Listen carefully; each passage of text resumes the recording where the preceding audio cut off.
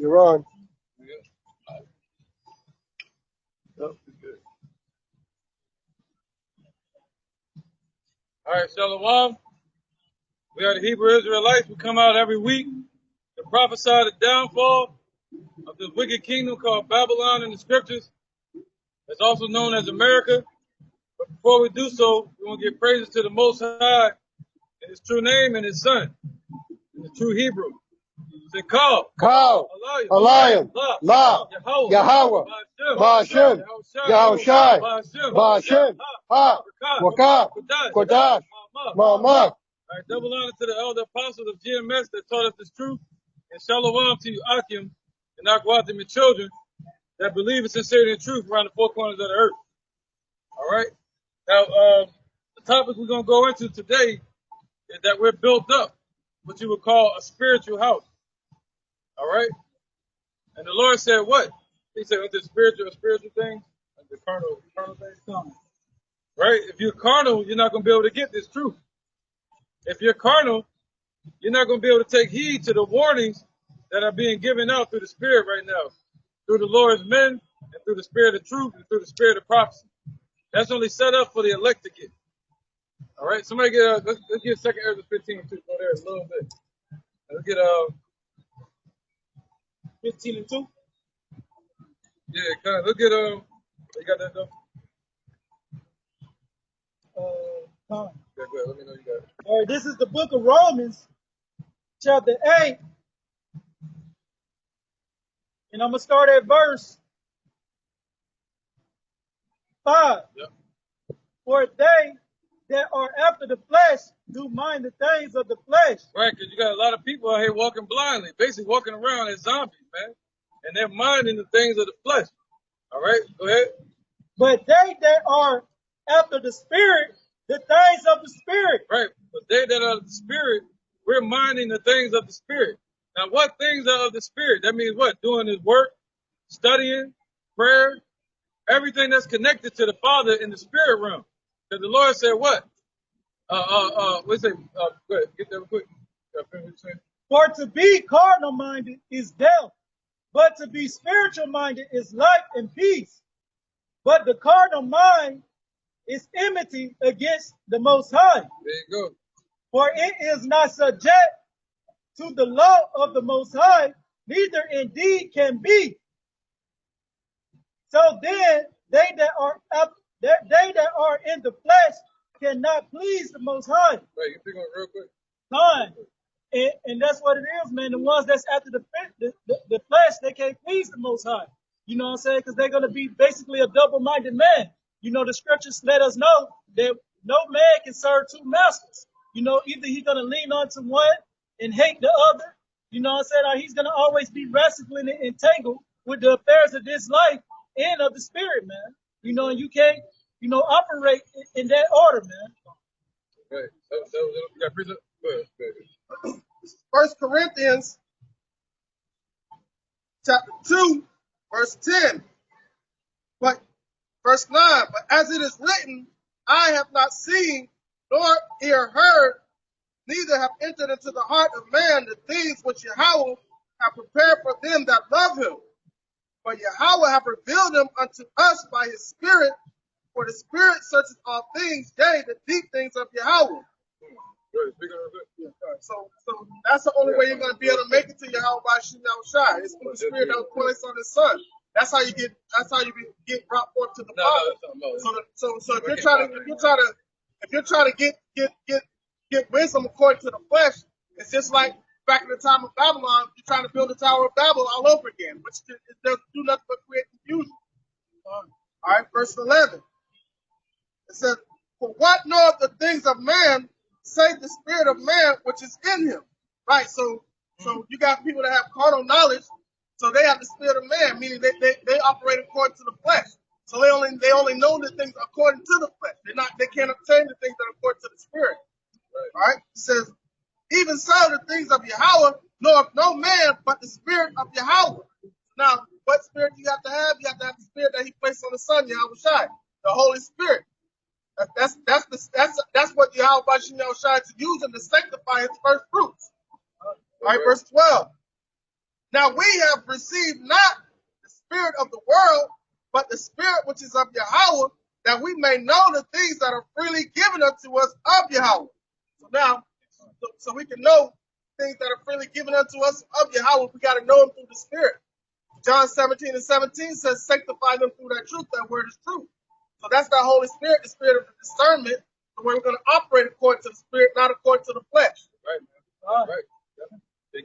Oh yeah, Khan, and just to add on that to that, Babaka Shah, you know what I'm saying? And you know what I'm saying, that spirit was created with those hopeful elect from the womb.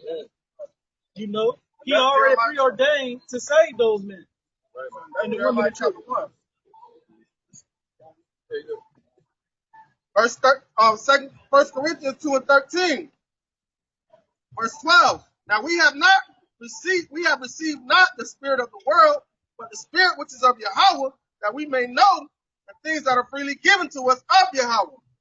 Which things also we speak not in the words of which man's wisdom teacheth, but which the Holy Ghost teaches, comparing spiritual things with spiritual. Right, man. Because the bottom line, you're not going to learn this in no damn church. You're not going to learn this in no university. All right? But we're not speaking man's wisdom. We're speaking what the Father told Yahweh Shai 2,000 years ago to warn us about. All right? That's what we're speaking. Okay? That's called what? Prophecy. All right? Go ahead. Verse 14. But the natural man receiveth not the things of the spirit of Yahweh. Right, because other than that, being natural, that means they're operating like beasts. All right, doing normal things like a natural human would do. Falling in love, partying, eating. Good example of that. Right? Learning, you know.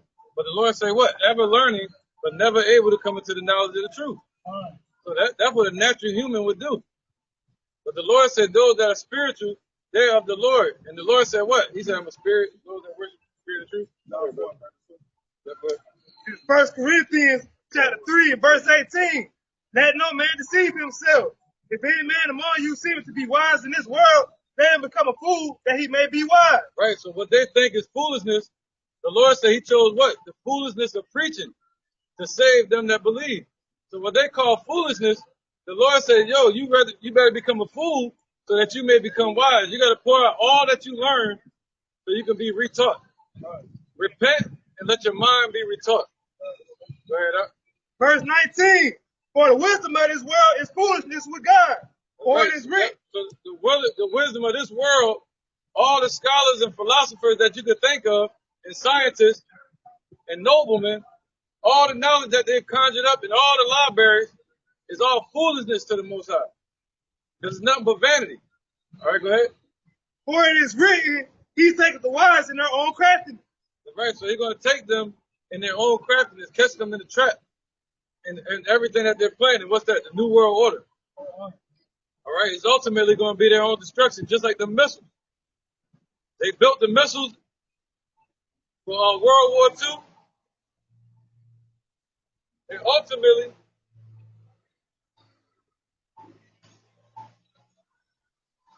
you had America, the one that established the atomic bomb, the atomic missile, and ultimately, that's what the Lord going to use to destroy this damn place. Like you got Russia coming out last week, brandishing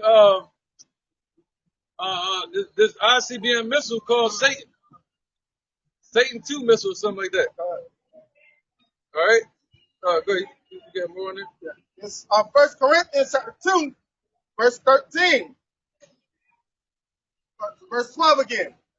Now we have received not the spirit of the world, but the spirit which is of Yahweh, that we may know the things that are freely given unto us of Yahweh. Which things also we speak not in the words which man's wisdom teacheth, but which the Holy Ghost teacheth, comparing spiritual things with spiritual.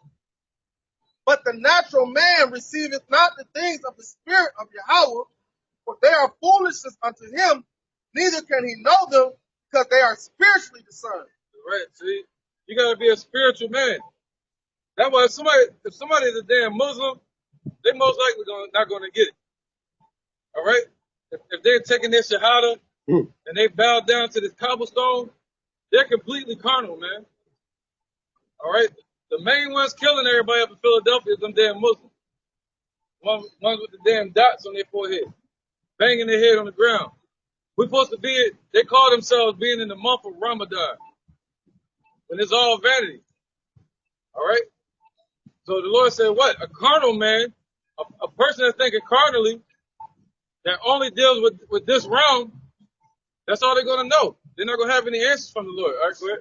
Yes. All right, this is the book of St. John. Right, so they're walking around in darkness. I don't care how prideful they are, how much they act like they know something or look like they know something. They're walking around in darkness, being led straight to destruction, man. This is the book of St. John, chapter 4, and I'm going to start at verse 22. Ye worship, ye know not what. We know what we worship, for salvation is of the Jews. But the hour cometh, and now is, when the true worshipers shall worship the Father in spirit and in truth. For the Father seeketh such to worship him. Yahweh is a spirit, and they that worship him must worship him in spirit and in truth. Right, man. So if you're gonna work, if you call yourself serving the Lord, you can't go up any other way than through His Son, Yahushua. All right. Just like before, you couldn't go and deal with the Lord any other way besides what? Keeping the laws and going in through the Holy of Holies where the high priest would pray for us. Now we have the only access we have to the Father and to repentance is through the doorway, Yahushua. And He came and showed us how we should do it. All right, teaching, being persecuted. Okay? Somebody get Ezekiel 21:9. Go ahead, brother. I'm going to back up a little bit. That sounds kind of demon. This is Romans chapter 8, just to back up what the brother Mazan and the elder was saying. This is Romans chapter 8, verse 5.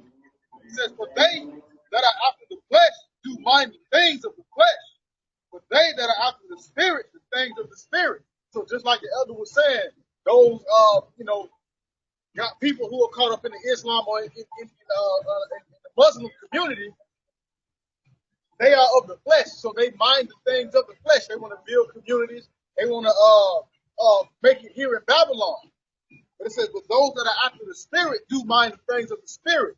Those who are of Yahweh Shah are going to mind the things of Yahweh Shah, the laws, statutes, commandments, the way that the Lord called us to do this and how He told us to do this. This is what we're going to meditate on. Right? Those that are after the flesh will not do these things. Right. Let me grab Proverbs 23 and 4. Let me get this real quick. Just to back him up. Proverbs 23 and 4. Yep. This is Proverbs 2 and 3, verse 4. It says, labor not to be rich. Season thy own wisdom. Right. So the Lord said, labor not to be rich. That's what He means. What is your laboring? All right. It's not just about what you think, but it's about what you say and your actions. All right. That's what this is about. That's what makes you animated. All right. So He said, what? Labor not to be rich. See, a lot of these people in this society, they're only laboring to be rich. But the Lord said, rich or poor, praise ye the Lord. All right. And laboring towards the kingdom, that's what? That's part of eternity. Okay. That one, yeah. You got that? Yeah, I got a precept for that. What you just said. Go ahead, brother. Matthew chapter 6, verse 19. Lay not up for yourselves treasures upon earth, where moth and rust do corrupt, and where thieves break through and steal. There you go. Yep, keep on. So that's why labor not to be rich, because the Lord's giving you a solid by telling you that. Because that labor is going to be in vain. Because soon as he just like with Esau, he put all his riches, Lord going to destroy this place. So all your laboring to be rich will be done in vain. Right, man. If you labor towards the kingdom, that's richness right there. Right, you're going to get a reward for it. Right. All right, but everything else, trying to build up this society, when it's all set up to be destroyed. The Lord said He's going to destroy this whole place from one end to the other, north, east, west, and south. 1 hour. In 1 hour, man, it's going to be disintegrated, just like Sodom and Gomorrah is today. You know, if you look up Sodom and Gomorrah, it's nothing but a place of ashes, man, and pitch. They went over there and they picked up the ground, and there's nothing but ashes and asphalt. burning sulfur. All right, that's what this place America is going to be. So everything that's being built up here is what? Vanity. So the Lord said, yo, labor towards a real reward. All right, and that's what? The kingdom, salvation. Okay. My bad, go ahead, real quick. This is 2 Peter chapter 3 and verse 13. Nevertheless, we according to his promise, look for a new heavens and a new earth wherein dwelleth righteousness. Right, so that's according to his promise. Not just walking around here looking for a new heaven and new earth. You know? Not just walking around looking for things to get better, but looking for things according to his word. Looking for things according to his promise. The promise that he made to who? The promise that he made to Abraham, Isaac, and Jacob. All right? That's what we're looking things. We're looking for according to the promise that Yahushua made when he was here. That all these things are going to come to pass, right? And understanding according to his promises. And what he said, he's going to give us our heart's desire. Because we don't even understand what our heart's desire is because we're wrapped in these chains of darkness. So from time to time, we think carnally. Oh, I'm going to have this in the kingdom. I'm going to have that in the kingdom. But imagine what we're going to think, right, when he takes a stony heart out of us and put a heart of flesh in it. All right? That's when we're going to know what our true heart's desires are. And right now, too, he's giving that to us now because he put in us his son into our hearts, crying out, Abba, Father. And that's our heart's desire. Is for what? Revelation 13. Let's get that real quick. All right. And he said what? All our prayers are going to be answered. We praying to the Father to bring fire upon this place. He's going to do that. You know, Revelation 13.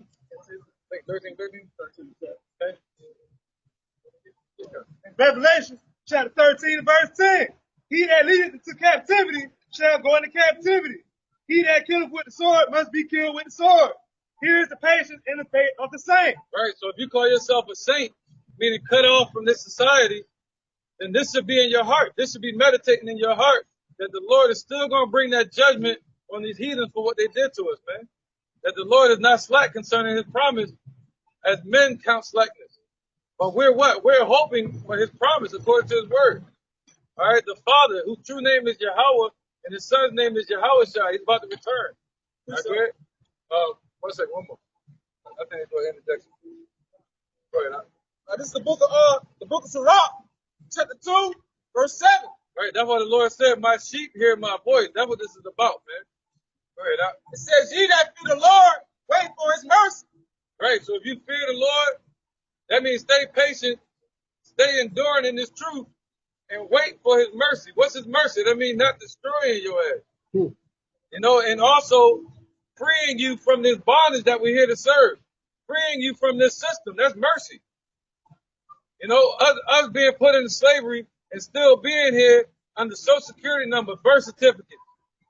That you got to go to work and dealing with their currency. They can put you on lockdown at any second. You got to get a passport to be able to leave this place.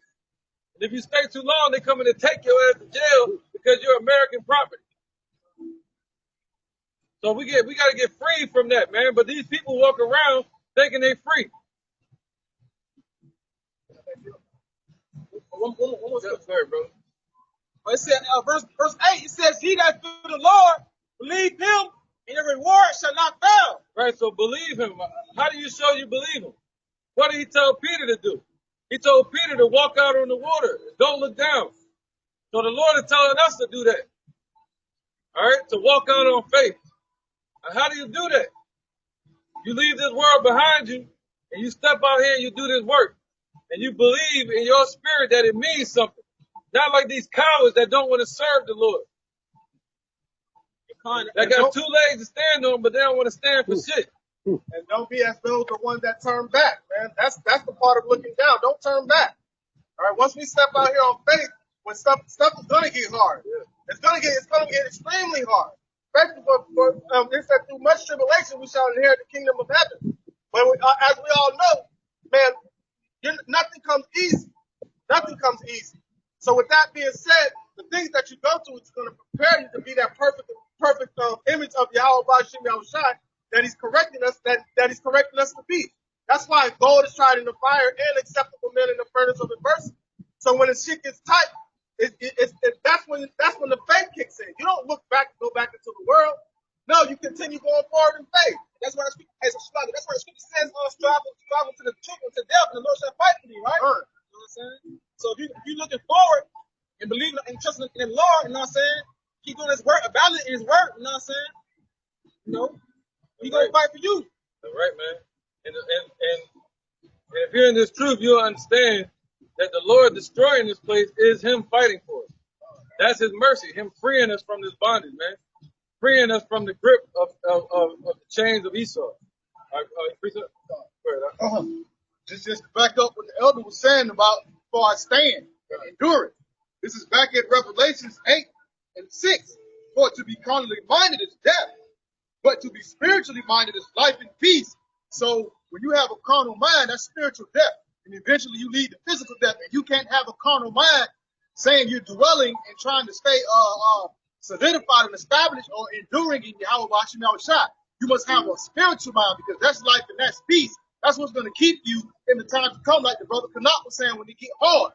That's what's going to keep you solidified and keep you stable and established in Yahweh Hashem Yahushua. It's going to give you the strength when you have a spiritual mind to continually endure the things while Yahweh Hashem Yahushua fight for us, destroying this kingdom. Right, man. Go ahead. Let's bring it up real quick. Go ahead, bro. This is Luke chapter 1 and verse 7. As he spake by the mouth of his holy prophets, which have seen since the world began, that we should be saved from our enemies and from the hand of all that hate us, to perform the mercy promised to our fathers, and to remember his holy covenant, the oath which he swore to our father Abraham. Right. Basically, and he has to fulfill that covenant, because he's a God that shall not lie. So that having hope in that alone, I should give you another boost of faith, man. Because the Lord Yahweh shall promise us a new heaven and a new earth. All right, wherein dwelleth righteousness. So what does he have to do? He has to cleanse the all earth first. So, but first we have to see what wickedness was. Now the wickedness is being exposed, and you're seeing this place being torn down, man. You're witness, man. He said he's going to turn back our captivity right before our eyes. And Russia just declared that they need to change their whole focal point and call it Biden's war, not the war with Ukraine. All right, so now the next phase of this war is aimed towards the United States, man. All right, they're moving to the next phase. They're moving to the next phase. That's why you hear about lockdowns again. You hear about masks again. You hear about China. They shut the whole damn city down again. Got people screaming out of the buildings. They're moving into the next phase, man. And they're trying to use Russia as a scapegoat once the economy crashes. That's what this is all about. All right? This is Numbers chapter 35, verse 33. So ye shall not pollute the land wherein ye are, for blood defileth the land. The land cannot be cleansed of the blood that is shed therein, but by the blood of him that shed it. Right, so that's mercy, man. The Lord shedding the blood of these heathens on his land. All right, that's what he says. It's a righteous thing for the tribulation to those that suffer you. It's the First Thessalonians. All right, read that again now. Oh, you guys over the morning. Oh, no. Read that again, Pastor. No, you said 6 times.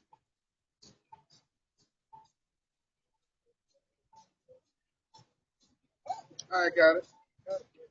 It's 2 Thessalonians chapter 1, verse 6. Seeing it is a righteous thing with Yahweh to raise tribulation to them that trouble you. Right, and to you who are troubled, rest with us when the Lord Yahweh shall be revealed from heaven with his mighty angels. Right. So how did Esau trouble us? They troubled us in slavery, right? But you got idiots out here like Tazariak of ISUPK saying that this was the time of Jacob's trouble. Yeah, that's what he's teaching, man. He's teaching that this was the time of Jacob's trouble. No, the time of Jacob's trouble is coming. All right, that's the last time for us to be in that type of trouble. What type of trouble is Esau going to bring? Let's get Revelation chapter 6, death. All right, this is going to be trouble for Jacob. And that's not necessarily, I mean, that's troubling, but think about it. We were able to come up out of that. All right, 2/3 of our people ain't going to come out of this next trouble that's coming up. Right, that was the yoke. See that? That was the yoke of iron. Now that yoke has moved to a spiritual yoke. All right. Revelations chapter 6, verse 8. And I looked, and behold, a pale horse, and his name that sat on him was Death, and hell followed with him. There you go. That's them damn Edomites. All right? And what? And death and hell followed them. Okay? So anywhere these damn heathens, they push their agenda and their philosophies, their democracy, whatever you want to call it, Christianity, anything. They bring what? Hell afterwards. Hell represents sorrow and destruction. All right? A lot of death and mourning. So that's what they're going to bring. That hell that they're bringing is going to be what? Trouble for Jacob, man, for Israel. All right? And that's the time to come. Go ahead. This is Malachi chapter 1 and verse 4. Whereas Edom said, we are impoverished, but we will return and rebuild desolate places. Thus saith the Lord of hosts, they shall build, but I will throw down. And they shall call them the border of wickedness, and the people against whom the Lord had indignation forever. Right. So they're the ones that create that part of that trouble is this system, man. Because it's a system that's the yoke on our people right now that's going to force them to take the MOTV. All right. So now, if you're still locked in with the system, man, you locked into the time of Jacob's trouble, man, and you're gonna fall victim to it. But the scripture says, "But he shall be saved from it." Who are going to be saved? The first fruits, man. So America's going to be destroyed with thermonuclear warfare. Thus saith Yahweh Bashim Yahushai. You want to go back to the lesson? I got Ezekiel 21. Well, we kind of freestyle. I didn't get to the lesson. Man. Oh, okay. Right. Romans 12 and 19. Somebody get Romans 12. And it might be 18. Let's see real quick. If it be possible. Oh, I'm at Ezekiel. My bad. Yeah. Yeah, good. Romans 12 and 19. Romans 12 and 19. It said, dearly beloved, abuse not yourselves. Right. So the Lord told us, don't be like these Black Panthers. All right. You're supposed to walk spiritually. You know, trusting in the Lord, waiting for his promise. I guess that's the message for today. Waiting on the Lord for his promise, man. Avenge not yourselves, man. All right? We can't avenge ourselves for the slavery that they've done. We cannot avenge ourselves for the slaying of our people in the streets that they're about to do and that they've done.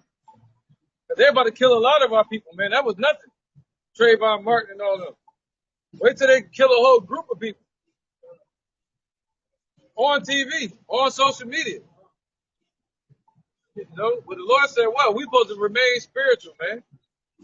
All right, what was that? It says, dearly beloved, avenge not yourselves, but rather give place unto wrath. Right, so give place unto wrath.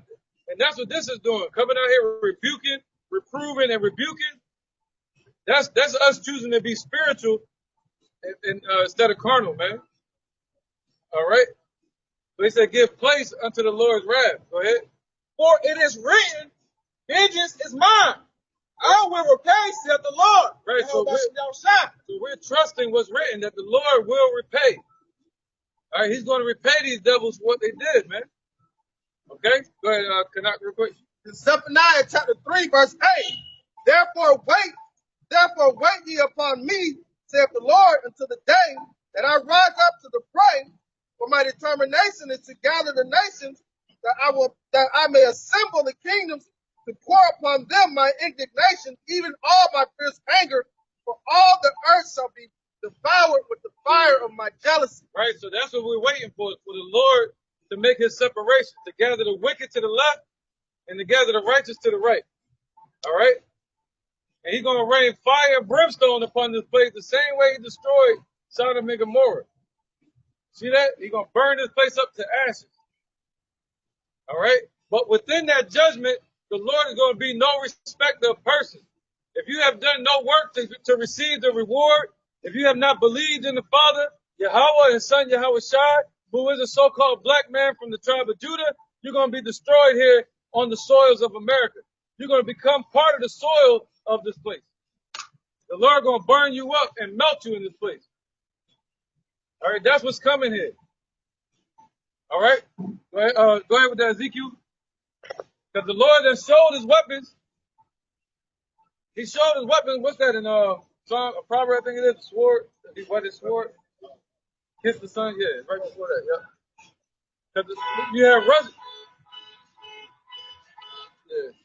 You have Russia brandishing their ICBM missiles the other day, and it's all spoken about in the scriptures, man. And that's all the judgment and the creation of the Lord Yahweh, the God of Abraham, Isaac, and Jacob. Brad, go ahead. You go ahead. All right, this is Jeremiah chapter 50, verse 25.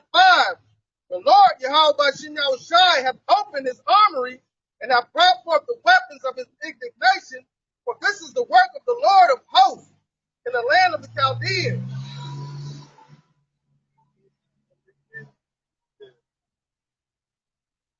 This is Jeremiah chapter 50, verse 24. I have laid a snare for thee. Right, MOTB, son. Go ahead. So the Lord, this trap that's being set for this whore America, because that's what it's known as in the scripture, the whore of Babylon. The trap that the Lord set for this place goes all the way back to the beginning of time. All right, and as far as we can know, it goes all the way back to World War I and World War II, where they established the nuclear age, which was basically a setup to destroy this place, America, called the Babylon in the Bible. Go ahead, brother. All right, Jeremiah. All right, you seen it on the Terminator. What's her name? O'Connor. Mm-hmm. When she got burned up, the Lord said that in the scripture. The eyes are going to burn in their head, and their tongue's going to burn in their mouth.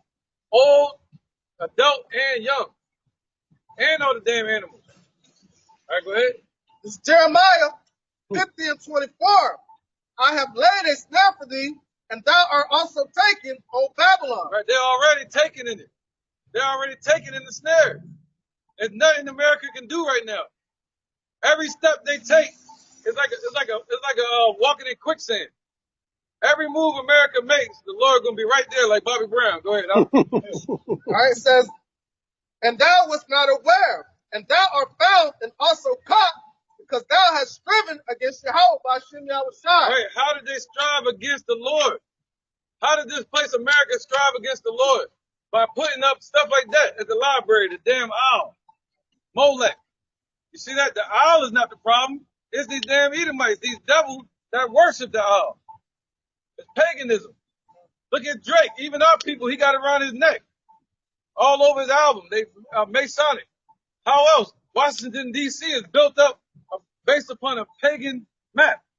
What else? All these damn wicked pagan folly days that everybody's celebrating going back to Babylon and Assyria. What else?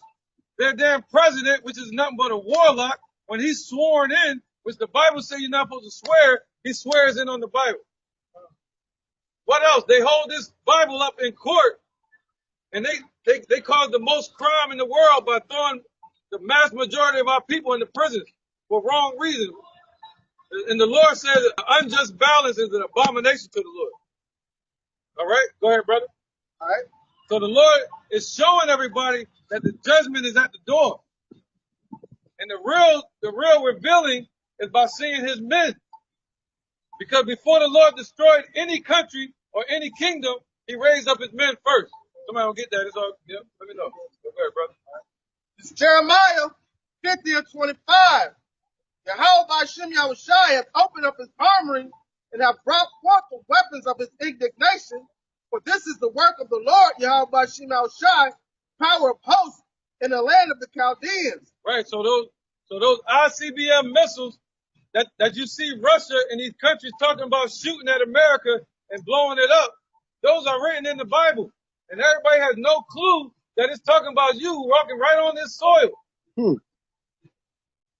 All right? That's right. They don't want to hear the Lord's word. They want us to go into a church and hide in one of these buildings. Look, see? They hear that. Negative, man. Go ahead, Doc. This is Psalms chapter 7, verse 12. If he turn not, he will whet his sword. Right, so if you don't turn back and repent, then the Lord will whet his sword, man. Then he'll get it prepared and make it ready. So our people wouldn't turn back when the call went out in the 60s and the 70s and the 80s, all the way to the 90s, and now we're in the 2000s, and you people still can't get it. That the Father's true name is Yahweh and His Son's name is Yahushua. We got to turn back and repent. God's chosen people, the Israelites. All right, the Lord is long suffering, man. The Negroes, Latinos, and Native Americans. That's who this message is to. And some of the Irish and some of the Italians. Go ahead, brother. This is back at Psalms 7 and 12. If he turn not, he will whet his sword. He hath bent his bow and made it ready. Right, so he's bent his bow and made the what? The missiles ready. What's the bow? The missile silo. What they call missile silos, the Lord called it the belly. All right, He said they're going to be drawn out of the belly. That's what? The missile silos in the ground and the missile silos on the trucks and also in the ships. All right? And they're going to be drawn to come out of the ships or out of the ground, and they're going to be shot from one continent to the other. And it's spoken about in the Bible, man. They're going to hit their target. Go ahead. On my verse, go ahead, brother. Verse 13. He had also prepared for him the instruments of death. Right, so the Lord has prepared His instruments that He's going to destroy people with. You see that He got it prepared. He could have went a different way and just blew with His breath and blew everybody off the damn earth. But He chose through this process to show order, to show patience, to show long suffering, to show that He's the Ah and the Ta, the beginning and the end. We done died and came back to this earth numerous times, but the Lord is forever. His word is through every kingdom. Kingdoms have risen and fallen upon this earth, but the Lord's word has stood forever. Go ahead. It says, he hath also prepared for him the instruments of death. He ordained his arrows against the persecuted. Right. Right. What does the Lord say? The accuser of our brethren is going to be cast down. Who is that? These damn Edomites, the Caucasian race. Starting with these people, which is the house of Amalek. They're going to be the first ones to go into hardcore slavery for 1,000 years, and they don't even know it's written in the scriptures, in the King James Bible, that they love so much. Slavery is in here. Why do you think we went into slavery? Because we didn't listen. Now these devils not listening either. So what do you think gonna happen to them? You think they better than us? They're gonna get judged too by the Lord. All right? They put us into slavery. The Lord said, what? They got to go into slavery for 1,000 years. Double unto them what they did unto us. Somebody get that? The cup. This cup shall pass through them. That's right. Any precept, go ahead, Archie. In 2 Thessalonians chapter 2 and verse 7. For the mystery of iniquity doeth already work. Right. The mystery of iniquity. The mystery of wickedness is already at work. And this was spoken back during the Roman Empire. All right, go ahead, brother. Only he who now letteth will let until he be taken out of the way. Right, so only he that letteth will now let until he be taken out of the way. There's nothing that we can do to remove these devils or the system that they set up called racism. We cannot remove it ourselves. We got to wait for the Lord to do it. And that's a beautiful thing, man. I wouldn't want to free myself because I wouldn't know what to do afterwards, man. Our people don't know what the hell to do. We're like a body without a head. We need our head. We need our king, Yahushua, to return. But they call him Jesus in these churches, but his name is not Jesus. His name is Yahushua. Jesus means Hail Zeus. Our people are praising Zeus. And the name Zeus goes back to Baal. It's an ancient name going back to the time of what you would call the Babylonian Empire and the Assyrian empires. All right, around the 6th century and the 5th century BC. Go ahead, brother. Verse 8. Bring that power. And then shall that wicked man be revealed. Right, so that wicked man is being revealed. How? Through the word, the book of Revelations. The word revelation means what? Revealing. So this book is that light that's revealing them. All right, go ahead. Then shall the wicked man be revealed, whom the Lord shall consume with the spirit of his mouth and destroy with the brightness of his coming. Right, so they're being consumed with the spirit of the Lord's mouth. All right? To know that they're going into slavery, to know that they're going to be destroyed. When they put out nothing but lies into this world, telling us that the Lord, I got it. Telling us that the Lord looked like this. But the truth consumes that. Like a fire. The scriptures say the Lord is a consuming fire. And he looked like a so-called black man from the tribe of Judah. Yeah, go ahead, brother. So we're going to show you an example of how this word consumes these devils. The word devil means diablos, deceiver. All the deception they put up here. Go ahead, brother. Revelation chapter 1, verse 13. And in the midst of the 7 candlesticks, one like unto the Son of Man, clothed with a garment down to the foot, and a girt about the path with a golden girdle. Right, he had on a garment like us. You read the book of Numbers, it tells you to make these garments. Our people are supposed to be wearing these garments and having fringes on. You know? With a border of blue, which represents our covenant to Yahushua. Go ahead, Doc. Verse 14. His head and his hairs were white like wool, as white as snow. Right, his head and his hairs are not white and woolly. Not like wool. This ain't no wool right there. Go ahead. And his eyes were as a flame of fire. Right, his eyes was red. Go ahead.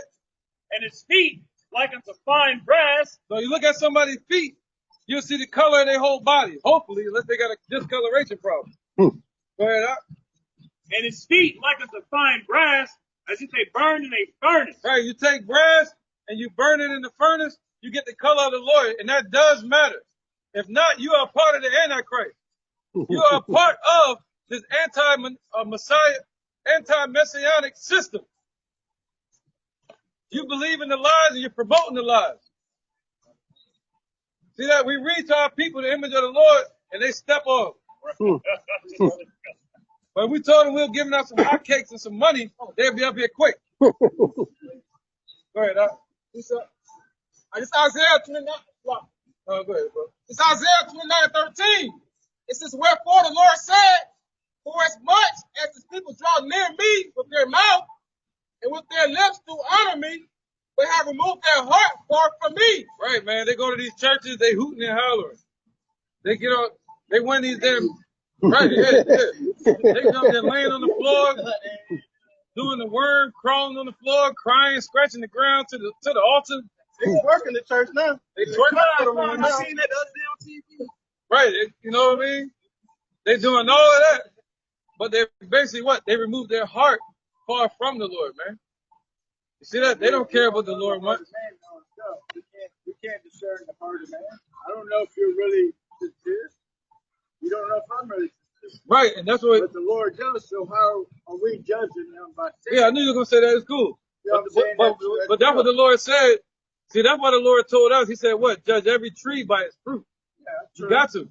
Other than that, you're walking blindly. But the thing is, if they're worshiping God, who are you to judge and say? Yeah, that makes me a judge. That's right. No, you said that back. Yeah, that's cool. You said it backwards though. If you're worshiping God, that makes you right to judge. You feel me? You have the right to give your testimony. Hey, brother, can you stop eating pork so we can be brothers?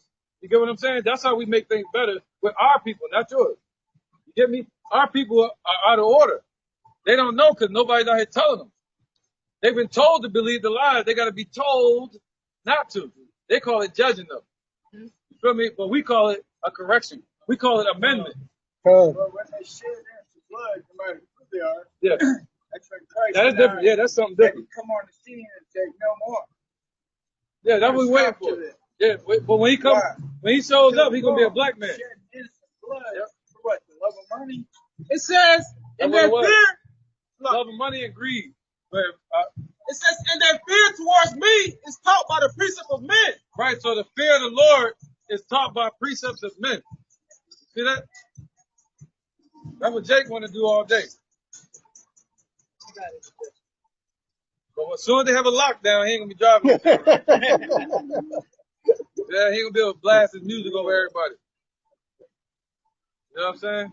But if we was up here on some church stuff, he'll hop out. He'll probably turn the music down. Yeah, that's what everybody want. Everybody want to hear smooth words and sweet words.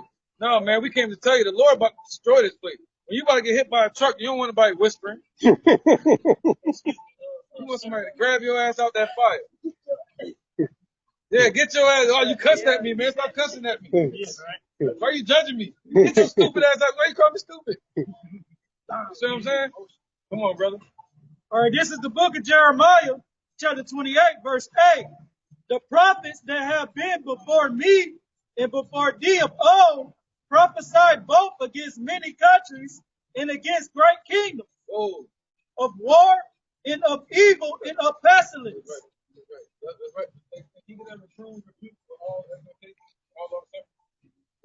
The prophet which prophesied of peace, when the word of the prophet shall come to pass, then shall the prophet be known that the Lord have truly sent him. Right, and that peace that the Lord is talking about is peace between these people and the Father. And there's nothing nobody can do about it. Nothing. Ain't nothing you can do. They done lied. They done killed our people. They done took the land from us. They done did everything to us, man. Even brought in the other nations. They still can't get rid of us. We still here in their face, still telling them that we love the Lord. Back again. And they like, no, you're going into slavery. Yeah, you this, you know, whatever. Go ahead, brother. So what you said again? The last part? What was the last part? He said, I'm going to start from the top again. This is Jeremiah chapter 28, verse 9. The prophet which prophesied of peace, when the word of the prophet shall come to pass, then shall the prophet be known that the Lord hath truly sent him. Right. Now the first point was what? All the prophets of old have been sent before the Lord destroyed even Egypt. When the Lord was about to destroy Egypt, he sent Moses. See that? When the Lord was about to destroy Sodom and Gomorrah, he had Lot there. Every time the Lord was about to destroy a place, he woke up Ezekiel. He woke up Jonah to go to Nineveh. He woke up Daniel. You see that? To the brothers in Babylon during that time. Isaiah during the 9th century to 8th century BC. So what's the difference between now? Go ahead, brothers. So aren't we judges? The Lord said what? Rise up and be wise. Be instructed, ye judges of the earth. He said, yo, ye shall judge angels. Are you not able to judge these small matters? You see that? Go ahead, brother. This is Romans chapter 15, verse 4. For whatsoever things were written aforetime were written for our learning, that we through patience and comfort of the scriptures might have hope. That's right, man. We need some damn hope through comfort of the scriptures. All right? Yeah, we ain't got to see no more of this madness. Yeah, they keep looking back. We might get their attention. We ain't got to see no more of that. All right? That's what it is. He could be a J. He could be one of our people. We don't know according to color. We don't know. But I'm just saying, just the mindset. She'll look down on us and then praise him. Go ahead, brother. We need hope, man.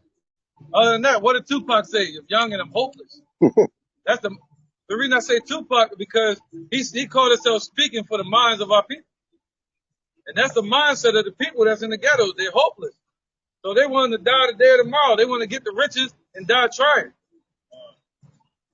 They want to kill their own brother just to get by. Just to get by. Go ahead, brother. That was it? Go ahead. We still gonna get back to Ezekiel 21.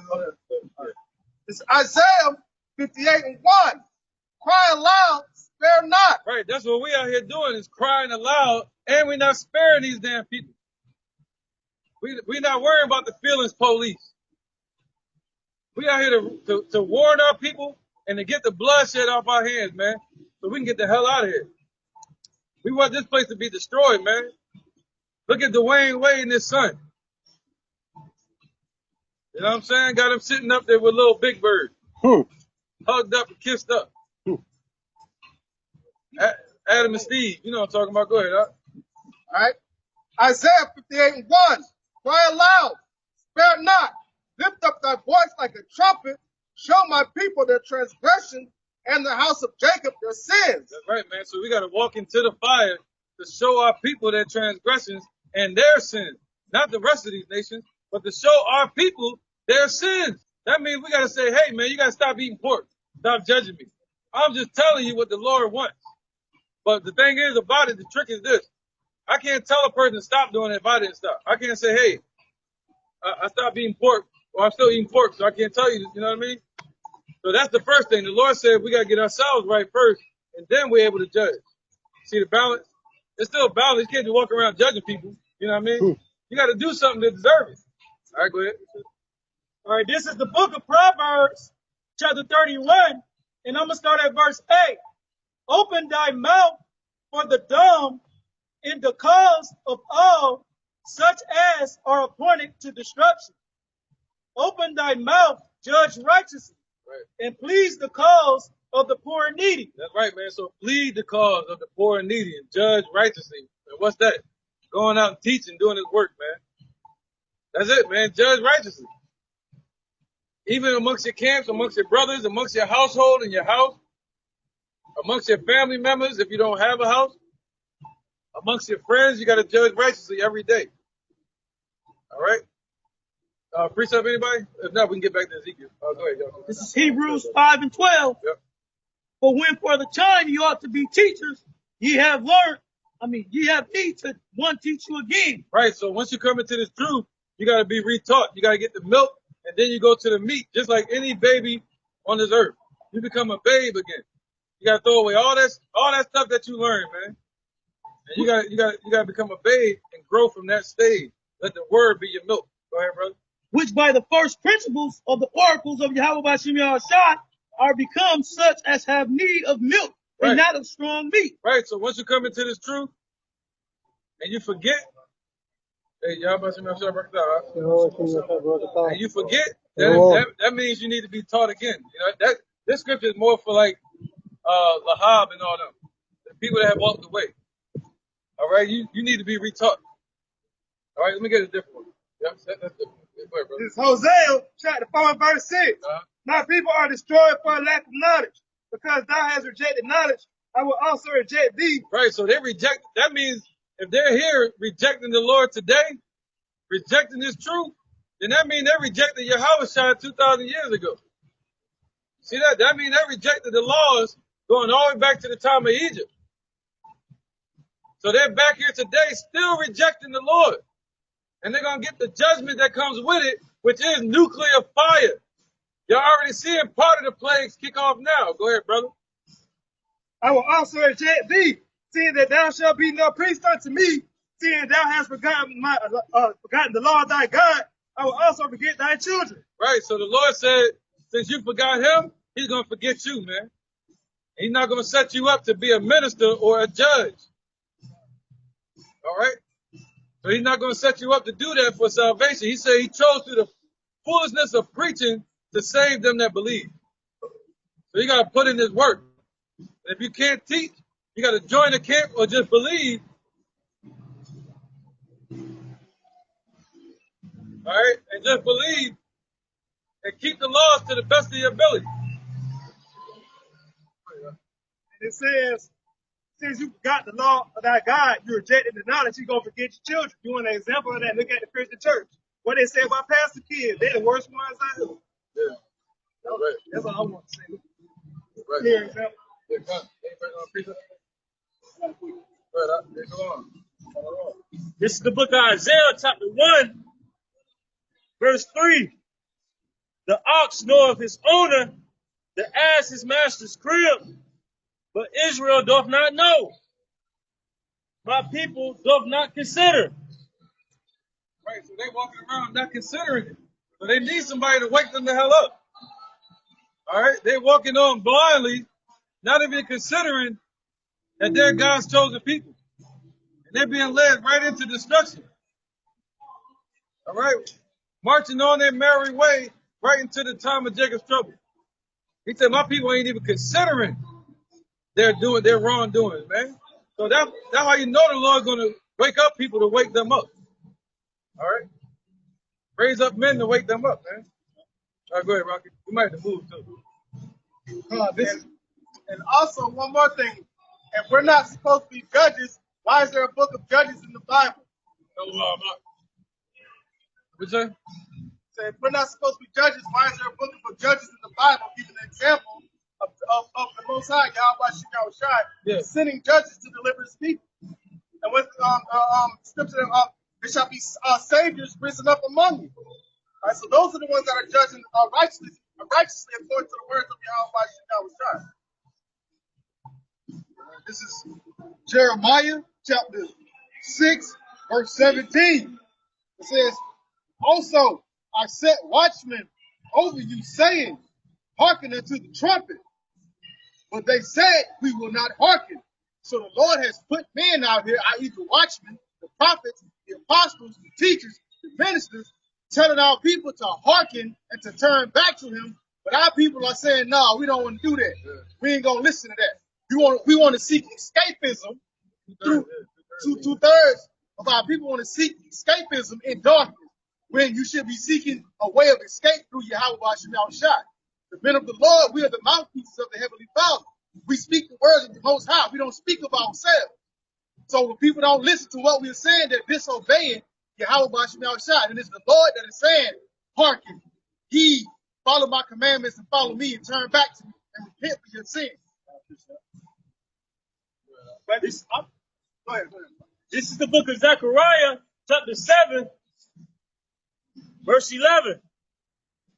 But they refused to hearken and pulled away the shoulder and stopped their ears, that they should not hear.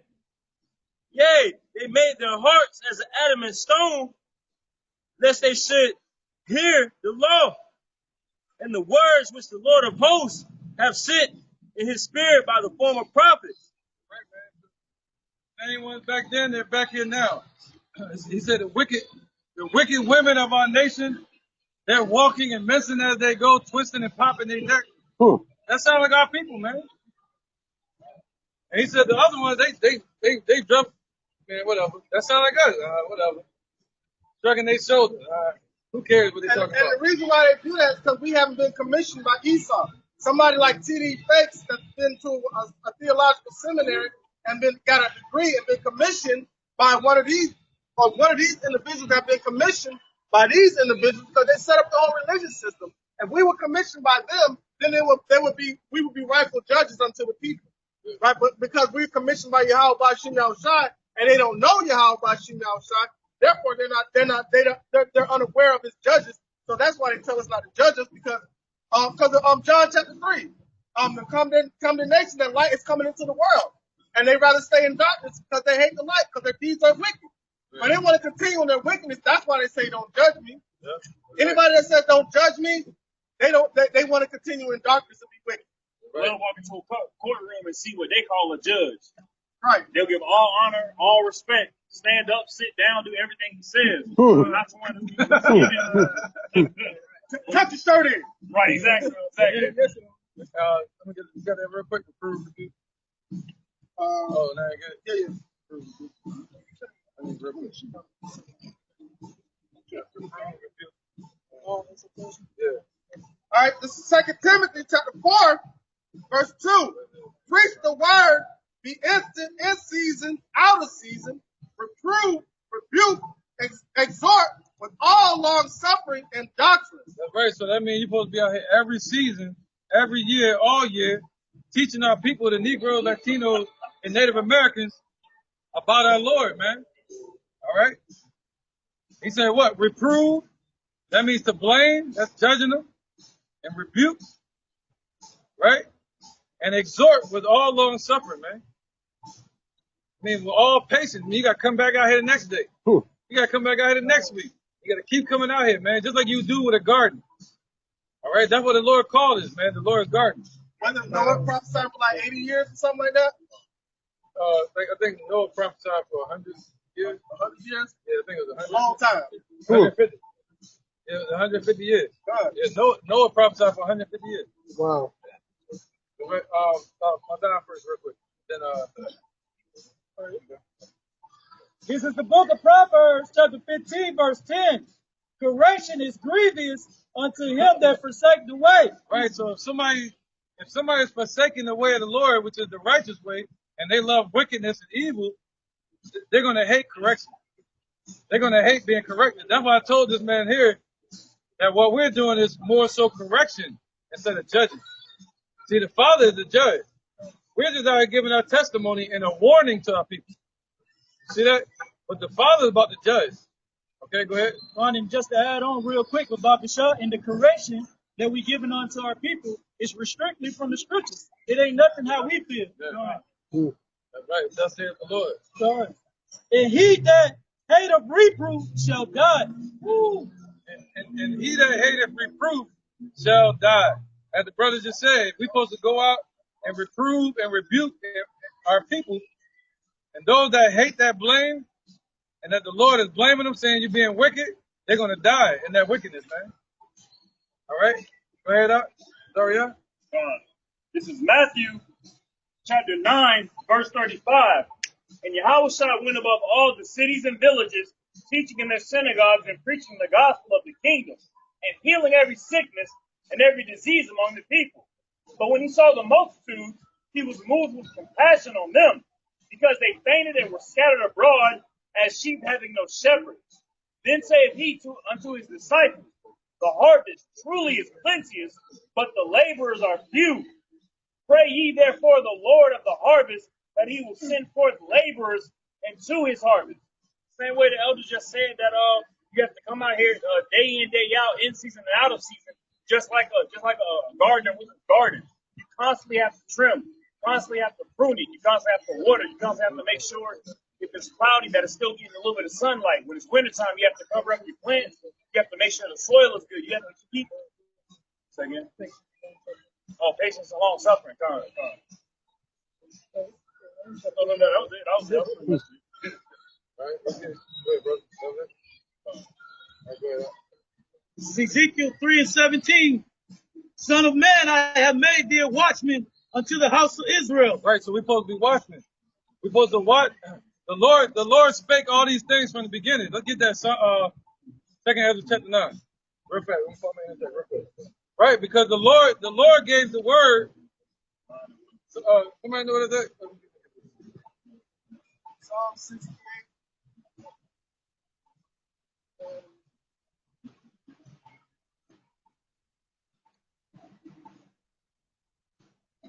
Hey, somebody get Psalm 68 and 11, and then second Ezra chapter 9, verse 1. This is Psalm chapter 68, verse 11. Right, so this is how it goes right here. Go ahead, check it out. The Lord gave the word. Right, well. So the Most High gave his word. He spoke it out in the heavens, right? He gave his word to us. Go ahead. Great was the company of those that published it. And great, meaning there was a lot of men that published his word. All right, so his word was spoken through a bunch of men, just like us. Go ahead. Oh, that was it, right? Go ahead. Second Ezra chapter 9, verse 1. Then saw I a dream, and behold, there came up from the sea an eagle, which had 12 feathers. Second Ezra chapter 9. Second Ezra chapter 9 and verse 1. He answered me then and said, measure thou the time diligently in itself, and when thou seest part of the signs past, which I have told thee before, then shalt thou understand that this is the very same time wherein the highest will begin to visit the world which he made. Therefore, when there shall be seen earthquakes and uproars of the people in the world, then shalt thou well understand that the Most High spoke of those things from the days that were before thee, even from the beginning. So now we see all the prophecies coming to pass. We see everything happening that the Father spoke from the beginning. All right? And we're supposed to hold on to that. Go ahead, up. Son of man, this is Ezekiel. So now in these times, we're supposed to be watching for what the Lord said is going to come to pass. The MOTB, Cashless Society, ICBM missiles being shot, burning this place up, martial law, famine, no food, race wars. Go ahead. All this in the Bible.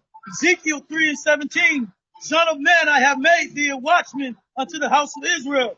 Therefore hear the word at my mouth and give them warning from me. See that? So the Lord set you up to be a watchman. You're supposed to watch for what the Lord says is going to come to pass. And you're supposed to warn our people from the danger. All right? And just like with any deliverance of any child, there's always pain involved.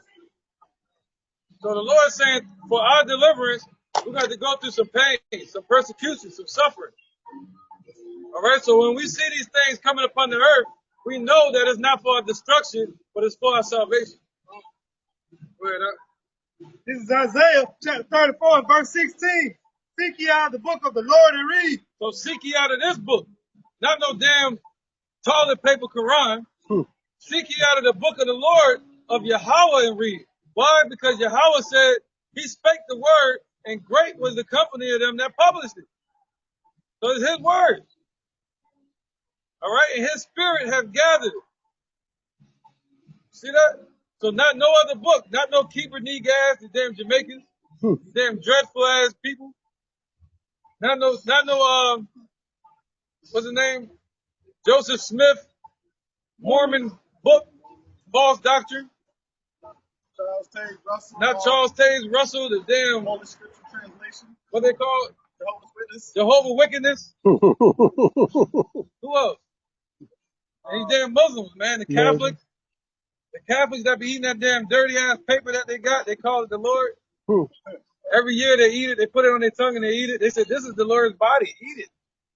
And they really think it's the Lord's body, and they be eating it. And then the Catholic Church make millions off of that. The Lord never said do that in the Bible, man. Go ahead, yo. Seek ye out the book of the Lord and read. So seek ye out of this book and read. Now try to get somebody to do that. They might try to fight you. All right, you want to be an enemy? Go up to somebody and tell them to read the Bible. They might have it right on their dashboard, but they're going to fight you over it. Go ahead, brother.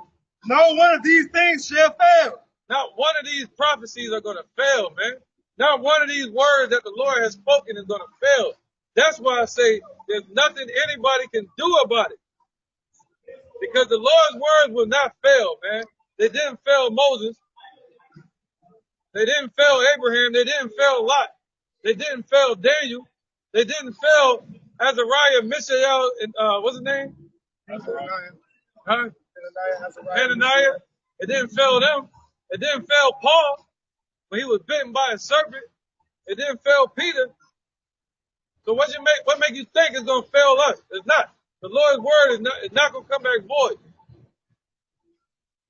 Right, but you might fail your damn self.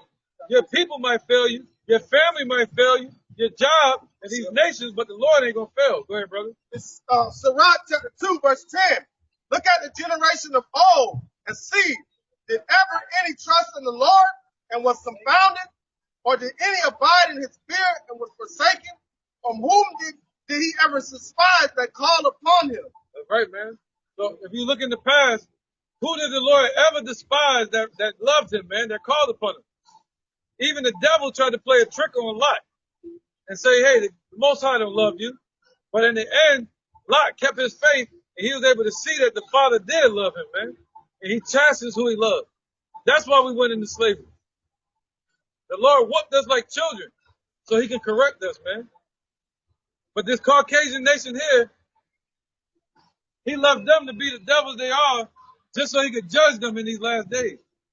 They weren't given the laws like us. They weren't given Yahushua and mercy and a grace period like us. They were given everything they wanted.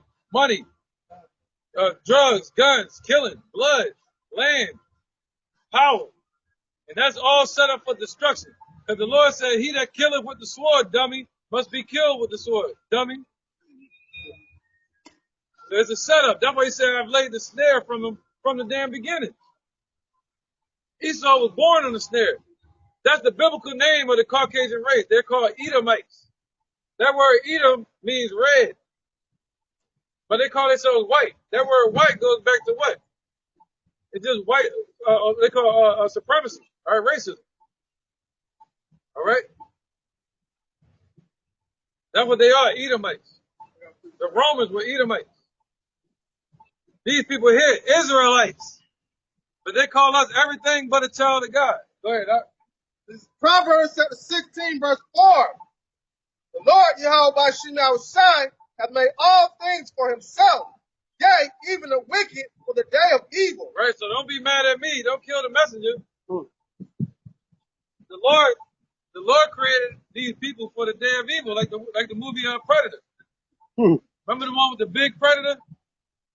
And then they found out in that movie why humanity was created. It was like a big game so they could hunt them down. Well, that's why these devils were created, so Yahushua can hunt them down. So Yahushua can have power, an enemy to show his power on, just like Pharaoh. So the Lord raised up these devils, let them take over the whole earth. Why? So the Lord can show his power in the whole earth. But not just them, on the Africans too, the Arabs, the dot-head Indians, the Chinese, Japanese, they're all going into slavery for what they did to our people. Do we deserve it? We deserve slavery again, if you ask me. See, but what are these? See, even saying that probably got a chill to go up Esau's back. But we deserve that. What does Esau deserve? What do these nations deserve? Do they deserve anything? See that? Well, go ahead, brother. This is Psalms chapter 2 and verse 1. Why do the heathen rage and the people imagine the vain thing? Right. So they're raging right now. They're riled up. But they're imagining a vain thing. That new world order that they're trying to bring in. Right? But they're trying to bring that supremacy back in play. It ain't going to work. We ain't going back into slavery. It's your turn. Our turn already passed. And we went through it like a mother. And we still going through it. We're still going through it. They gunning us people down in the street. I ride up the street every day, take my children outside, and the only reason I'm nervous is because the color of my skin. That's the only reason I'm nervous. I got my children. I can't even bring them out like that. Y'all don't know what that life is like to have it that way. We need out of this damn place. We need them to be put down so we can be raised up in a righteous kingdom, man, where we can be free.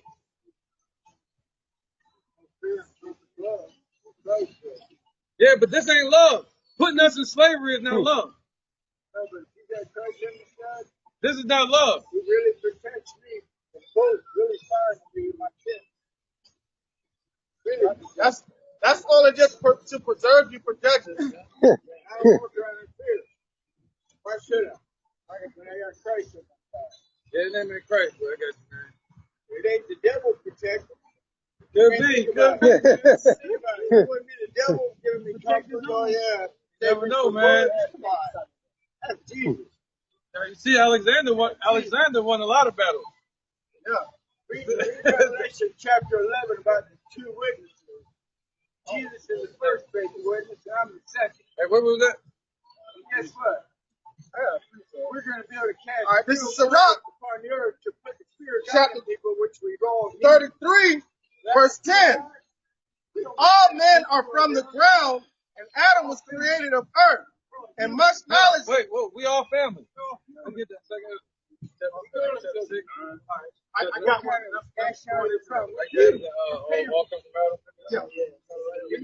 This is going. I'm telling you, this right here going right into that. Trust me. Bring that out to come right behind it. Right into that front. Wait, he said we all family. Go ahead.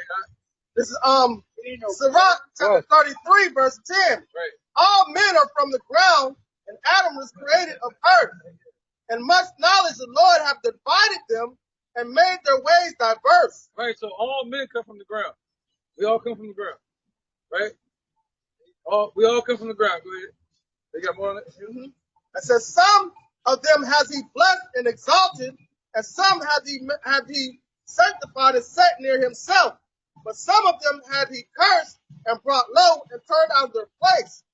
As the clay is in the potter's hand to fashion it at his pleasure, so man is in the hand of him that made him. Right. To render to them as him he liketh them best. Good is set against evil, life against death. So is the godly against the sinner, and the sinner against the godly. All right. So basically, he created a vessel to honor and a vessel to dishonor. All men come from Adam. Yeah, that is true. But like he created two types of creatures in two different diverse ways. So you have good set against evil. 2/3 of our people have been on the wicked side, following after your nation, right? Having Stockholm syndrome, right, not being able to turn to the light. I bring that up 2nd Ezra 6:56. Second Ezra chapter 6, verse, you want me to go straight 56? Or you can start at 54, it doesn't matter. Verse 54. And after these, Adam also, whom thou madest Lord of all thy creatures, of him come we all. Right? He said we was all families. But he said what? Of him come we all. Right? But guess what? We said, shame shall cover thee. Violence is that brother Jacob. All right, we are family, but what is that? That's in Obadiah, right? Yeah, let me get this real quick. 1 second. Right, since we all family, check this out. Look what our brother did to us. You know, we are, he right. We are family. Right, we are family, but look at our beloved brother did to us. Look what our beloved brother nation did to us, man. Jacob and Esau. We are Jacob, and they're Esau. That's our brother, our evil twin brother. Right, go ahead, you got it, brother? This is Obadiah 1 verse 10. Right, let's see what our family did. Go ahead. It says, for thy violence against thy brother Jacob, shame shall cover thee. Whoa, ain't no shame covering these people now. They on some all we need is love stuff. They should be shameful for what they did. But why are they not shameful? Because they haven't met the judge yet. They haven't met the judge, man. See, that shame is going to cover them real soon, though. Because Revelation 7, somebody get that, 1 and 7. Oh, yep, where you at, brother? Revelation. Right, the shame's going to cover them. Chapter 1 and verse 7. That's right. Behold, he cometh with clouds, and every eye shall see him, and they also which pierced him. That's right. That's right. And every eye is going to see him, man. And guess what he looked like? Guess what he looked like? Every eye is going to see him. Guess what he looked like? He looked like Kimbo. He looked like the Caucasian race's worst nightmare. You never know. The second witness in Revelation. Okay, let's get that Daniel 10, 5, and 6. Second witness, second coming, who knows? All right? What's the title for Revelation? The revealing They're revealing. of who? St. John the Divine, which is the second witness. No, man. Think about it. No. Sure. Got that all The Lord God revealed wrong. This is the book of Daniel, chapter 10, truth. verse 5. This is Daniel 10 and 5. Go ahead. This is the image of the Lord, what the Lord looks like. See, that's what the Lord said, blessed is he that readeth. All right, go ahead. Then I lift up my eyes and look, and behold, a certain man clothed in linen, Right, he had a garment on like this, right? whose loins was girded with fine gold of Uphaz. He got gold of Uphaz like a warrior. Go ahead, brother. Or like a royal, more like a royal person. A warrior, they would wear their girdle around their waist to block their loins. But a royal person, they wear it around their bosom. Okay, that means they reached the level of royalty. So Yahushua, he was born as a commoner. And he was raised up to the level of a high priest and royalty. Go ahead, His body also was like the beryl, and his face as the appearance of lightning. Right, so he had a green garment on, and he had a glow about his face. Go ahead, brother. And his eyes as lamps of fire, and his arms and his feet like in color to polished brass. Right, you get to that color. What did he say? His arms and his feet were like in color to polished brass. What is brass? Brown. See that? So every eye is going to see the Lord when he shows up, and they're going to see us a black man coming to tear their ass up the frame. All right, thank you, man. Appreciate you, yo. Appreciate that for real. He said he's wrong and we was right. Oh, yeah. All right, there you go. Better tap out. Go ahead. Hey, quick, too.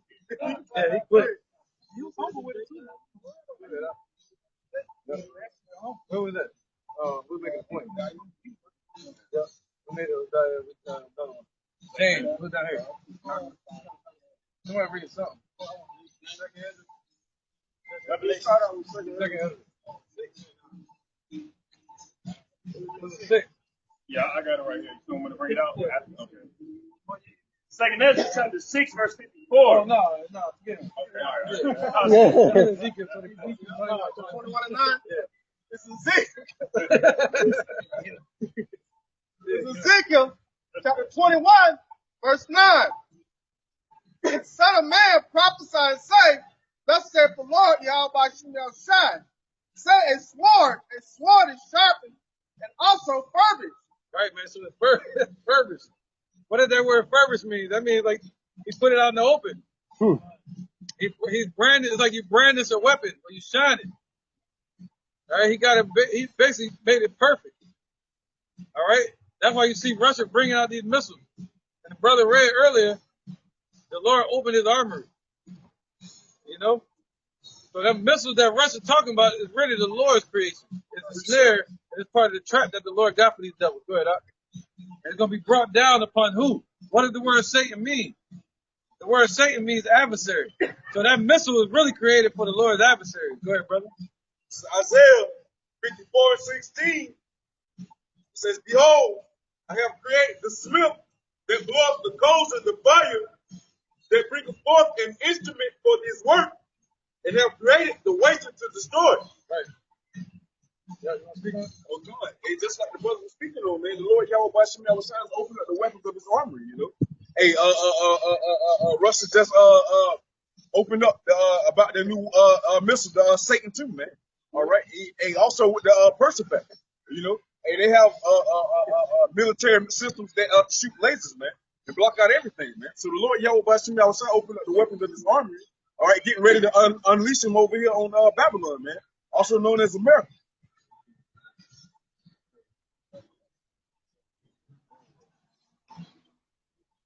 Hey, where we at? Where, bro? Oh, we got more? Yeah, go ahead. I'll play with that. Just maybe like two, three verses. Okay. All right. I got a precept after you. It's Ezekiel chapter 21, verse 10. It is sharpened to make a sword slaughter. Right. It's sharpened, meaning what? Perfected. To make a sword slaughter. That way you're going to have nuclear fire, man. People don't know what that means. They're going to cook people on this earth. And not only that, the blast is going to be like the Lord's breath. See that? The Lord set it up that way. And you got to blow your way with it, bro. He's going to create a missile to do it. Say something like a speaking vessel across the earth. Yeah, a vessel of destruction. Yep. Like a broom sweeping across it. Ezekiel 21 and 10. It is sharpened to make a sword slaughter. It is purposed that it may glitter. Yeah, yep. Should we then make mirth? It is what is contempt? Contempt. Yep, come on, brother. Contempt. Yep, contempt. All right. It contemneth the rod of my son as every tree. Right. Somebody got that? A glittering sword? I'm about to bring it out first. No, I didn't. No, that's an Exodus. Yeah, it's a glistening sword. Right? Listen, sorry, to the Exodus. But I got Go ahead. hold on. While y'all find out, I'm going to talk about that. Yeah. All right. This Isaiah chapter 34, verse 1. Come near, ye nations, to hear and hearken, ye people. Let the earth hear, and all that therein, the world, and all things that come forth of it. For the indignation of Yahweh by Shem Yahushai is upon all nations, and his fire is fury upon all their armies. He hath utterly destroyed them, he hath delivered them to the slaughter. Their slain also shall be kept. That's right, man, because the Lord already won the battle for us, man. That's why Yahweh Shai showed up. He said the kingdom is already prepared. In another dimension, the Most High already gave the word. So they know. In the heavens, the angels know that it's done. Once the Most High speaks it, it's got to happen on earth now. That's it. The Most High already spoke it from the beginning. All right? That was it? Okay. All right, verse 3. Their slain also shall be cast out, their stink shall come up out of their carcasses, and the mountains shall be melted with their blood, and all the hosts of heaven shall be dissolved. That's why I said that earlier. I said they're going to become part of the soil. That the mountain's going to be, melted with their blood. That's what that means. That means what? All right, so the government, right, so the governments are going to be destroyed with them in it. Okay? With their power in it. Everything they built up in this place is going to be destroyed too. Go ahead. Oh, you got more? Go ahead. All right, verse 4. And all the hosts of heaven shall be dissolved, and the heavens shall be rolled together as a scroll, and all their hosts shall fall down as a leaf falling from the vine, and as a falling fig from the fig tree. There you go, man. Yep, all the damn satellites. Elon Musk, Muskie. And he just sent another one off the other day. Yeah. All right, verse 5. Yep. For my sword shall be bathed in heaven. Behold, it shall come down upon Idumea and upon the people of my curse to judgment. Right, so today, modern day Idumea is America, okay? Where the founding fathers were people like Andrew Jackass and all these rest of these Edomites. All right, so Idumea is this place, Babylon, which is about to be destroyed. All right, go ahead, brother. Verse 6. Oh, yes, it's coming. The sword of the Lord is filled with blood, and it's made fat with the fatness and with the blood of the lambs and goats, with the fat of the kidneys of rams. For the Lord hath a sacrifice in Basra and a great slaughter in the land of Idumea. There you go, man. So yep, basically, the Lord going to destroy them all from the top to the least. And the fat parts of the lamb and the goats, if I'm not mistaken, after you do the sacrifice, you take those parts and you burn them. All right, so now that's what's going to be happening in this place. Everybody in this place that doesn't get delivered is going to be a representation of that being burnt up. Yeah. Doesn't Esau have the fatness of the earth? Yep. It's going to be made. They're going to be made fat with fatness, meaning all their riches, their blood. Yep. You know, so it basically goes into the land being dressed in their blood again. Because that word blood represents increase. I mean, that word fat represents increase. So that means it's going to grow fat with fatness. So everything the mountains being dressed in their blood is going to be increased in that. See that? So everything they've done and all these damn heathens here, their blood is going to be part of this damn soil. They're going to go wax fat, and fatness is going to grow bigger and bigger, more and more. Yep. Somebody got that sword? I got it. Yep.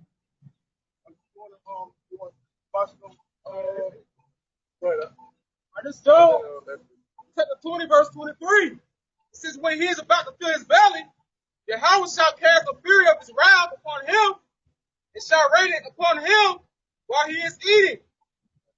He said he's gone.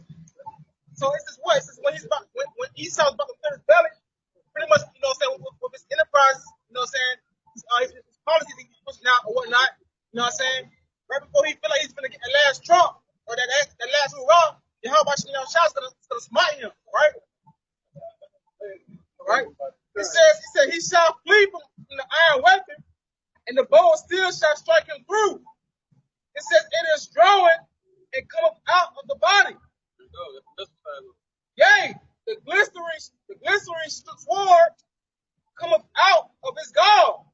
Right. Yeah. That's the glittering sword, the glistening sword, however you want to call it. You know, it's going to be all of that. It says terrors are upon him. Yep. Terrors are upon him, man. Terrors are upon him. Ain't that something? And we in that time. Go ahead.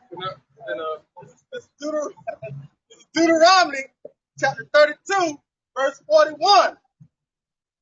If I wet my glittering sword and my hand take hold on judgment, I will render vengeance to my enemies and will reward them that hate me.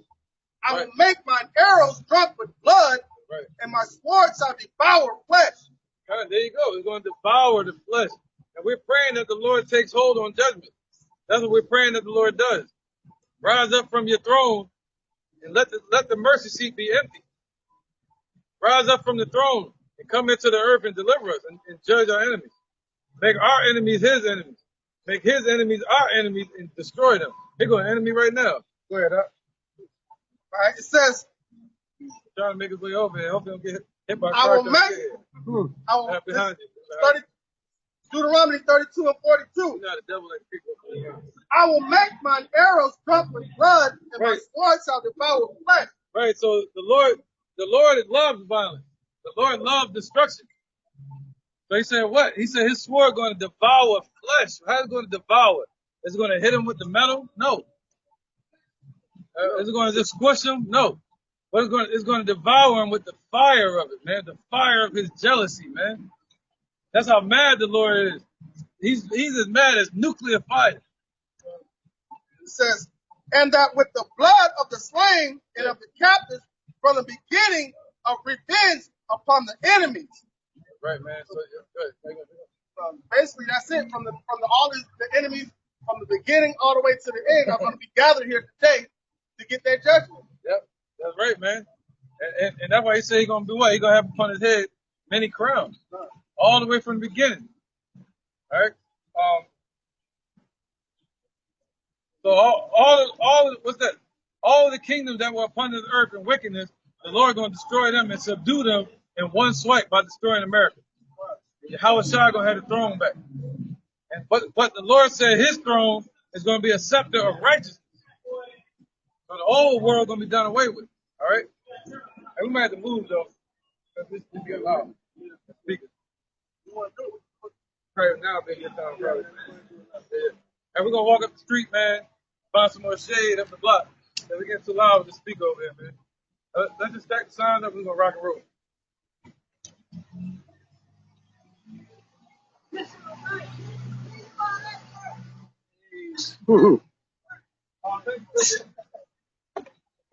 Long time no see. Right.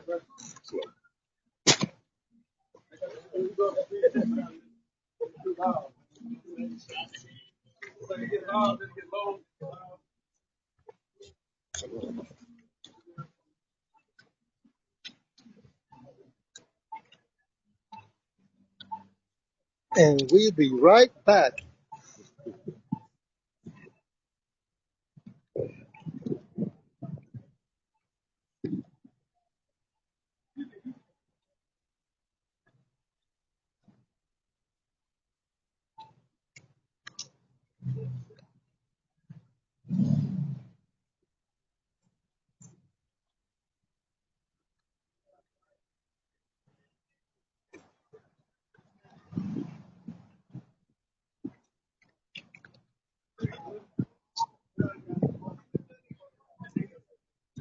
It's something. You know what I'm saying? You can put that in the back over there? Oh, yeah. Huh? I got you. Thank you. Well, it makes our alarm. I got you, brother. Come on, man. Thank you. Oh, yeah. It's way better. Ooh, Good. nice. Got an echo out there. Woo! Cuidado con tu cámara. All right, where we at, man?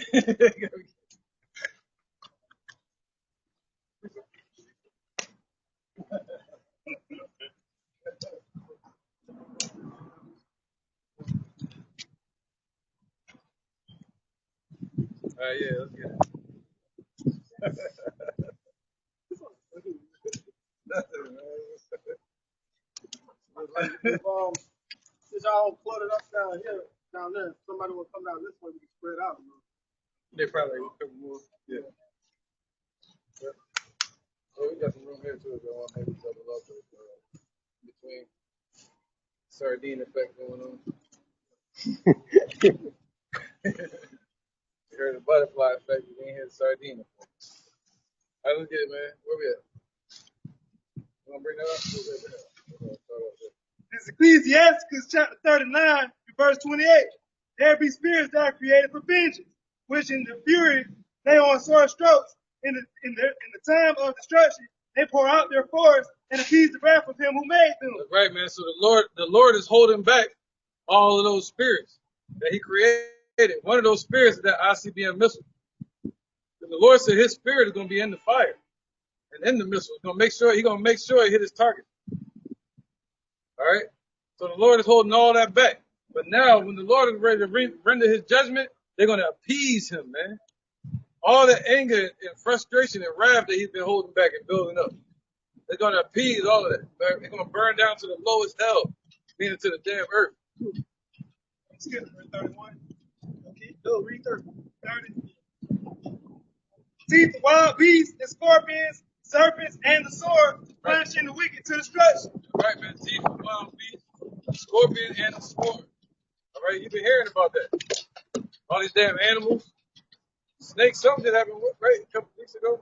Matter of fact, I just saw one the other day over in Elon, down here in India.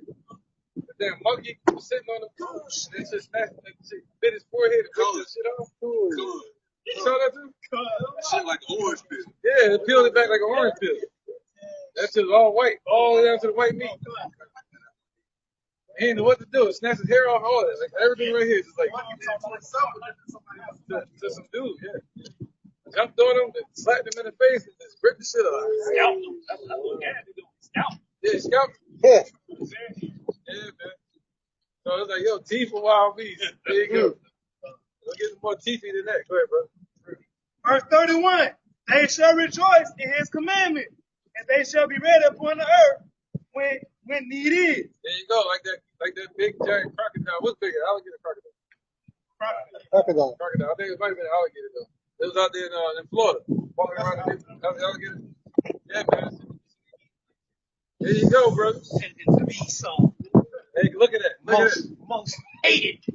That's right, brother. That's right, brother. See that? See that? Nobody like Esau. He said, look, he tight. He said, you ever heard of everybody hates Chris, everybody hates Esau? You say they are despised among the nations. Yeah, he walking with one of our people. He's mad. She's telling him to chill the hell out. You think she was saying? Yo, chill your ass out. Hey, she don't know no better. Keep going, y'all. Somebody got anything? Go ahead, brother. Obadiah 1:16. For as ye have drunk upon my holy mountain, so shall all the heathen drink continually. Yea, they shall drink, and they shall swallow down, and it shall be as though they had not been. Right, man. They got drunken off of our destruction. You know? So the same way we had to drink of the Lord's cup. The same way we had to drink of the Lord's cup, they got to drink of the Lord's wrath as well. All right? And the thing about that is the Lord He's gonna enjoy it a little bit more having them drink. You know? He had us drink it too, but he didn't really like it doing that. But with them, He's gonna enjoy it. All right, precept. Go ahead. All right, this is the book of Proverbs, chapter 14, and I'm going to start at 11. The house of the wicked shall be overthrown, but the tabernacle of the upright shall flourish. Matter of fact, that's right, the tabernacle of the upright. What's that? The spiritual house. That goes into the topic of the lesson. All right, the spiritual house. What's that? The men of the Lord, and the believers, the men, women, and children that the Lord is calling out from the world right now. That's the spiritual house. And He said, your house will not fall. What did He say? Read it again, brother. All right, this is the book of Proverbs, chapter 14. Right, but the house of the thief is going to fall. Verse 11. The house of the wicked shall be overthrown, but the tabernacle of the upright shall flourish. There you go. The tabernacle of the upright shall flourish, man. It's going to start from you.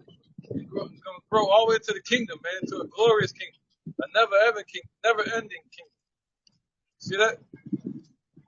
Go ahead, brother. This is the book of Nahum, chapter 1, verse 7. It said, the Lord is good, a stronghold in the day of trouble. Right, man, but this kingdom is going to be overthrown. But He's good to our people. He's good. He's going to be our stronghold in the day of trouble. Not the Black Panthers, not your gun at home. You know, nobody, but the Lord is going to be our stronghold. Go ahead. It says, and He knows them that trust in Him. Right, and the Lord said He knows them that trust in Him. You can't walk up to Him and say, I'm an Israelite too. He ain't going to care. He's going to say, nah, I've been watching this whole time. I know those that are mine. Depart from me, ye workers of iniquity. All right? So the whole path they've been walking their whole life has been doing nothing but walking contrary to the Lord. All right? Walking in iniquity. Any more precept? Joel, chapter 3, and verse 6. Right. The children also of Judah and the children of Jerusalem have ye sold unto the Grecians, that ye might remove them from far from their border. Right. Yep. They removed us far from our borders. So Esau is going to be removed from his. Even that land of Edom is going to be given to our people. See that? So first we're going to start, the Lord going to start from removing them from their power seat. You know, That's why he said to America, sit down in the dust. There is no throne. You know? Lamentations chapter 1, verse 21. They have heard that I sigh. There is none to comfort me. All my enemies have heard of my trouble. They are glad that thou hast done it. Thou will bring the day that thou hast called, and they shall be like unto me. Oh. Let all their wickedness. So they have heard. They know the poverty that our people in. Not just the spiritual poverty, but the actual physical poverty that our people are in. Every place upon the face of the earth that there's a ghetto, our people are in that place. We probably was laughing at Esau in the 8th century BC. Laughing at them in the caves of Petra and all that. The Lord like, oh yeah, I'm gonna raise up the base man over you. Don't be so prideful. That's right, brother. They're gonna be like unto us. Right. They're gonna have even more worse portion. The so-called Negro Latinos, Native Americans, or the Israelites that the Bible speaks of. The father's name is Yahweh, and the son's name is Yahushua. America's about to be destroyed, so we have to turn back and repent unto those names, unto those beings who made the heavens and the earth. And this is Lamentations chapter 1, verse 22. Let all their wickedness come before thee, and do unto them as thou hast done unto me, for all my transgressions. For my sighs are many, and my heart is faint. That's the size of these people. People here in America and upon the face of the earth are many, and are really the size and cries of the righteous. That's Ezekiel 9 and 4. Put a mark on them that sigh and cry for all the abominations done in the midst of them. There's a lot of abominations upon the face of this earth because of Esau. Good. All right, this is Psalms chapter 44, verse 4. Thou art my king, O Yahweh, Ba'ashem Yahushai. Command deliverance for Jacob. Through thee will we push down our enemies. Through thy name will we tread them under that rise up against us. For I will not trust in my bow, neither shall my sword save me. But thou hast saved us from our enemies and hast put them to shame that hated us. So that's just going back on with the brother of believing in on what Yahweh Ba'ashem Yahushai promised said they're going to do. All right, that alone is going to put our enemies to shame. So that shame that we're feeling on this side, they're going to be feeling like us. But then we're going to be in a immersed spirit and a rejoicing spirit when we get deliverance of you know what I'm saying? Deliverance from this place. Like the scripture said, I won't trust in my bow, I won't trust in my arrow. My sword shall not save me. But we will be saved through the deliverance of Yahweh Ba'ashem Yahushai. But he said, through me, through us, will we tread down our enemies, man. We'll get deliverance from Yahweh Ba'ashem Yahushai. Then after that deliverance, we get our crowns. Then we go to kick some ass. He slew a lion, not with the bow and arrow or sword, but with his bare hands, using the spirit of Yahweh Ba'ashem Yahushai. And what did he say? And what did he say at the end when they had that big ass? He said, "Lord, is that you? If you be with me, give me my strength back one last time." And when he destroyed that place, they said he destroyed more in his death than he did while he was alive. And what was that? His last hurrah was having that faith in Yahweh Ba'ashem Yahushai. Wasn't by strength. Right. That represents Yahushai. Destroying more in this day than he ever did in any other time before. He gonna destroy them all at once. That was symbolic of Yahushua. Go ahead. Yeah, go ahead, brother. Book of Jeremiah 46 and 28. Fear thy not, O Jacob, my servant, say the Lord, Yahushai, for I am with thee, for I will make a full end of all the nation whither I have driven thee. But I will not make a full end of thee, but correct thee a measure, yet will I not leave thee wholly unpunished. That's right, man. So the Lord said what? He's going to correct us and measure. All right, that's why we go through hell in this place. You know? And 2/3 of our people are going to be what? They're going to be measured off, meaning they're going to be cut off. All right? And 1/3 going to be delivered. But the rest of these nations, they're going to all be cut off. See that? But the Lord said he's going to correct us and measure. But he's going to keep a remnant. All right, go ahead. the book of Luke, chapter 16, and verse 20. And there was a certain beggar named Lazarus, which was laid at his gate full of sores. Right, Lazarus represents Jacob, right, Israelites, laying at the gates of Esau, laying out in their communities, poor, right, go ahead, and being full of sores represent being sinful and wicked, all right, and darkness, go ahead, brother. And desired to be fed the crumbs which fell from the rich man's table. Right, so that's 2/3 of our people that's still leaning upon Esau, desiring for crumbs. Just, the crumbs is like the leftover from this place. All right? What we call that? The crumbs will be rights. They're looking for rights. All right? Our people want rights from this place. They can't get it. Right? Moreover, the dogs came and licked his sores. Right? The dogs represent these other nations. So Esau set up these other nations, saying, all right, you want some crumbs? Well, how about this? I'm going to give you want some food? I'm going to send Elam into your neighborhood and let them, and these Moabites, to feed you that rat, cat, dog. You see that? And it came to pass that the beggar died and was carried by the angels into Abraham's bosom. Right, yep. So the beggar died. Right, go ahead. The beggar represents Israel. All right. The rich man also died and was buried. And in hell he lifted up his eyes, being in torments, and see of Abraham far off, right, and Lazarus in his bosom. Yep. So Esau gonna die off as a nation as well. So we died and went through our slavery. So Esau got a drink of the cup as well. And he said, what? He said, carried into Abraham's bosom. So that means what? The elect gonna be carried into the promise, into the salvation. That's Abraham's bosom. All right, but he said, but the rich man died. But the rich man also died and was buried. But what the Lord say? Esau gonna be cast out as an abominable branch. All right. Go ahead. He said what? They should not join them in the burial. All right, go ahead. Somebody bring a precept up. Go ahead. This is the book of Revelations, chapter 1 and verse 5. And from Yahushua Mashiach, who is the faithful witness and the first begotten of the dead and the prince of the kings of the earth, unto him that loved us and washed us from our sins in his own blood, and hath made us kings and priests unto Yahweh and his Father. To him be glory and dominion forever and ever. Amen. That's right. What do you call that? The tiller of the soil, man. He's long suffering. All right. Somebody get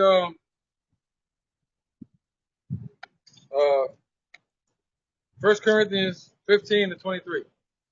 All right. So yeah, this is long suffering. This is a work that the Lord is doing, building us, pruning us, chastising us, right, correcting us. It's 1 Corinthians chapter 15, verse 23.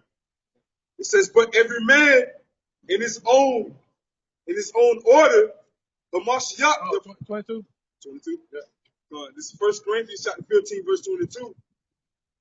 For as in Adam all die, even so in the Mashiach shall all be made alive. See that? So through Adam we all died. All right, the way was made narrow. And through what? Through Yahushua, who was the first Adam, the son of God, we all have a chance at life. We all should live. How? He's going to deliver the first fruits first, and then the rest of the children of Israel in the kingdom, they're going to be born back as babies in the kingdom. They're going to be born righteous. Thus the Lord will what? Destroy death. Destroy sin in our people, which cause death. All right? The wages of sin is death. So the Lord is going to destroy sin from among our people, thus destroying death. Okay? Go ahead, interjection. All right, this is the book of Zechariah, chapter 13, verse 8. And it shall come to pass that in all the land, saith the Lord, 2 parts therein shall be cut off and die. Right, not around the world. But when you say 2 parts therein, in this place is what? Going to be cut off and die. 2/3, I mean. Go ahead. But the third shall be left therein. But the third is going to be left therein. All right? But the 1/3 is going to be left in safety. All right, go ahead. And I will bring the third part through the fire, and will refine them as silver is refined, and will try them as gold is tried. Right, so that pulling through the fire starts now.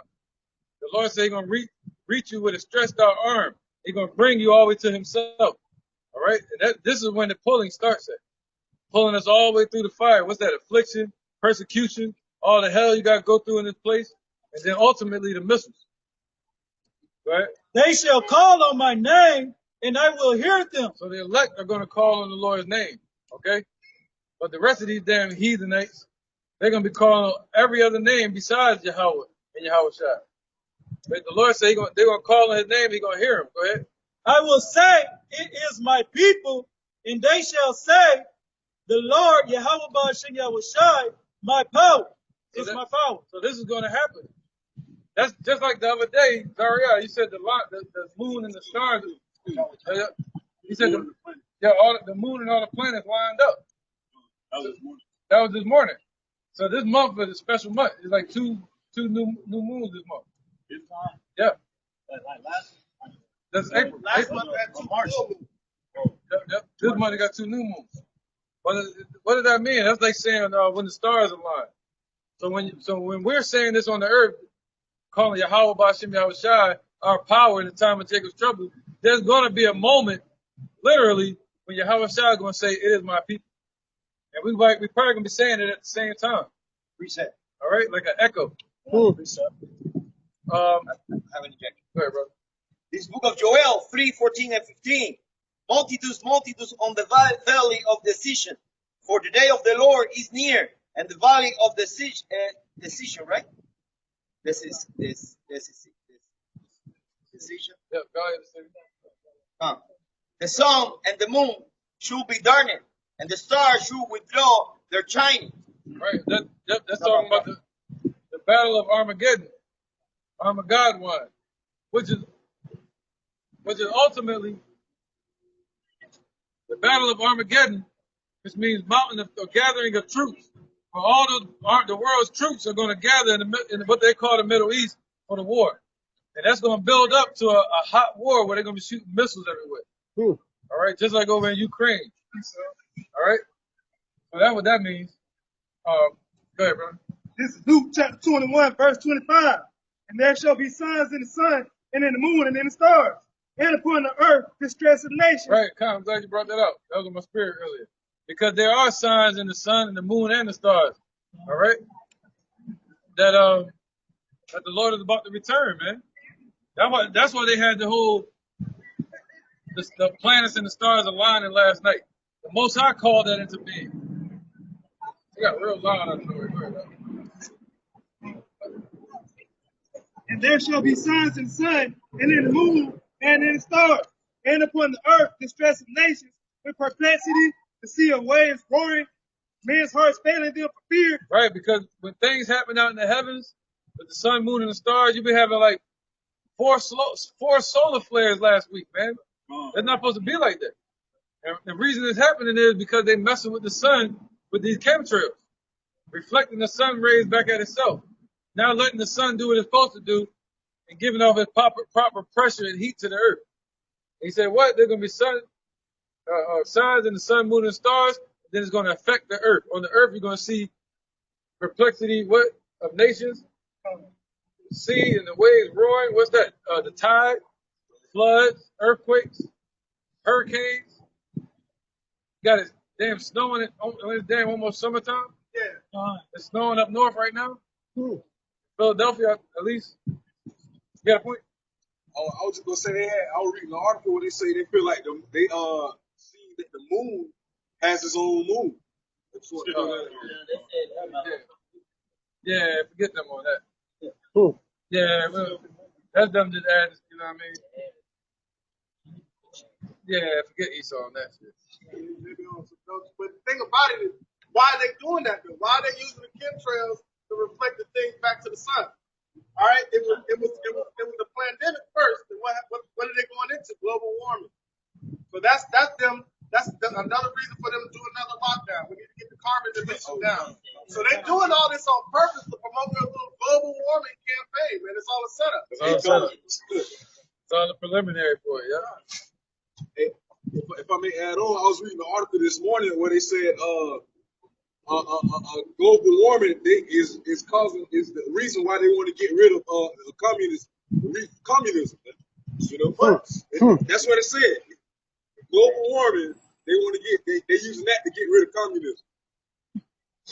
No, I got a video I got to do tonight. It says, man caught his first case of global warming. I got the video on it, like the video. Fever? You got a fever? He got the first case of global warming. Oh boy. Yeah, it's like how do you tell somebody that? You got to show somebody that. Revelation chapter 12, verse 12. That's right, man. America about to be destroyed, man. Get ready. Therefore rejoice, ye heavens, and ye that dwell in them. Woe to the inhabitants of the earth and of the sea, for the devil is come down unto you having great wrath, because he knoweth that he have but a short time. That's right, man. Any points on that? I'm just going to say the reason why I brought that out, because he has a short time, man. So he's going to blame it and use the excuse for every little thing. And it's all by design, ultimately. All right, because he knows he has a short time for the Lord to send judgment upon his place. It's about time for him to for the Lord to deliver his elect. Right. That's right. That great wrath, that great wrath that Esau is coming down with, their last hurrah, that's going to be hell for Jake, man. See that? At their rising, it was hell for us, and at their fall, it's going to be hell for 2/3 of our people. And they're going to fall with them. Esau type, you fall, he fall, he's going to drag you with him. He's going to drag the closest one to him. You don't want to be near him.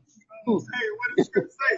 And 2/3 of our people hold the head. Oh, yeah. The wicked shall not go fight.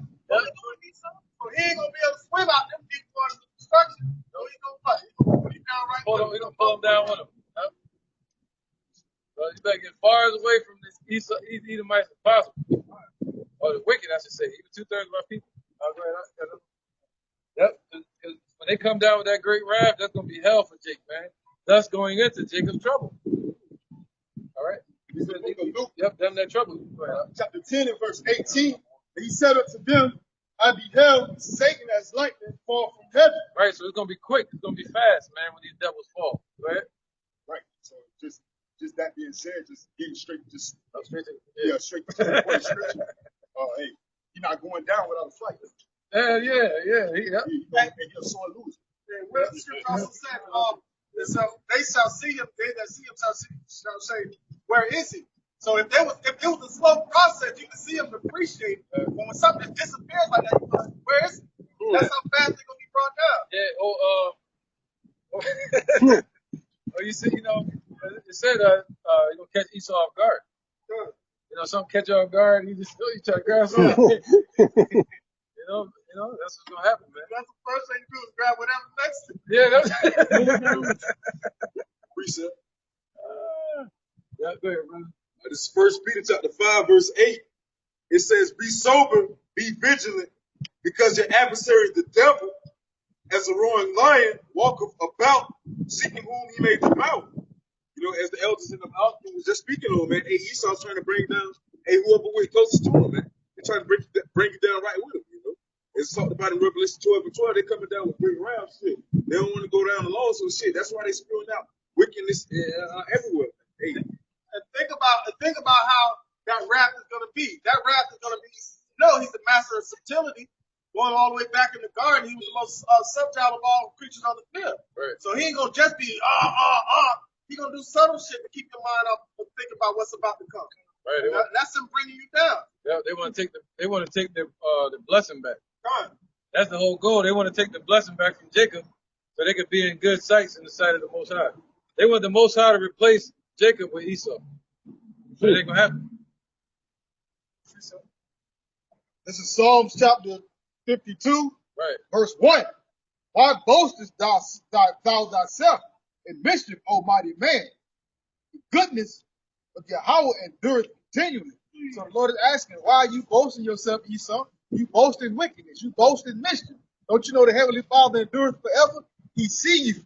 And it is plainly stated in the scriptures numerous times that the Lord is going to take you down. He's going to get you out of the way.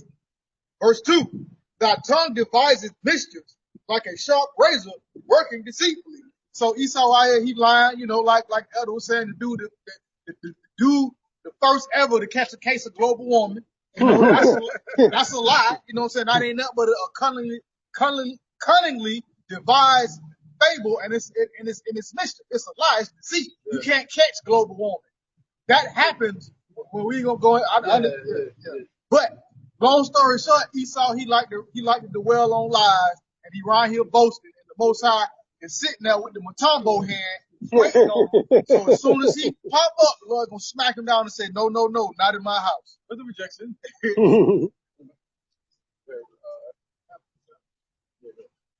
All right, this is Zephaniah chapter 3, verse 12. I will also leave in the midst of thee an afflicted and poor people, and they shall trust in the name of the Lord Yahweh Bashim Yahushai. The remnant of Israel shall not do iniquity, nor speak lies, neither shall a deceitful tongue be found in their mouth. They shall feed and lie down, and none shall make them afraid. All right, because we have our faith in Yahweh Bashim Yahushai. And I brought that out, IUIC, because they like to start at verse 8, when it says, wait ye upon me till I rise up against the prey.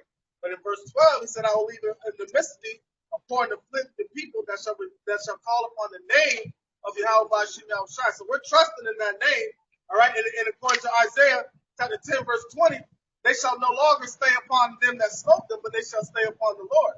And that's that remnant left in the mix that's going to focus on Yahweh Bashim Yahushai in these times. So what type of mindset are you on? What type of mindset are you on, knowing that all this place is going to be destroyed, man?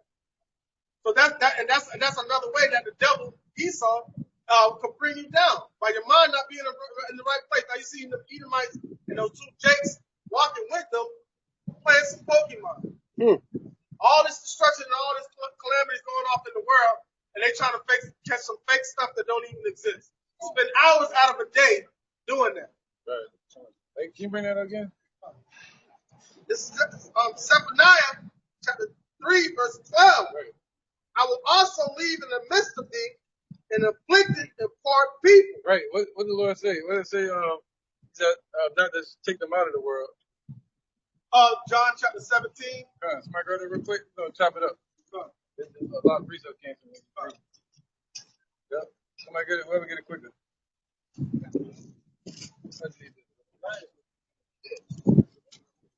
Yep. John, this is the book of John, chapter 17, verse 9. I pray for them. I pray not for the world, but for them which thou hast given me. For they are thine, and our mine are thine, and thine are mine, and I am glorified in them. Verse 11. And now I am no more in the world, but these are in the world. Right. Who is in the world? His elect. They're still in the midst of the world. Go ahead. Yep. And I come to thee. Right. Yahushua left and went to the Father. Okay, as we were reading a minute ago. Go ahead. Holy Father, keep through thine own name those who thou hast given me. Right. So the Lord is keeping you in the spirit of Yahushua. All right.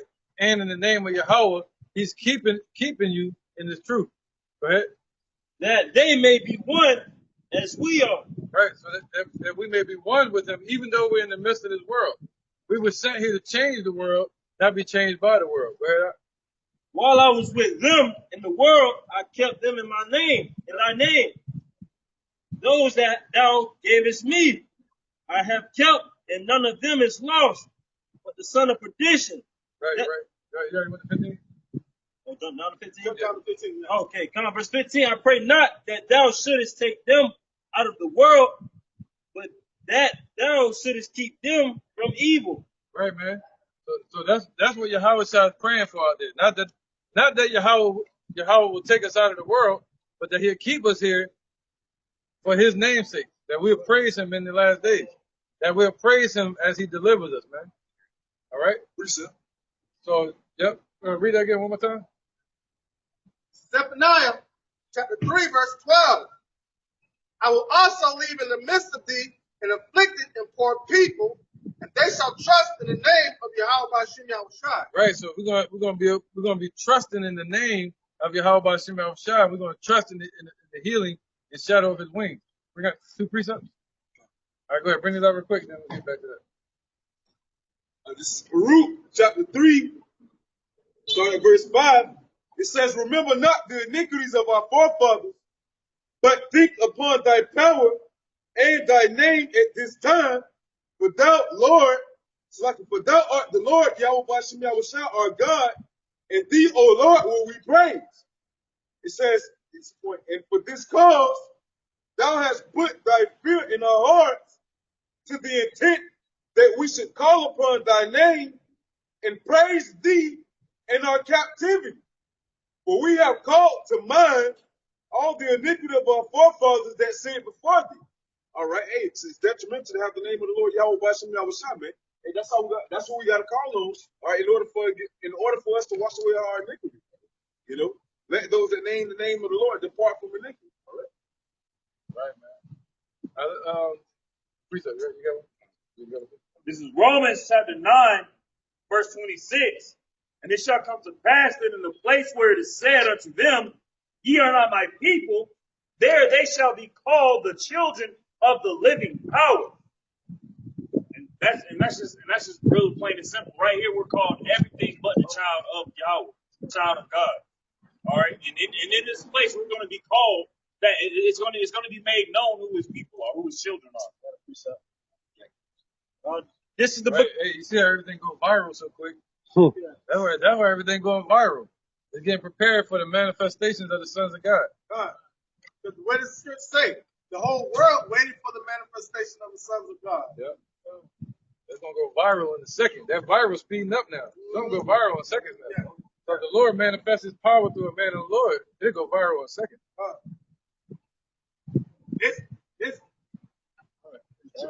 All the people out with their camera phones and stuff like that, they get caught on camera to where they can't hide. Somebody moving to and fro like lightning. You won't be able to even hide it if you wanted to. If it's you. The Lord said you ain't gonna be able to hide if you're a man of the Lord. You're gonna be brought out to the open, whether you like it or not. He about to brand us up before the world, man. Go ahead, This is Jeremiah chapter 51. Oh, you wasn't done yet, was you? You reading, what? Oh, no, go ahead.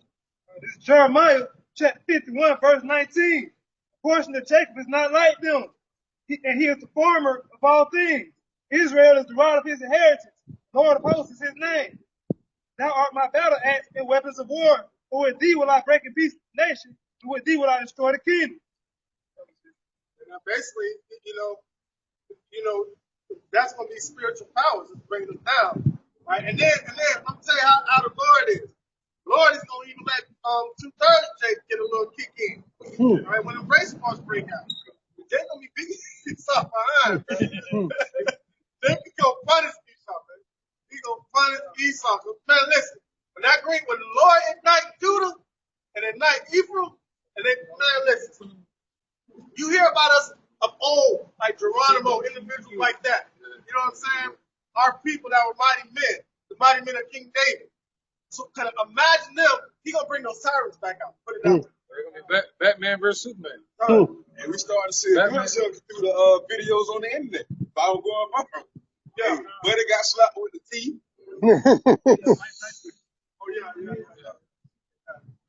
Yeah, Batman had all that technology. Right. Esau was Kal-El. He had spiritual power. Yeah, and we ain't got no kryptonite. Well, our kryptonite was sin. Sin. Gone. That's right, man. That's right. Esau, Lex Luthor, he knew our weakness. All right, now. Negroes, Latinos, and Native Americans, the Israelites of the Holy Bible. Right. Father's name Yahweh, son's name Yahushua. They repent and turn back. The place gonna be destroyed. Right. Don't turn the car. Don't turn the car back. Turn back. Right. Isaiah 13 and 11. And I will punish the world for their evil and the wicked for their iniquity. And I will cause the arrogancy of the proud to cease and will lay low the haughtiness of the terrible. I will make a man more precious than fine gold, even a man than the golden wedge of gold fur. And the Lord is establishing that, making a man more precious than fine gold. How? By us overcoming affliction and adversity, man. Being cleansed, man, in the word of Yahweh Shah. spiritual power right there, being able to tap into the spirit of Yahweh Shem Yahushua and get understanding. It's the book of Hebrews, chapter 7 and verse 19. For the law made nothing perfect, but the bringing in of a better hope did, by the which we draw nigh unto Yahweh. So just like the elder and the brothers were speaking on, going back to that first Adam, all right, that's why Yahweh Shai made lesser lower than the angels, man, and ultimately swallowing death, man. You know, swallowing death and sin, all right, being that sacrificial lamb, all right. If we hate and search in His mercy and His promise, we'll inherit the same thing, man. Because the first Adam was made of flesh, and the second Adam was made of quickening spirit. So when that quickening spirit means to revive, to ignite, to give life, to give life. Quickening just means life. So now we become dead to sin according to the law, because we can't uphold the law in His body. We live according to the spirit of Yahweh Shem Yahushua, so we live with it.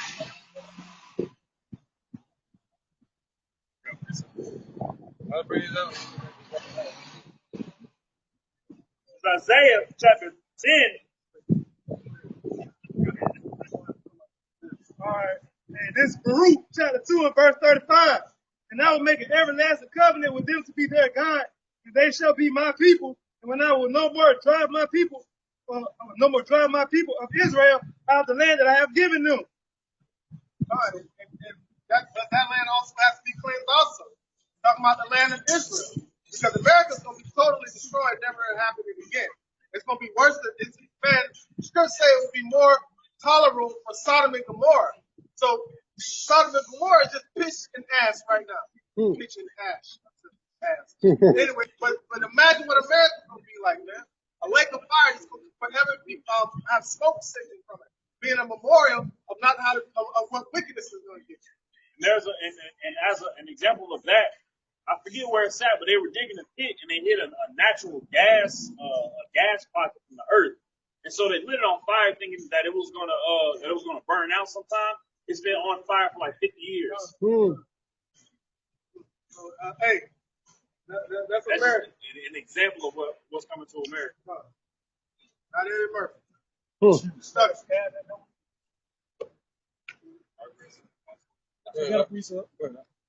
All right, this is the book of Proverbs, chapter 3, verse 33. The curse of the Lord is in the house of the wicked, but He blesseth the habitation of the just. So the curse of the Lord is in the house of the wicked, but the habitation of the just. Those that dwell inside the temple, all right, it's going to be salvation, all right. But those that are outside the temple, in the house of the wicked, their reward is going to be destruction. What does it say from Revelation 11? Measure thou that are in the temple, those that are outside the temple, measure it not. It's for the Gentiles. All right? And 2/3 of our people are still in that Gentile state of mind, and they're not going to turn back to Yahweh Shem Yahushua, because the Lord don't want them. They were set up as to be examples of what the wicked of our nations are going to get, falling behind these other nations. Somebody get 2 Corinthians 4 and 11. Go ahead. 2 Ezra chapter 9 and verse 11. And they that have lost my law while they had liberty, and as when yet the face of repentance was open unto them, understood not, but despised it. The same must know death. The same must know it by death, by pain. So that's 2/3 of our people, man, that feel like they're highly blessed and sanctified. We only do it because they got riches on this side. But they don't understand that's going to lead them all the way to their destruction, just like Esau. Esau think that gain is godly. So they have 2/3 of our people in the same mindset. All right? But what does it say? Righteousness with contempt is godliness. All right? Being contempt, being the elect faces after perfect work, then you may be entire one to nothing. So we don't want nothing from this place. But deliverance out of this place. So ones that want deliverance, they're going to do the works of the Lord, man. Outside the temple. Well, I can't pull that temple. I got a second. This 2 Corinthians chapter 4, verse 11. For we which live are all way delivered unto death for Yahweh Shai's sake. Right. Yeah, That's what Paul was saying. See, that's what this is about. We say present our body as a living sacrifice. All right? And when we teaching, we're what? We're putting our life on the line, not only for ourselves, but for the subverting of the hearers. All right, for the ones that hear this word. See that? So we step into danger, right? And the Apocrypha say that those that enter into danger. Yeah. 2 Ezra 13. Yep. He said those that enter into danger. For what? More blessed. That's right, man. I get it. You're more blessed, man. In 2 Ezra chapter 13 and verse 23, he that shall endure the peril in that time hath kept himself. They that be fallen into danger are such as have works and faith toward the Almighty. And that's beautiful right there because that's showing the power of Yahweh by Yahweh Shai. All right, if we were just to walk in the kingdom and then the destruction is happening and then nobody see that's nothing. But to see like how Hananiah, Azariah, and Mishael were pulled through the fire, man. That's the glory. That's the recognition that Yahweh by Yahweh Shai was. That's why everything, when the Lord shows up, said, all eyes shall see him. Why? Because the Lord's coming in his glory. The glory of his Father, for his glory, and the glory of the holy angels, man. And he wants the whole world. That's going to go viral. And that's going to stay in the minds of everybody forever, man. Nobody's ever going to forget Yahweh by outside. That's what he said. Y'all think I forgot? I ain't been to the earth in a minute. Y'all think I forget? Okay, I'm going to show you something.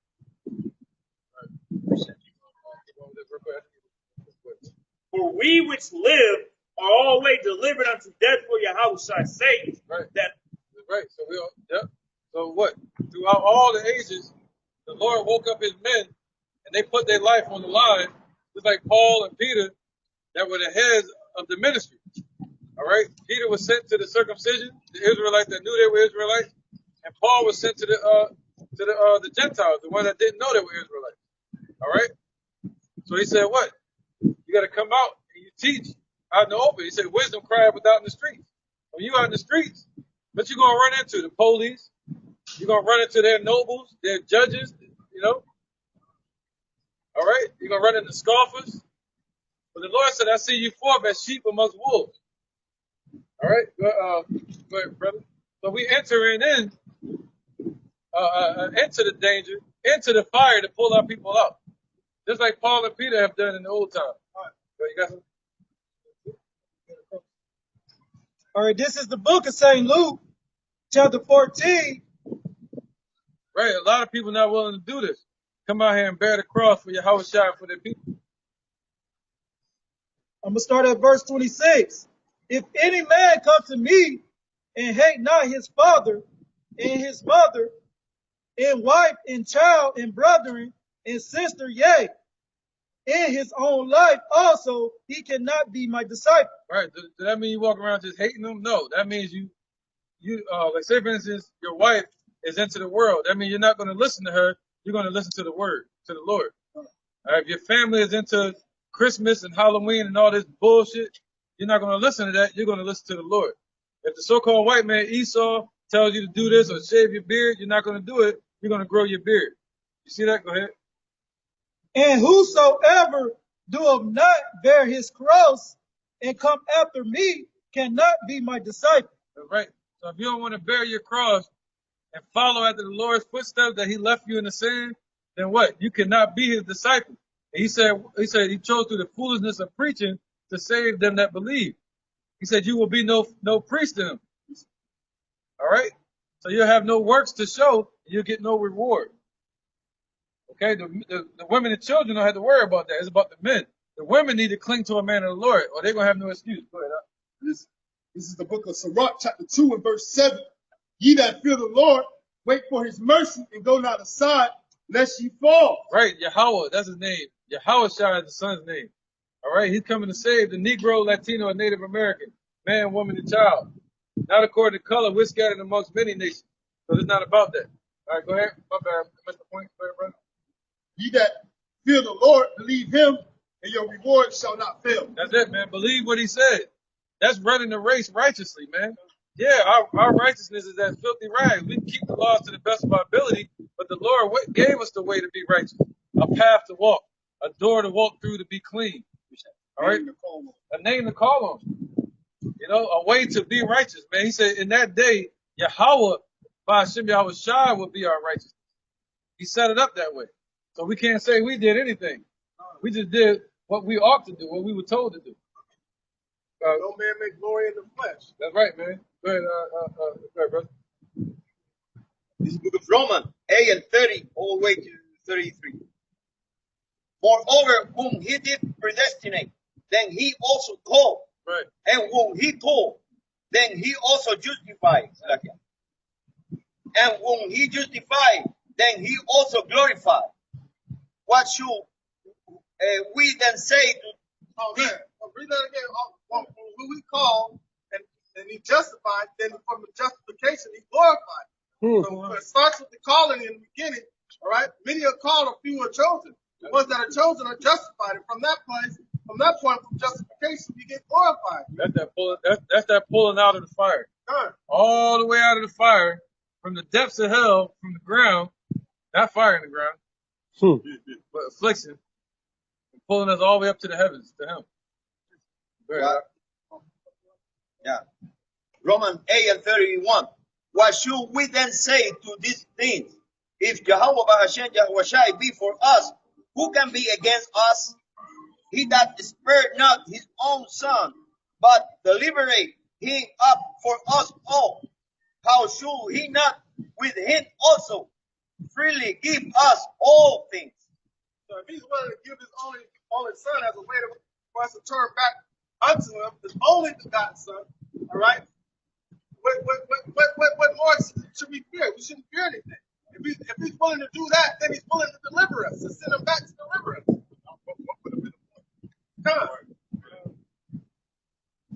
Like, wouldn't have been no point. Like, so he set it up. It's like, I'll sacrifice my own son to bring my people back to me. Plain and simple. So, but we have to go back through that sacrifice. We got to go through the door, which is Yahweh Shai. Everybody, you got other people that try to go in some other ways, right? But they don't want to follow the protocol. They don't want to follow the program. That's called insubordination. Insubordinate to Yahweh Shai. Romans, 2 Corinthians chapter 4, verse 11. Start from the top one more time. For we which live are always delivered unto death for Yahweh Shai's sake, that the life also of Yahweh Shai might be made manifest in our mortal flesh. Right. So then death worketh in us, but life in you. Right, man. You going? Right. So I just basically said that, though. Like, okay, a way to sum that up is John saying, I must decrease and he must increase. You know what I mean? We die daily, but the spirit is growing perfect daily. You know what I mean? Being renewed day by day. That's better, right? What it said. All right. So yeah, man, the spirit is increasing while we're decreasing in this world. We might even be put to death out here, but the Lord's work is being done. All right. His kingdom is expanding. Go ahead. Verse 13. We having the same spirit of faith, according as it is written, I believed and therefore have I spoken. We also believe and therefore speak. Right, just like us. We believe and therefore we speak. That's just it. Very simple, man. Go ahead. Verse 14.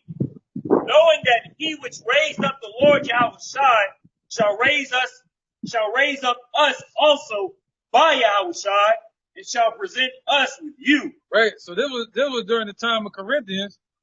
All right. And Yahweh Shai was killed around 37, 38 AD. All right. And Paul was speaking this at least around 50 something AD. So this was after the dead had been risen during the book of Matthew. All right. So he's talking about a future event. I think Paul was killed around 66 to 67 AD. So it's talking about a future event. But he said he gonna what? He said, what did he say? He gonna raise him up again. Read again. Yep. So Paul is on this earth, or he's about to be raised up again.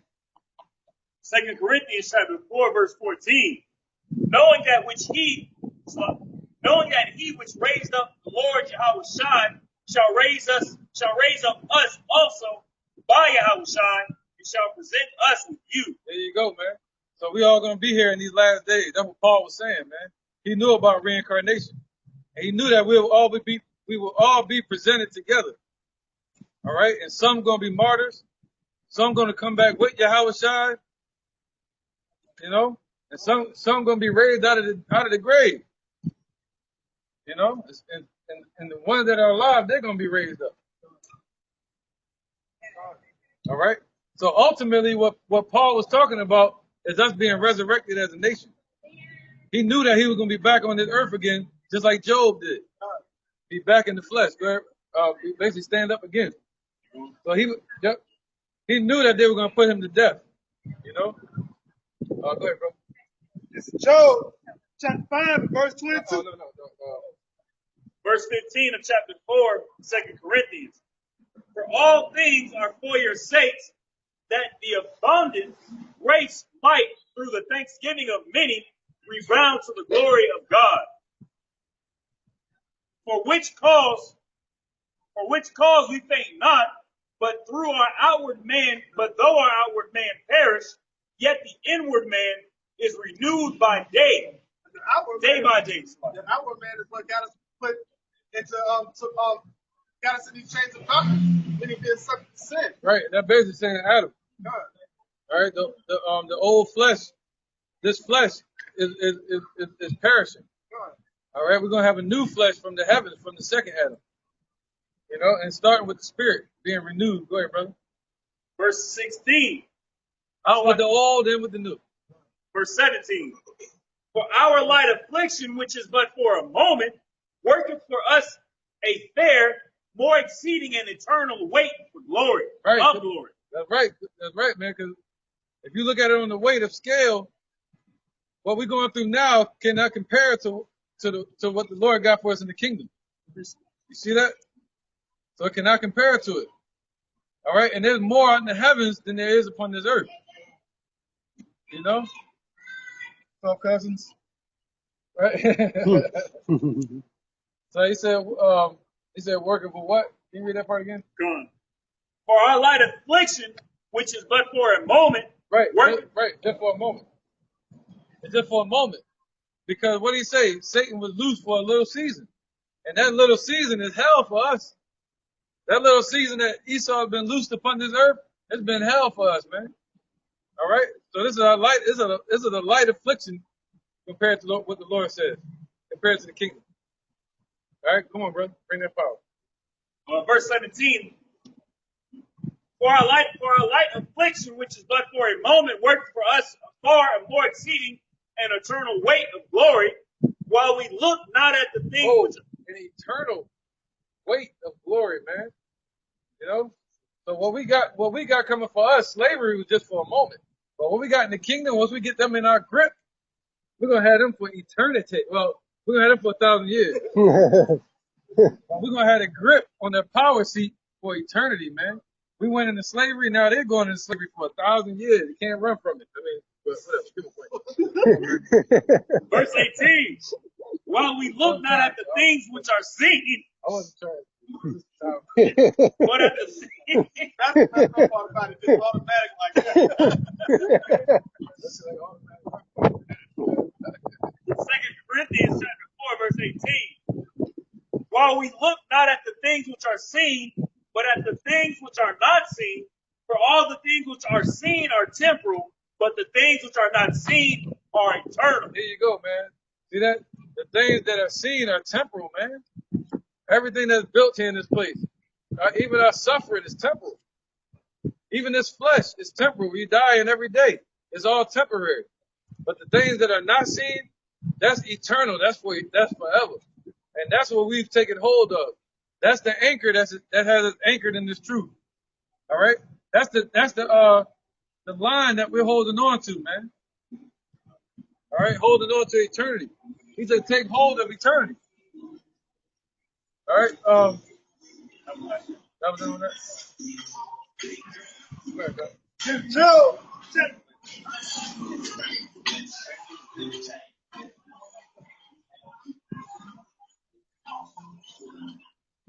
Job chapter 5, verse 17. Behold, happy is the man whom God corrected. Therefore despise not thou chastening of the Almighty, I'm going to skip down to 22. No. Because that's what Paul was talking about. Our light affliction was but for a little moment. That's all coinciding with the punishment for us transgressing against Yahweh Shai. But it's only for a little moment. But we get eternity, eternal life through Yahweh Shai. Having patience and waiting on his mercy. So verse 22, at destruction and famine thou shalt laugh. Neither shalt thou be afraid of the beasts of the earth. Think about it. We're going to laugh. Why? Because that's destruction and famine. We don't know, this is our captivity being turned back before our eyes. We're looking forward for these days, man. You know? Because that we're watching our persecution being cut off. And our deliverance being at hand. So when we should see these things, so look up, because your salvation is nearer than what you once believed.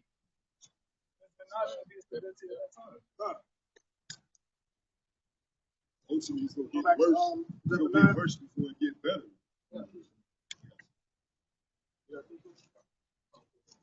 This is the book of Jeremiah, chapter 31 and verse 31. Behold, the days come, saith the Lord, that I will make a new covenant with the house of Israel and with the house of Judah, not according to the covenant that I made with their fathers in the day that I took them by the hand. All right, so now all these Christians talk about a new covenant. That new covenant was with the children of Israel. You can go to Jeremiah or you can go to Hosea 8 and 8. It's speaking about the same thing. All right, that new covenant was broken by sin. All right, but it was mended together through the blood of Yahweh Shai. The old covenant was broken by sin. All right, but the new covenant was mended together and officially made certified through the crucifixion of Yahweh Shai. That's why when you brought out earlier, when the brother brought it out earlier, he said, what the law couldn't do, the Spirit did. Right? The Spirit fulfilled. So we couldn't get it according to the law, but the Spirit of Yahweh Shai is what's going to give us deliverance back to Yahweh. To bring them out of the land of Egypt, which my covenant they break, like the brother's saying. Sure. Although I was an husband unto them, saith the Lord. So and then what did we do? We committed spiritual adultery. And so he brought us back through Yahweh Shai. Now he's our husband. This is the point. But this shall be the covenant that I will make with the house of Israel after those days, saith the Lord. I will put my law in their inward parts and write it in their hearts, and will be their power, and they shall be my people. So when you have a wife, what do you want your wife to be? Like-minded as you. So when you tell her to do something, she follows instructions. Righteous means servant. So us being a servant of Yahweh Shai, now we're more appealing to him, because guess what? We're thoroughly at like mind. So then we have the body that we won't transgress against. Right, yeah. That's very more appealing to the Father. That's more appealing to him. By covering us in Yahweh Shai. Right, so you want your woman to be covered, you know what I'm saying? Just like, so we'll be covered with the Lord. You want your woman to be covered with your spirit, which is going to be the spirit of the Lord. And that's the order that was set up. You know? So having that, like, what did Samson say when his first wife had deceived him? What he said? He said, I know y'all know this because one of y'all have clouded my heaven, meaning they dropped the seed into her mind and you think adversely to him. So now 2/3 of our people are still in an adverse state of mind, going against the Lord, being an adversary to the Lord. All right, but the ones that are of Yahweh Shai have what? 1 Corinthians 2:16. They have the mind of Yahweh Shai on my stuff. So we're being instructed by Yahweh Shai on how to do this.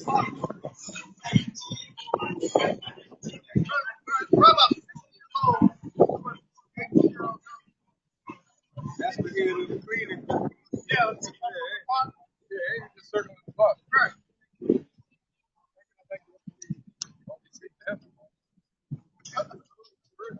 And well, Holly and Jolly. Somebody grab 2 Ezra 7 and 21. Back at the point. We're gonna read all the way to 27. Yeah. 2 Ezra 7 verse 21. Yeah, any precept. It says, for Yahweh hath given straight commandment to such as came. Right, so the Lord gave straight commandment, like the brother was talking about, right? To such as came upon this earth. Go ahead. What they should do to live. Right, what we should do to live. Go ahead. Even as they came. And what they should do, and what they should observe to avoid punishment. Right, to avoid the punishment. That goes into Deuteronomy. All right, when the Lord gave us the laws, he said if we didn't keep those laws, he was going to raise up these nations over us, right? And we were going to be the bottom, and they were going to be the head. They were going to be the head, we were going to be the tail. The damn get the ass under the damn stick, right? God said, nevertheless, they were not obedient unto him, Right. but spoke against him. Right, so they went against the Father. So now the Lord, Yahweh, has made us more appealing to him through Yahushua. Okay? We went off as a nation. And imagine vain things. All right, so our people imagine vain things just like they do today. You see anybody walking around with the cross on their chest, them damn fingers and shit like that? Yeah, you know about that one too. That's a great lesson on that. I'll tell you, I didn't know what the hell that was until you did that one. Yeah. I didn't know what the hell that was. Hey. Jacob, they consume everything. Yeah. They walk around with it. It's everywhere. Hey, I got a testimony on that. This is how I found out about it. I was Back in the day, I know, Yeah, I was trying to bring somebody in the truth, talk to them. They was on the Egyptology stuff, right? You know what I'm saying? So then he comes back with that, and then I'm like, bro, what is that? Since you know everything, it's part of one Israelite symbolism. So I went and looked it up. I said, man, you and that thing on your neck is wicked, bro. Because it goes back to the Khazar thing, and it also goes back to the circle of life bull crap. Oh, yeah. You know what I'm saying? It goes back to all that crap. So I'm like, bro, so they'll try anything but the way going through the straight gates of Yahweh. That's right, man. Yep, scripture say, man, Judah has so many idols as many cities as it has, right? As many cities they have idols. Yo, my goodness, man. Go ahead. John. All right, this back in City Nazareth. All right, City Nazareth 7:22. It says nothing. I think, didn't it say something about a covering? Right. Yeah. All right, this is real quick. This is Revelation chapter 21, verse 1. And I saw a new heaven and a new earth, for the first heaven and the first earth were passed away, and there was no more sea. Right, so what's that? They're talking about this kingdom here. Let me see that one. About to show. This kingdom fallen, basically. They're the ones ruling right now, the Rothschilds. They run what you call the Federal Reserve. They run in Europe right now, and they split it down the middle. That's why they're going against Russia on Eastern Europe. Okay, so it's a battle between them. Russia against the beast, and against the Great Whore, America, and against the dragon, which is Europe. The European Union. My bad, brother. All right. So he said what?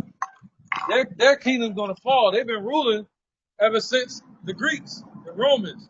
And then they fell during the Byzantine Empire, and they rose again after the Ottoman Turks. All right, so you have the Roman Empire all over again, called America today. The word America goes back to Amerigo, which means bitter. Okay, and Babylon was a place of confusion. Go ahead. It says, and I, John, Revelation 21:2, and I, John, saw the holy city. Right, John, who was a so-called black man. They don't tell you that. Go ahead. All right. And I, John, saw the holy city, New Jerusalem, coming down from Yahweh out of heaven. Right. This is New Jerusalem right here. Yeah, we better give it to him because he already around. Yeah, he already came up with one of the brothers. All right, this is New Jerusalem right here, man.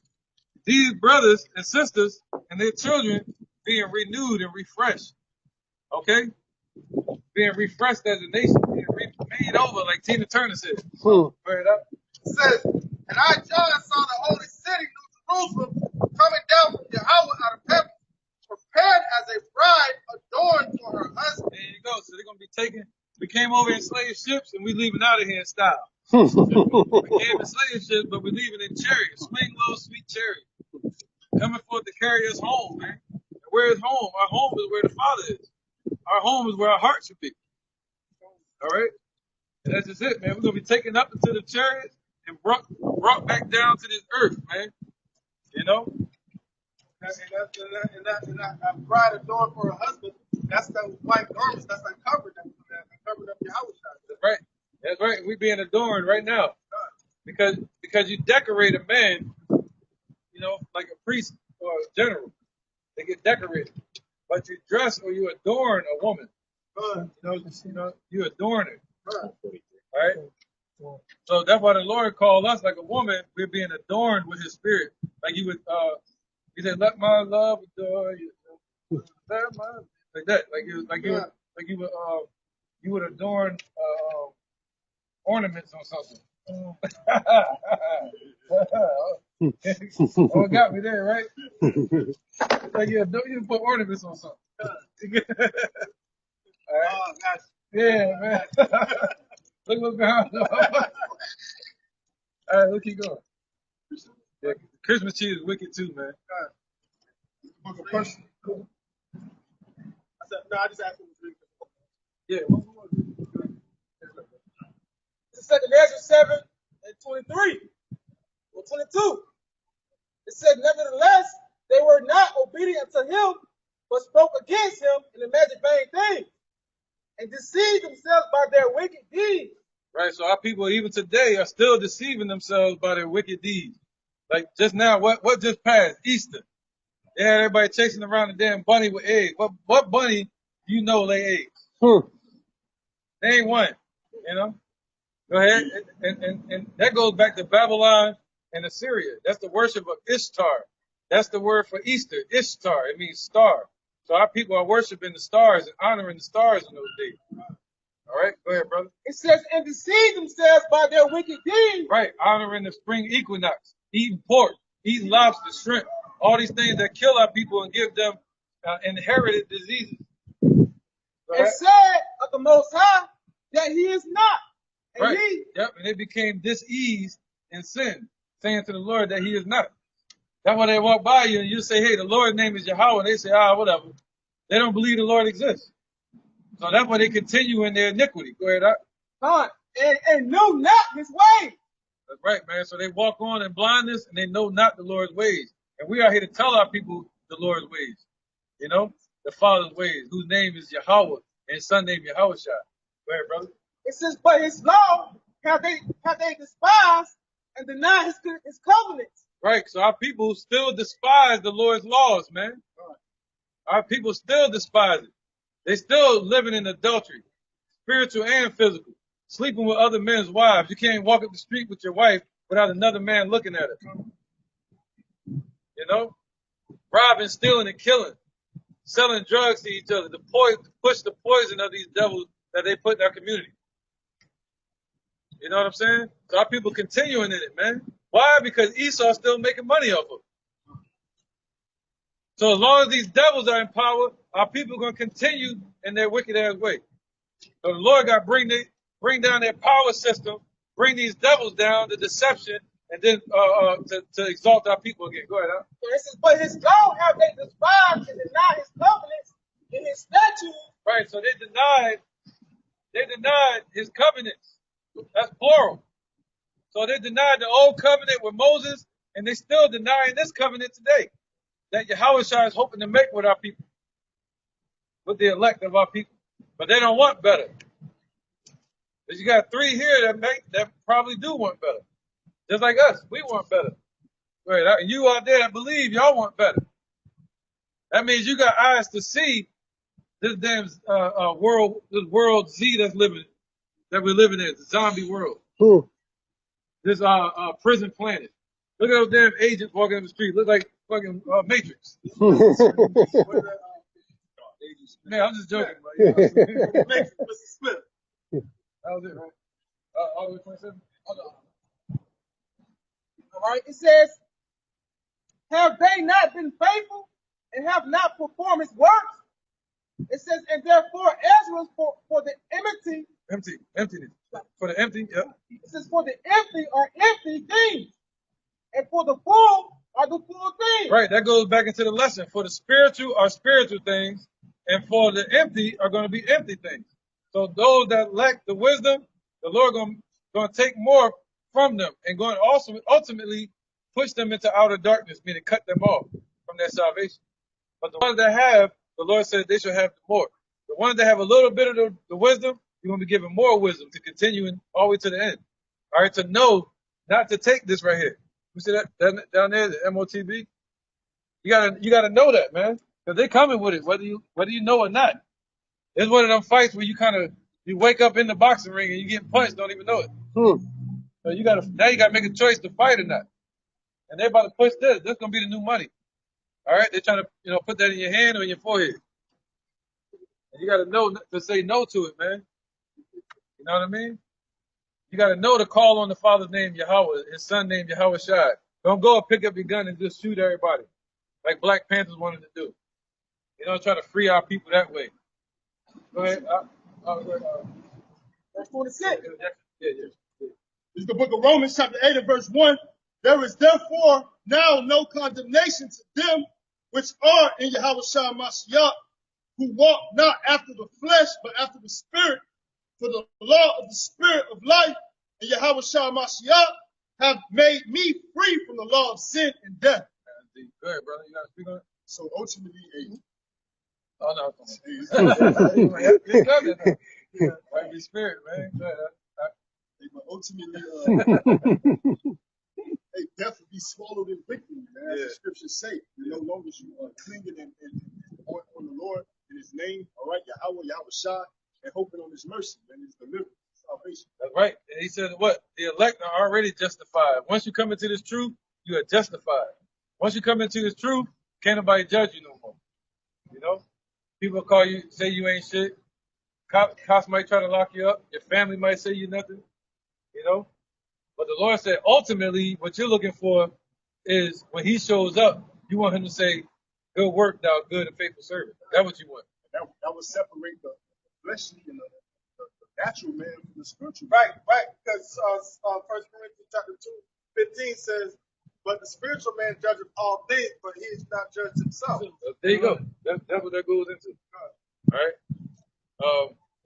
Real quick, bring it up. This is John chapter 15 and verse 7. If ye abide in me, and my words abide in you, ye shall ask what ye will, and it shall be done unto you. Herein is my Father glorified, that ye bear much fruit, so shall ye be my disciples. Verse 3 real quick. And now you are clean through the word which I have spoken unto you. That's our cleansing, that's our covering through the word that was spoken unto us, man. That's truth. That's what cleanses us.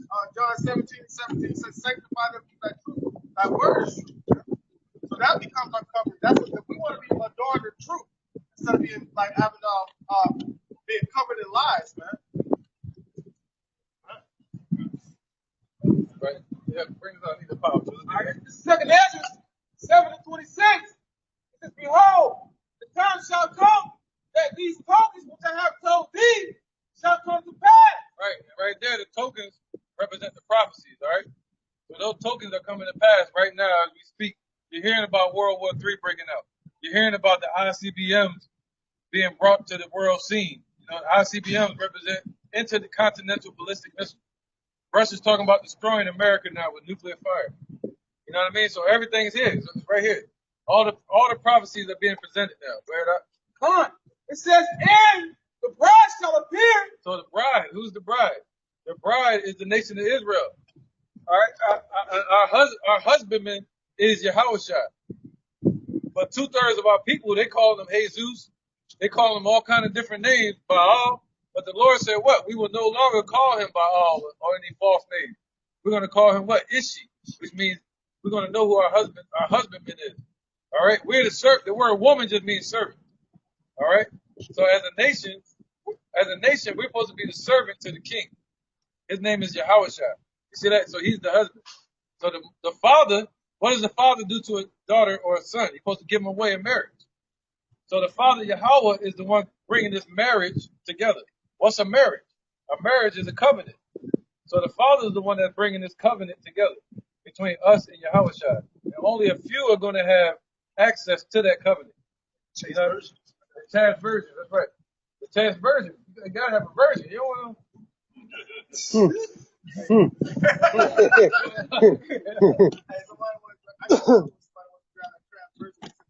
I can bring him out. Yeah. Can I speak on I can bring this piece up out? Yeah, definitely. All right. This is Isaiah 54 and 5. 4. All right. It says, fear not, for thou shalt not be ashamed, neither be thou confounded, for thou shalt not be put to shame, thou shalt forget the shame of thy youth. That's right. Lord saying, hold your head up, man.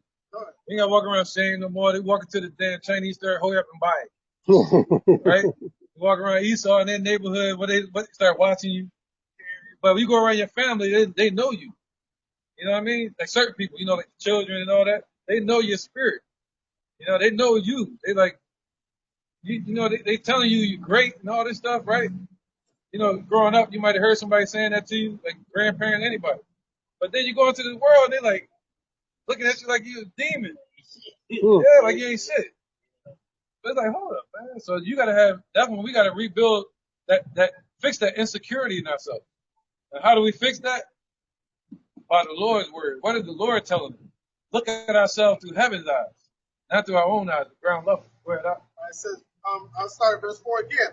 Isaiah 54. It says, fear not, for thou shalt not be ashamed, neither be thou confounded.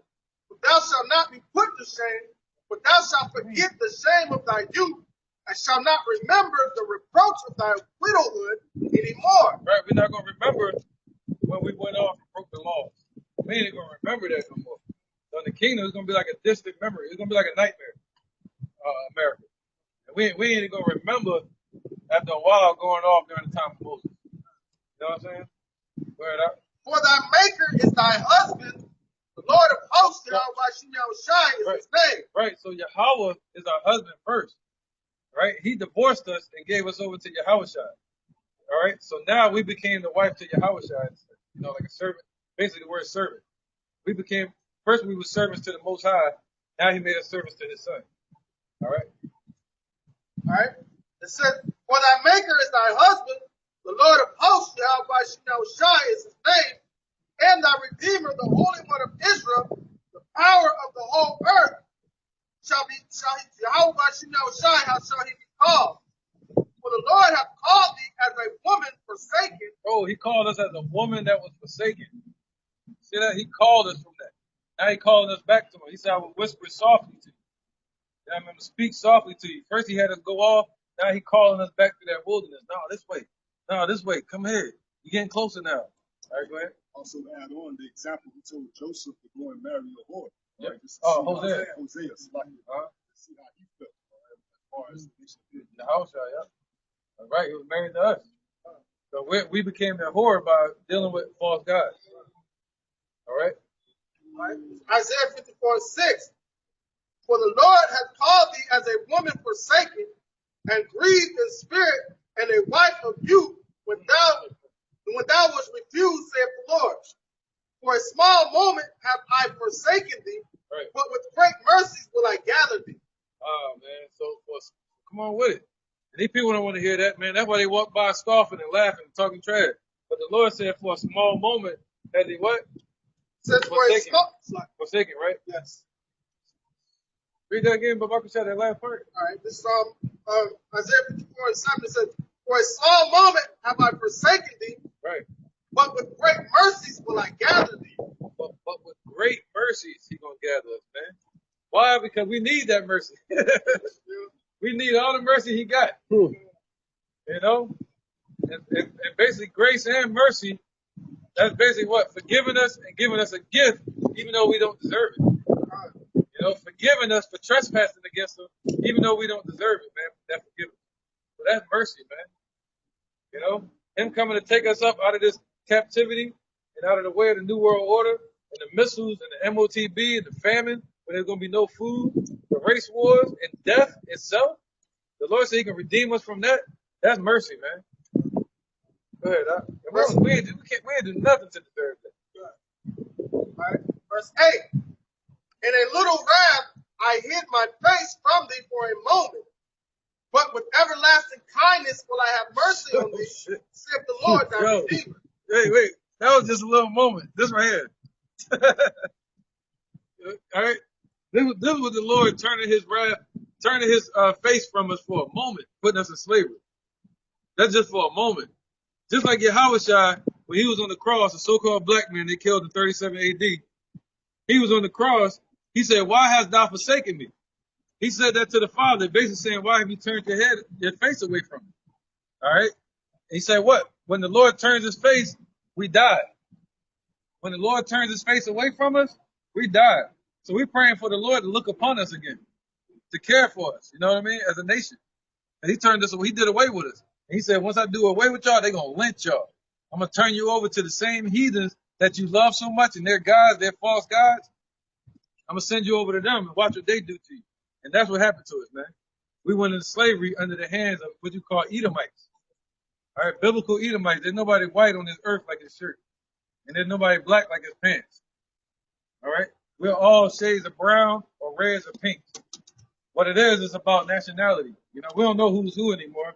We're scattered all over the earth. We're scattered in Spain, England, Ireland. We don't know who's who.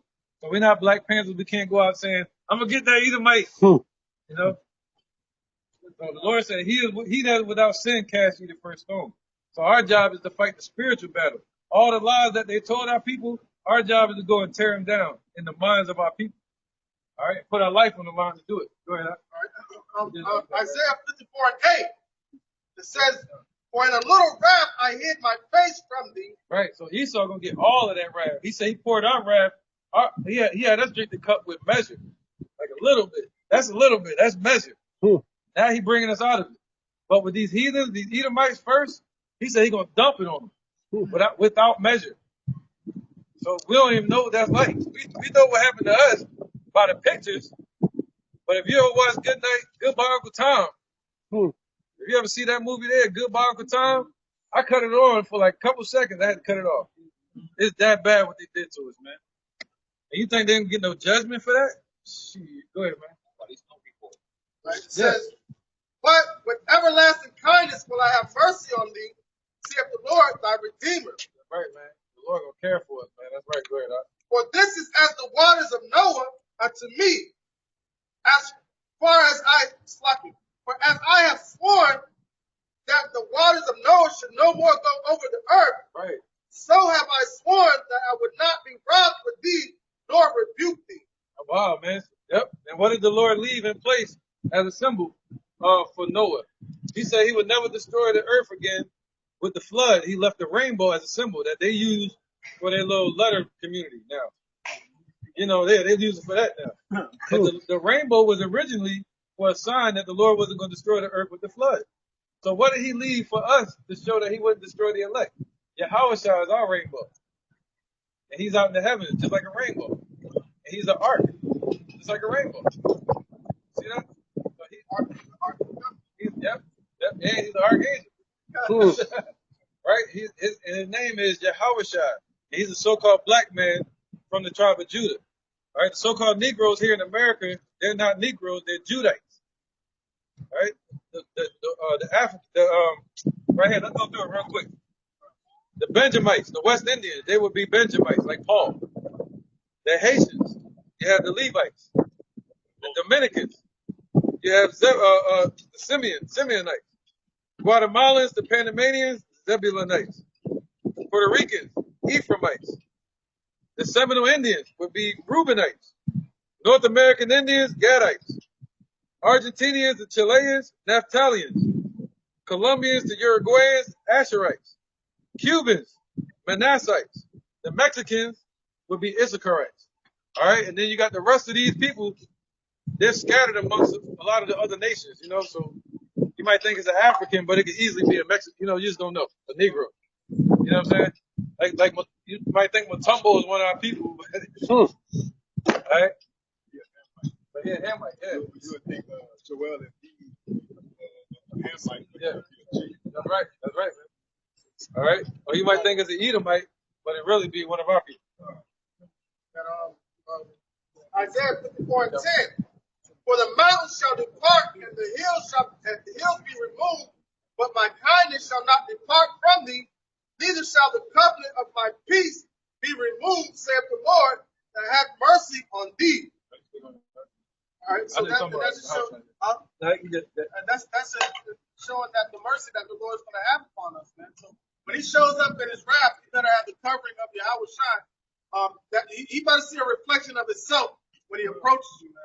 The same way that in the times of Egypt, when the death spirit went over, and you had the blood post of the lamb upon the door, you should have the blood post of the lamb upon our bodies as well. Right? The blood of Yahushua, the Spirit. Precept? Just to land back the husband, how we are humbly and adoring woman to the Lord, and how Yahushua being his only begotten son is the mediator that's going to bond that marriage to the Father. And this 2 Corinthians 11:2, for I am jealous over you with godly jealousy, for I have espoused you to one husband, that I may present you as a chaste virgin to Yahushua Mashiach. So just like the elders and the brothers and the bishops were speaking on as far as how we are going to be presented back to the Father, man. You're going to have that spirit of Yahushua upon us, all right, as that chaste virgins, man. Our eyes being single, not tossed to and fro from every wind of doctrine, man. The names is Yahweh, and his son's name is Yahushua, all right, only sticking with the truth, all right, and keep your eyes single towards the Lord. And that's how, and that's a representation of the virgin in Revelation chapter 14. And in their mouth was found no God. All right, so those are the ones that had hope in the name and in the word of Yahweh Shai standing tall on it, because they, hey, if the Lord tells me this is true, then that's what I stand on, is the truth. And that's how you get the separation through the truth. That's what sanctifying is. That's how being set apart and being holy, having the spirit of truth, man. God don't justify it. Add on to dumb it down a little bit. Just think of it as like how they teach you in grade school in sex education. When you was to sleep with somebody like in physical, you can take it under some physical adultery. You sleep with somebody, take upon everybody who they slept with. That's the same thing with mingling with these other doctrines. Having itched ears, being tossed to and fro with every wind of doctrine, man. And that's the spirit that our people, is sending the division of nations. The Lord set a ruler over every people, but Israel was the Lord's portion. But our people chose to go thinking the grass is greener on the other side, and then found out they ended up with weeds and thorns over there. And he put us in beautiful green pasture in a good olive field or vineyard, all right, to bring forth fresh grapes. But what happened? We looking at seeing what's going on across the field and brought forth wild grapes, man. So we became a degenerate plant unto Yahweh Shai. Imagine going 14,000 years with no praise. The earth's been around for almost 14,000 years. They say millions, but really been 14 if you count it back. The time of creation. 14,000. So he went all that time and no praise on the earth. Man, when it come his time, he's shutting it down. He's trying to hit nothing, man.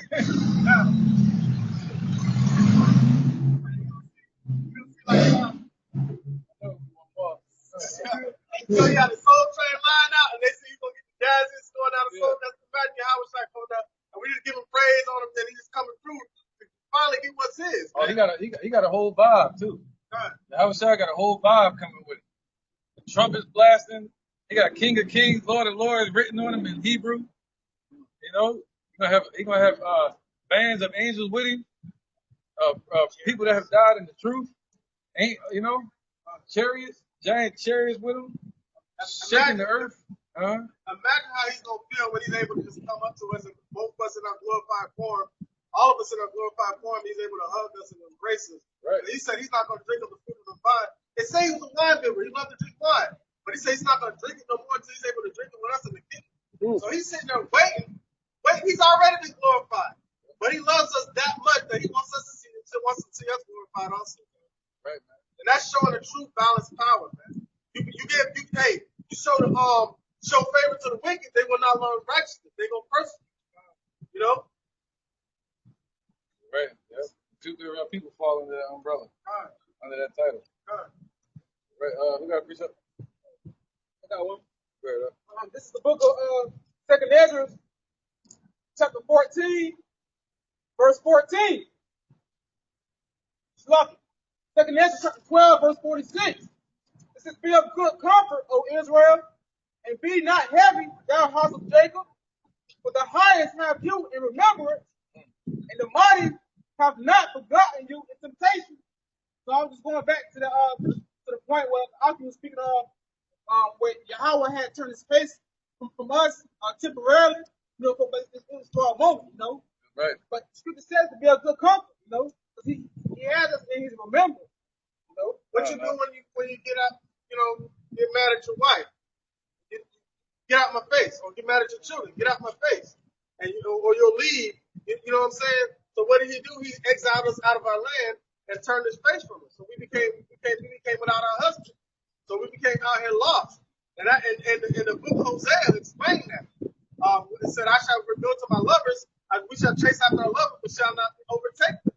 Meaning we ain't gonna never catch up to what these heathens are doing in this society. We're never gonna prosper. And the only way a person prospers is through Yahweh Bashim Yahushai. And it was set up like that. All right, so what does it say after that? I shall go to my first husband, because he's the one that gave me bread, wine, and oil. So now you're seeing that us turning back to Yahweh Bashim Yahushai, our first husband, and divorcing or becoming dead to the world. Right, bro. All right, keep on. Back that second Ezra, chapter 7, verse 26.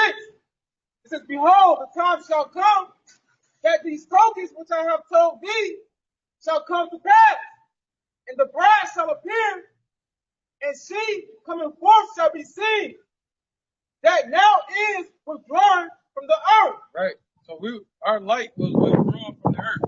Our name was withdrawn from the earth as a nation. They said what? Somebody get that?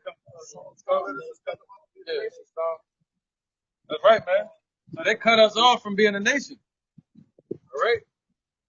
They don't want to hear about Israel. You say you're an Israelite, they don't want to hear that.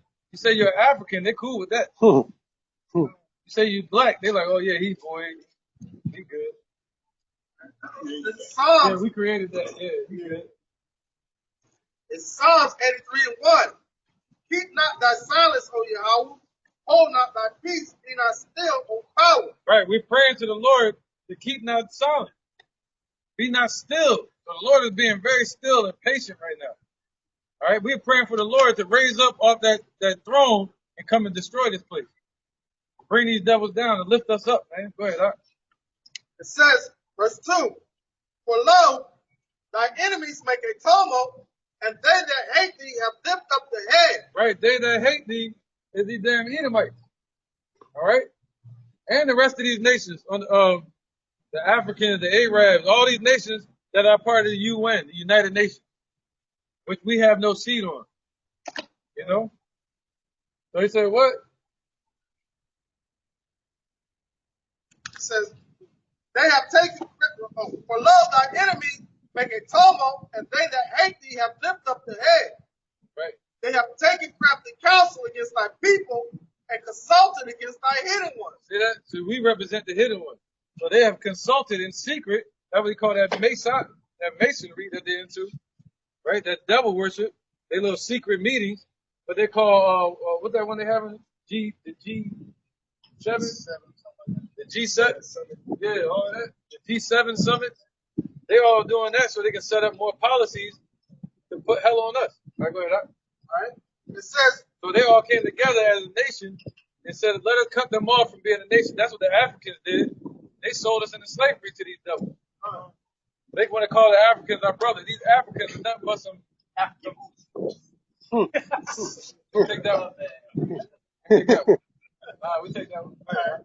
Psalm 83:4. They have said, come and let us cut them off from being a nation, that the name of Israel may no more be in remembrance. See that? So they wanted us to no more be in remembrance, so that way Esau could try to steal the blessing. See that? They didn't want us to be in remembrance no more. So what did they do? They started calling us black, wetback, jigaboo, all the other words I can't say on the internet. Yeah. Afro, calling us a hairstyle. You know? Right? You know what I'm saying? So, yeah, man. So the scripture said that we're going to go by bywords and proverbs. Go ahead. So that was it on that? Yeah, I'll tell you. Yeah, go ahead. Psalms chapter 2, verse 1. Why do the heathen rage and the people imagine a vain thing?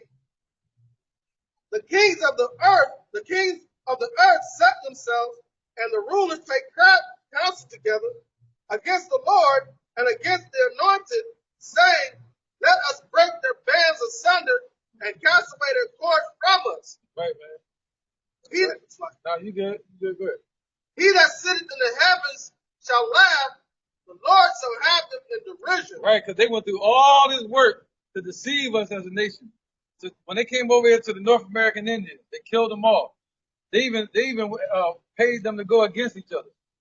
What do they think they're doing to us today? Paying the gangs to go against each other. Paying the drug dealers to sell the drugs. Paying the police to put more hell on us.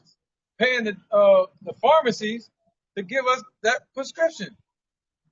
You know, when the word pharmakia goes back to witchcraft. You see that? So real herbs that will heal you come from the earth. You see that? So if our people eat garlic, that'll help lower cholesterol. You know, help you with diabetes. You know, you eat vegetables and change your diet. Take more vitamin D. Also help you with the balance of your good and bad bacteria in your stomach. Right. So it's we can go on and on. Yeah. Right? It's exciting to get into it, man. Like physicians. So yeah. So they put all of that out there to destroy us from being a nation. Look at these schools. Look what they put in the schools. Y'all remember growing up in the schools, we didn't even have textbooks. But you go over to the Esau, the Caucasian race, you go over to their class, they got textbooks in their schools. They got computers. They got computers. They had tablets back in the 80s. They had tablets in the 80s and 90s. All right. You know? Go ahead. This is Job chapter 9, verse 24. Yep. The earth is given into the hand of the wicked. He covered the faces of the judges thereof. If not, where and who is he? That's right. They went through all this work, but the Lord said He's gonna laugh at them in the end. He went through all that to deceive us and wipe us out as a nation and push your lies in the earth and your darkness. And it only take a millisecond or a tiny meter of light to diminish darkness. As soon as they cut that match on, that light on, it's a wrap. All that darkness, in 1 hour, America gonna be destroyed. As soon as Jake open up and read the book. The book is over. That's why they wanted to read books of slavery. You know, keep them away from them books, whatever you do. Go ahead. This is the book of Isaiah, chapter 45 and verse 17. But Israel shall be saved in the Lord with an everlasting salvation. Right. Don't let nobody take your salvation. Your deliverance. But what they'll tell you in these churches or these average church people walking in the streets, they'll say the whole world's gonna be saved. God is love. He loves everybody. But that's not what the Bible say. The Bible say only a few gonna be saved, and it's gonna be of Israel. Go ahead. Ye shall not be ashamed nor confounded, world without end. Right, man. You sitting out here telling people about the Lord, telling people His name is Yahweh, telling people His son named Yahushua, and about the prophecies coming. You ain't gonna be ashamed of that. Hey, shalom, brother. Peace to you too, man. Yeah, catch everything. Huh? Verse 18. For thus saith the Lord that created the heavens, Yahweh Himself that formed the earth, Yahweh Shah Himself that formed the earth and made it. He have established it. He created it not in vain. He formed it to be inhabited. I am the Lord, and there is none else. Right. Hey, it's ultimately for Israel, man. You know, He created the world for their sake. Come on, wait. You said it. You know, and the world, that world to come is that world in the earth with many sense. Those who dwell in that same mindset, that same mindset. I get excited thinking about it. And the Lord said, "You ain't gonna be ashamed. They should not be ashamed. Yep, they should not be ashamed that wait for me, man." Go ahead. And just to add on to that real quick, Babaka Shah, that also goes to show you that heaven is going to be right here on the planet Earth. Yeah, Yahweh Bashin Yahushua said He did not make this earth in vain. He made it to be inhabited. Right. So therefore, the kingdom of heaven is going to be here. This is where the so-called Negroes, Latinos, and Native Americans, you know, the 1/3 women and children and the men that's part of that number, and 144,000 men, 1,200 from each tribe, have forward to look forward to. Ruling in the earth, man, as we should. Ruling in the same earth we fell on. Isn't that something, man? Go ahead, This book of Jeremiah 31 and 36. Yeah, He's going to raise up the beggar out of the dunghill. That's the beggar. You know? Those the rich man and Lazarus. The beggar, yep. Go ahead, bro. If those ordinances depart from before me. Oh, go one more. I have one more. Yeah, 35, right? Yeah. This book of Jeremiah 31 and 35. Thus say the Lord, Yahweh Ba'ashem Yahushai, which giving the sun for a light by day, and the ordinance of the moon, and of the star for a light by night, which divided the sea when the weight thereof rolled. He went through all that work. The Lord of hosts is his name.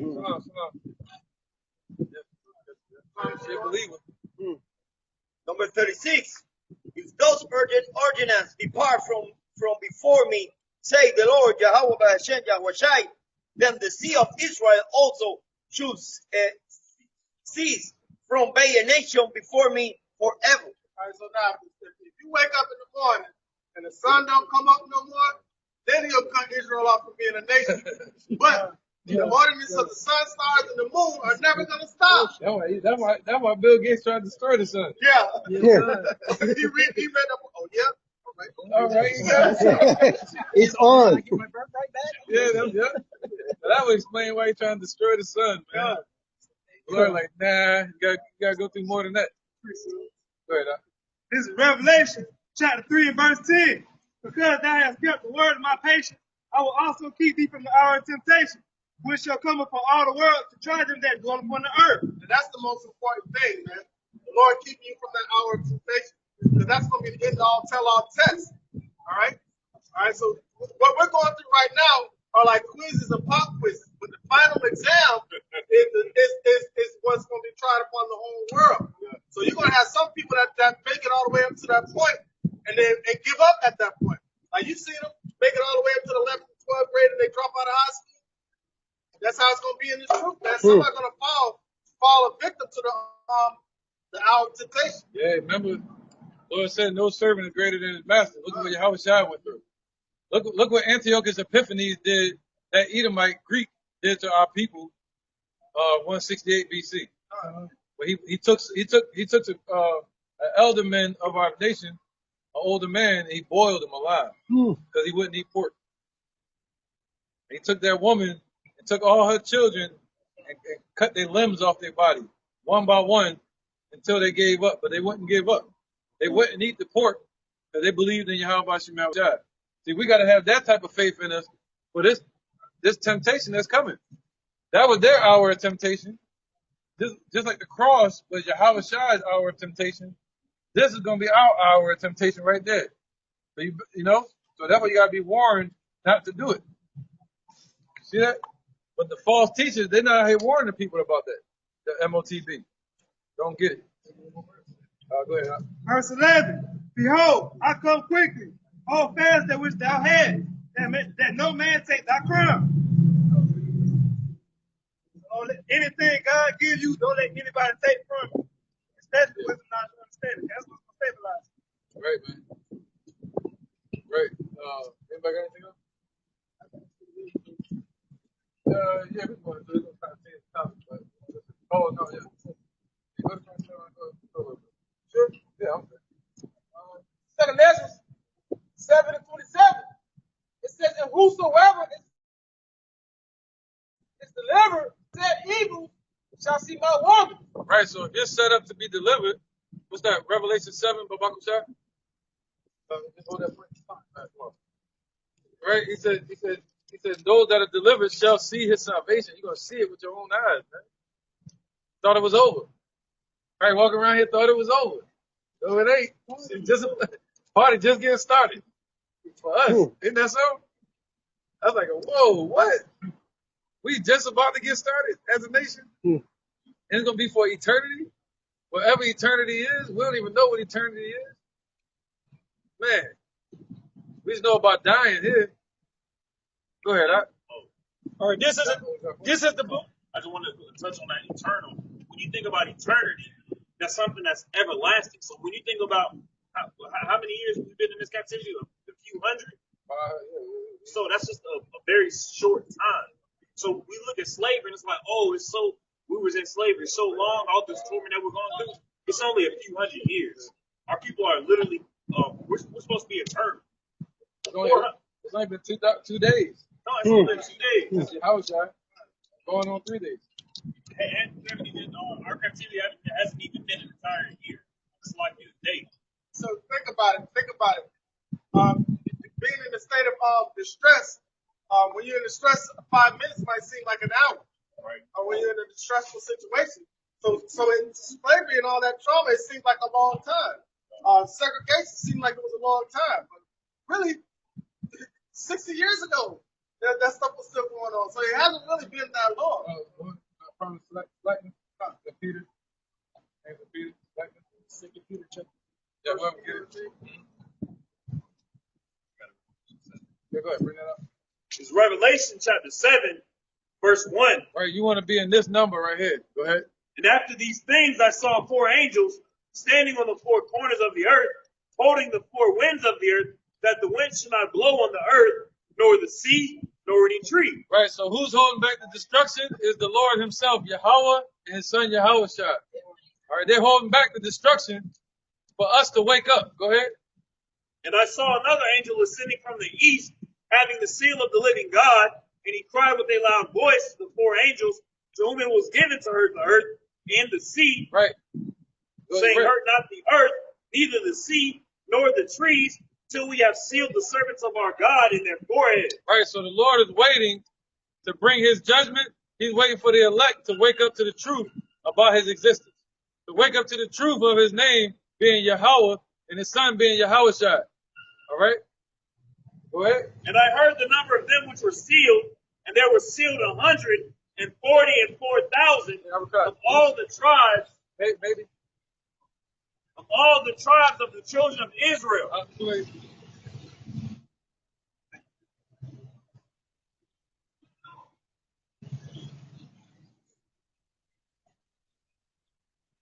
So they were sealed. He's all impatient, man. They be rushing just to get to the red light. Yeah. I let him go, man. I sit right there next to him at the red light. Yeah, when we pull out that should be so funny. Go ahead, man.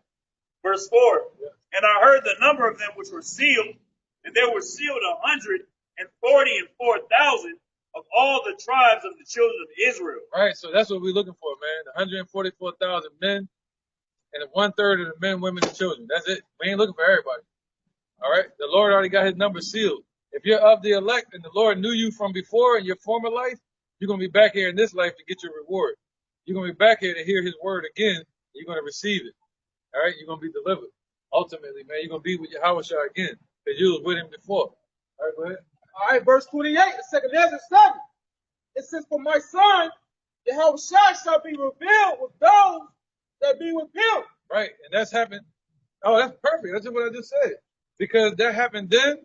This scripture really talking about when Yahushua first came on the scene. All right? When Yahushua first came on the scene, that's when he was revealed with those that should be with him. Talking about John, Elijah, Peter, all of the believers. And those same ones, they're going to appear with him again.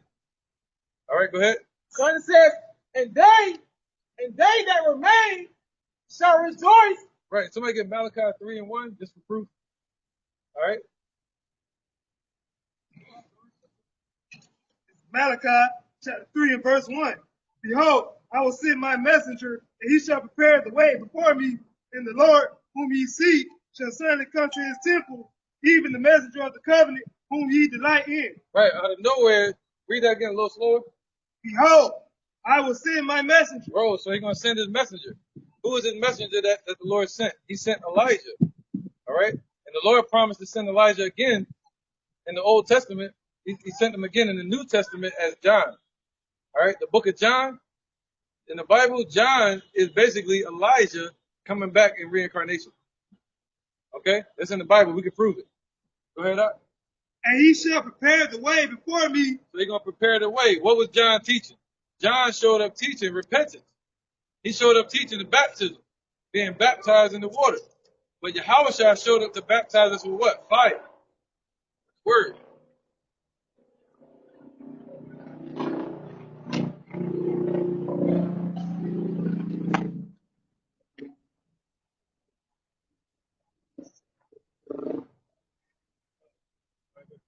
And the Lord whom ye seek shall suddenly come to his temple. Right, so the Lord whom we seek shall suddenly come to his temple. When did he do that? He did that during the time of John. Okay, suddenly out of nowhere, he just popped up, according to prophecy. That was it, right on that verse. All right, all the way to 3. To 2. Even the messenger of the covenant, whom ye delight in. Behold, he shall come, saith the Lord of hosts. Right, it's talking about Yahushua. All right, behold, he shall show up. So, all right, so him and the one that was going to prepare the way. All right. So him and the one that was going to prepare the way. So Yahushua and the believers. No, that was it. Go ahead, brother. Come back at 2nd Ezra 7:28. It says, for my son, Yahushua shall be revealed, those that be with him. Right, with them. With those. Read it again. It says, for my son, Yahushua shall be revealed with those that be with him. And they that remain shall rejoice within 400 years. Yep. After these years shall my son, Yahushua die, and all men that have life. That's right. Yep. That already happened. Yep. Read again. God, it says, my bad. I was doing some math in my head. You good? Yes. All right, go ahead. It says, after these years shall my son, Hamashiach, Yahushua, die, and all men that have life. Right. So when Yahushua gets revealed this time, he's not going to die again. All right. So what this is talking about is when Yahushua was. This is talking about the prophet Ezra. All right. The prophet Ezra was speaking right here. All right. And this was around the 4th century BC. And when I think 432 BC, if I'm not mistaken. But when he was speaking about a future event that was going to happen around 4 BC when Yahushua was going to be born as a child. All right, little so-called Negro baby. That was Yahushua around 4 BC, and they killed him around 37, 38 AD. All right? So that's what it's talking about. Go ahead. God, verse 30. It says, and the world shall be turned into the old silence 7 days, like as in the former judgments, so that no man shall remain. Right, so none of us remain. That's why Paul and Peter and them got killed. All right, we went into slavery. What's that called? 70 AD. That was called the falling away. That's when we fell away as a nation, and none of us remained. Go ahead. And after 7 days, the world that yet awaketh not shall be raised up. There you go. See? After that, now we're getting raised up after our complete judgment of sleep, of being dead. All right, now we're being raised up. Go ahead. And that shall die that is corrupt. There you go. And Esau's world's going to die. It's going to die off, just like I thought y'all read about the rich man and Lazarus. Yeah, they died just like we did. Go ahead. It says, where you at? Verse 32. Okay. Look, it says, and the earth shall restore those that are asleep in her. And so shall the dust, those that dwell in silence, and the secret places shall deliver those souls that were committed unto them. That's right. That means anywhere we're scattered in the world, if you're of the elect, the Lord is going to draw you from that place. Especially during the times of slavery, where we got scattered at all over the earth, the Lord is going to call us back from those dark corners of the earth. What does the scripture say? Wherever the carcasses are, that's where the eagle should be also. That's right, brother. That's right. That's it. That's right. Wherever we shine that light, that beacon, like, yo, come get us. Go ye out to meet him. What you do when you're on a lonely island? Yeah. Light a flare. Light a flare. Light a flare. Or SOS. Get something special. I need to wipe that verse. All right, verse 33 of 2nd Ezra 7. It says, and the Most High shall appear upon the seat of judgment and misery. That goes with Daniel 7 and Revelation with the Most High judgment seat. That shows you if anybody know how to break that. Hey, appreciate it. At least he warned us. You know what I mean? So if nobody, I'll catch you. if you want to know how to break that down, you'll see that it's talking about 2,000 years ago. All right? And then it's talking about now because it's talking about the Father's judgment seat. All right? God, it says, and the Most High shall appear upon the seat of judgment and misery shall pass away. There you go. So the Most High is going to appear upon the seat of judgment, and misery, meaning what? Sin within our people is going to pass away. All right? The Lord is going to be, well, not only that, not only sin, but Esau's kingdom is going to pass away. Our bondage is going to pass away. All right? The Lord said he's going to wipe away every tear. Okay? And the long suffering shall have an end. Right, man. All that long suffering, even Yahushua is long suffering. He's up there long suffering in his kingdom and wanting us to be free. All right? So he's waiting on the Father though. The Most High is so powerful, he kept that in his own power, saying, I'm not gonna let you know when I'm sending you back to go save your people. The Most High kept that to himself that day and that hour when he gonna send Yahushua. He kept that to himself. All right, go ahead. Verse 34. It says, but judgment will only shall remain. But he said what? But judgment only shall remain. Ain't gonna be no more suffering. This is gonna be judgment. And what is the Lord gonna judge? Righteously. The Lord gonna judge righteously. All right, Yahushua. All right? He gonna issue out nothing but judgment. That's it. Ain't gonna be no more suffering. Go ahead. But judgment only shall remain. Truth shall stand. And truth shall stand, man. Truth shall stand. Not lies, not wickedness anymore. But truth shall stand what? And faith shall wax strong. And the faith, man. He said what? In the day, thy people shall be willing in the day of thy power. In the day of Yahushua's power, the Most High told him. He said, thy people are going to be willing. Because our faith is going to be through the roof when you see Yahushua there. You might knock somebody over trying to get to him. Right? or be pop locking like King David. King David got so hyped. He was happy when they beat the Philistines. He got so happy his pants fell down. He was dancing. He was dancing so hard, like, bro, dancing like James Brown. Doing electric slide, all that. He was doing the helmet. Doing the helmet. Yeah. But see, like how they doing in the churches. Yeah, we used to give praise like that to the Lord with songs and doing all that. Yeah, but they give them praise to the wrong one. For what reason? Yeah. You know what I'm saying? Yeah. And for the wrong reason. Yeah. You know what I'm saying? They be praising for that pork sandwich they about to eat, man. You know what I'm saying? Lord don't want that type of praise. They be out of the barbecue cooking pork, shrimp and lobster, and praising the Lord. Praising the Lord. Pastor, come bless this food. Bless the food. Pass it. All right, go ahead. This First Thessalonians chapter 5 and verse. This First Thessalonians chapter 5 verse 9. For God has not appointed us to wrath, but to obtain salvation by our Lord Yahushua HaMashiach. Right, man. Viewing this truth, the Lord has not appointed you to wrath. He has appointed you to what? Salvation. To salvation, man. That means he set you up like an Energizer bunny and angled you right so you wouldn't go this way off the table or that way. He wants you to go straight. He set you up so from the beginning you would go all the way until you get saved from the enemy's trap. That's what path he got you on to be able to walk right here today. See that? He said, man's goings are of the Lord. So who can know their own way? You know what I'm saying? So the Lord led you in. Go ahead, brother. Just like he led us in. You know?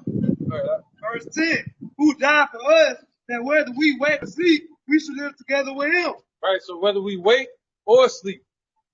All right, so whether we are alive and you get taken up into the chariots, or whether you get killed in the time to come, or you die from some type of sickness or something, the Lord said whether you wake or you're asleep. He said what? That we should live together with him. We're gonna live together with him, man. Why? Because the dead he's gonna raise up. And the ones that are alive, he's gonna raise you up as well. And we all gonna be together in the chariots, man. The chariots are like giant apartments in the sky, like the Jeffersons used to say. Moving on up. Yep, get away from Pac-Man. Esau. Right? Yep. Go ahead, brother. Anybody got anything? Go ahead real quick and then good. All right, this is the book of St. Matthew, chapter 19, and I'm going to start at verse 28. And Yahushua said unto them, Verily I say unto you, that ye which have followed me in the regeneration, when the Son of Man shall sit on the throne of his glory, ye also shall sit upon 12 thrones, judging the 12 tribes of Israel. God. And I was just bringing that out, you know what I'm saying, to further and back up the elder point and the Archeon point, man. You know, when Yahushua Mashiach shows up, you know what I'm saying, and he sits in that holy seat, you know what I'm saying, the hopeful elect, you know what I'm saying, he's going to have them, the 144,000 are also going to judge, you know what I'm saying, the 12 tribes of Israel, man. So he was like, hey, these small things and these accounts of this, like, how you can't, you know what I'm saying, basically reference the paraphrase of the scripture, how can you not handle these small affairs if you're going to have so much greater responsibility, man? Right, man. Sitting on thrones, man. Judging. What was that dude? Remember that coming together, coming to America? He like, say for chocolate. Remember that?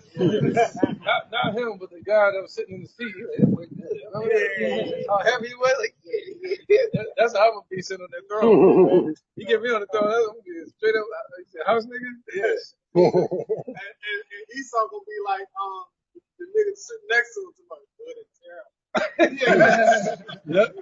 Yep. All right, go ahead. All right, verse 29.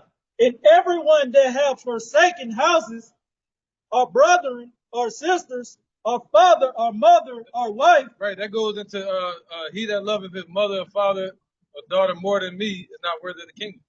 So you gotta be willing to walk away from them, not leave them, abandon them, but be willing to say, hey man, I serve the Lord. I'm serving Yahweh and his son Yahushua. Well, what about Jesus? That's not his name. You gotta be willing to prove that. And they look at you crazy, they start straying away from you. You gotta be willing to let that be. A real king, a real champion knows how to call people to him and when to walk away from people, not to be in solitude. All right? Or children, or lands, for my name's sake, shall receive an hundredfold, and shall inherit everlasting life. There you go, man. If you walk away from a wicked woman that's bogging you down, trying to put her foot on your neck, instead you let her pull you out of this truth, or have you start slowing up at teachings, or putting her before God, or got you doing wickedness like having sex with her on her menstrual, you know? Then what do you say? What that part say again? All right, I'm 29 of St. Matthew chapter 19. And everyone that have forsaken houses, or brethren, or sisters, or father, or mother, or wife, or children, or lands, for my name's sake, shall receive an hundredfold, and shall inherit everlasting life. That's right, man. Cause it's like that saying, get down and lay down. That's it, man. You ain't rocking with us, you're against it. You know, if you're against the Lord, we're against you.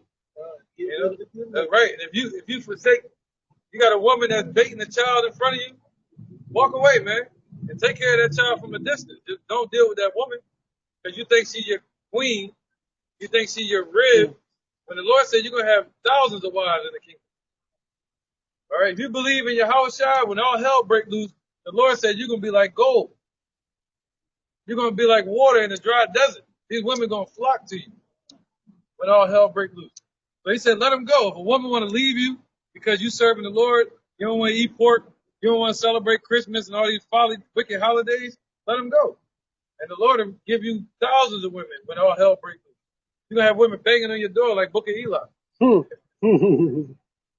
That's he said he said that's my word, right? I didn't know he'd take, man. But he said, that's my word. That's his word. Yeah, so on me.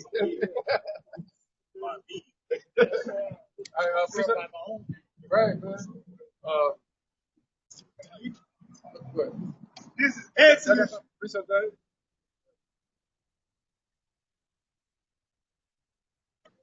Right, go ahead, bro. This is Exodus chapter 14, verse 14. The Lord shall fight for you, and ye shall hold your peace. So anything laid out, try to pull you away from the Most High, let the Most High deal with it. You just do what He wants you to do. He's going to show you what the commandment is a lamp to your feet. He's going to guide you what He wants you to do. But let Him handle everything that's not in your control.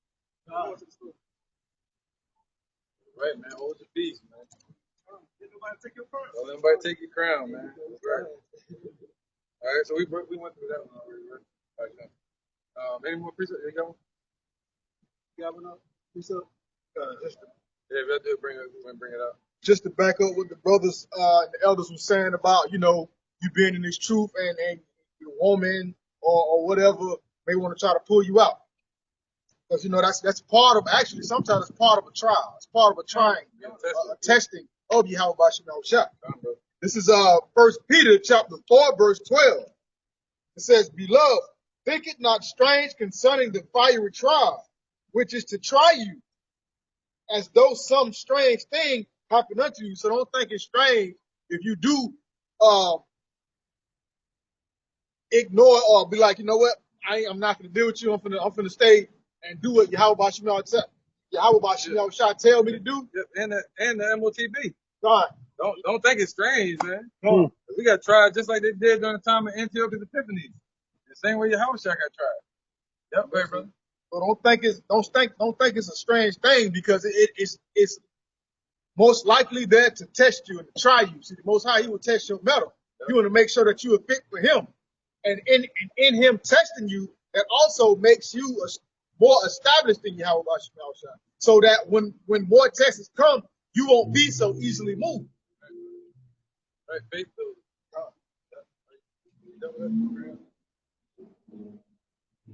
Verse 13, it says, but rejoice in as much as ye are partakers of Mashiach's sufferings, that when his glory shall be revealed, ye may be glad also with exceeding joy. So the Lord is saying, rejoice that we are partakers of a Mashiach's suffering. Because when Yahushua was here, he went through trials and tribulations, and we following after Yahushua, so we're going to go through trials and tribulations as well. Because no servant is greater than his master.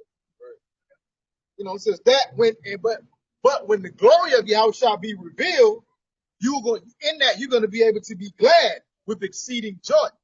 You're going to be glad when you see Yahushua come back. You're going to be glad when you see the Lord increasing you in this truth. You know, giving you more wisdom, giving you more patience, more understanding.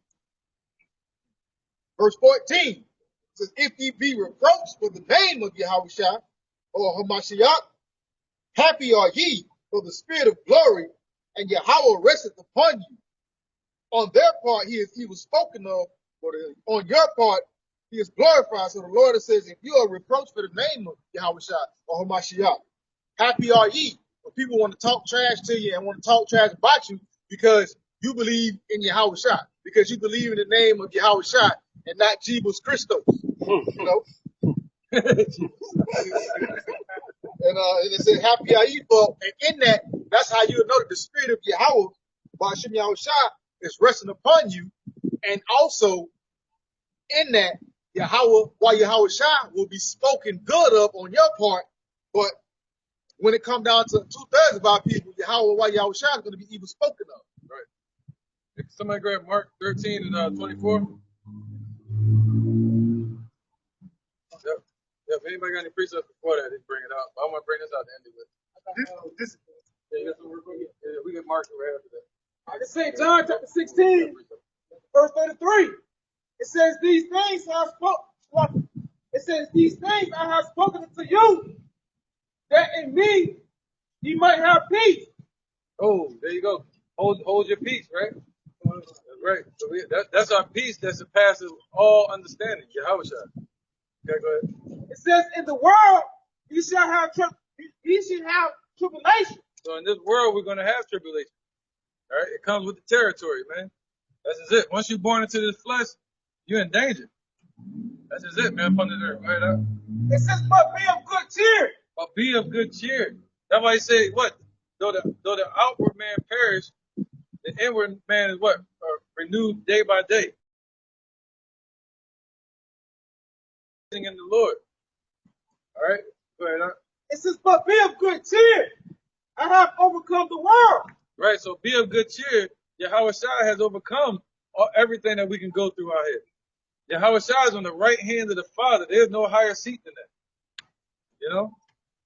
So he's saying, no, don't worry. Even though you're going through hell down here, know that Yahushua is on the throne. Go ahead. That's it. But, you know, just like how it says in John 15, it testifies, it says, or if ye abide in me and I in you, right? You can do the same thing that I do, right? So it's pretty much, you know, if we are abiding in Yahweh Shai, we can overcome the world as well, you know, Right. through the Spirit. I would say, greater is he that is in you than that is in the world. That's right. Greater is he that is in you than he that is in the world, man. All right. So, bring this one out, then we get Mark and we wrap it up. This is John chapter 15 and verse 18. If the world hates you, ye know that it hated me before it hated you. If ye were of the world would love its own. But because ye are not of the world, I have chosen you out of the world, therefore the world hateth you. Remember the word that I said unto you, the servant is no greater than his Lord. If they have persecuted me, they will also persecute you. They're gonna hate you. If they have kept my saying, they will also keep yours also. Right. So if they're gonna listen to us, that means you were around to listen to Yahushua back then. See that? But the ones that hated him, they're back here today, don't even know who they are, and they still hate the Lord's message that he was giving back then. And they don't even know it. They're set up to get their judgment from Revelation. Look at that one more time, just to make the point. Revelation 1:7. Because everybody that was there during the crucifixion of Yahushua, so-called black man, all right, everybody that was there to crucify him, he's going to return and crucify their ass. Go ahead. All right, this is the book of Revelations, chapter 7, verse 1. And after these things, I saw 4 angels standing on the 4 corners. This is Revelation chapter 1, verse 7. It says, behold, he cometh with clouds, and every eye shall see him, and they also which pierced him. Whoa. So what? He gonna come with clouds, right? Hold that one up, chariots. So when the Lord show up, this is how he's showing up. And it's so beautiful that this is not church. This is not like church, you know, like these churches over here. You can go out here at nighttime, and when you're out here at nighttime by yourself, or you walking, and you praying, you pray to that name Yahweh and his son Yahushua, and a chariot will come down up the sky, right over top of you. And it might take off. You might see it go like this. It'll come down and go like this. Right when you're praying. Am I right? Are we right? Look at the witnesses. You see that? They even got videos of a chariot coming down over Jerusalem. And it's on the news. You can look it up. It came down over Jerusalem, then it took off. Boom. So that's how we're getting out of here, man. Right? The slaves sing about it. Swing low, sweet chariot, coming forth to carry us home.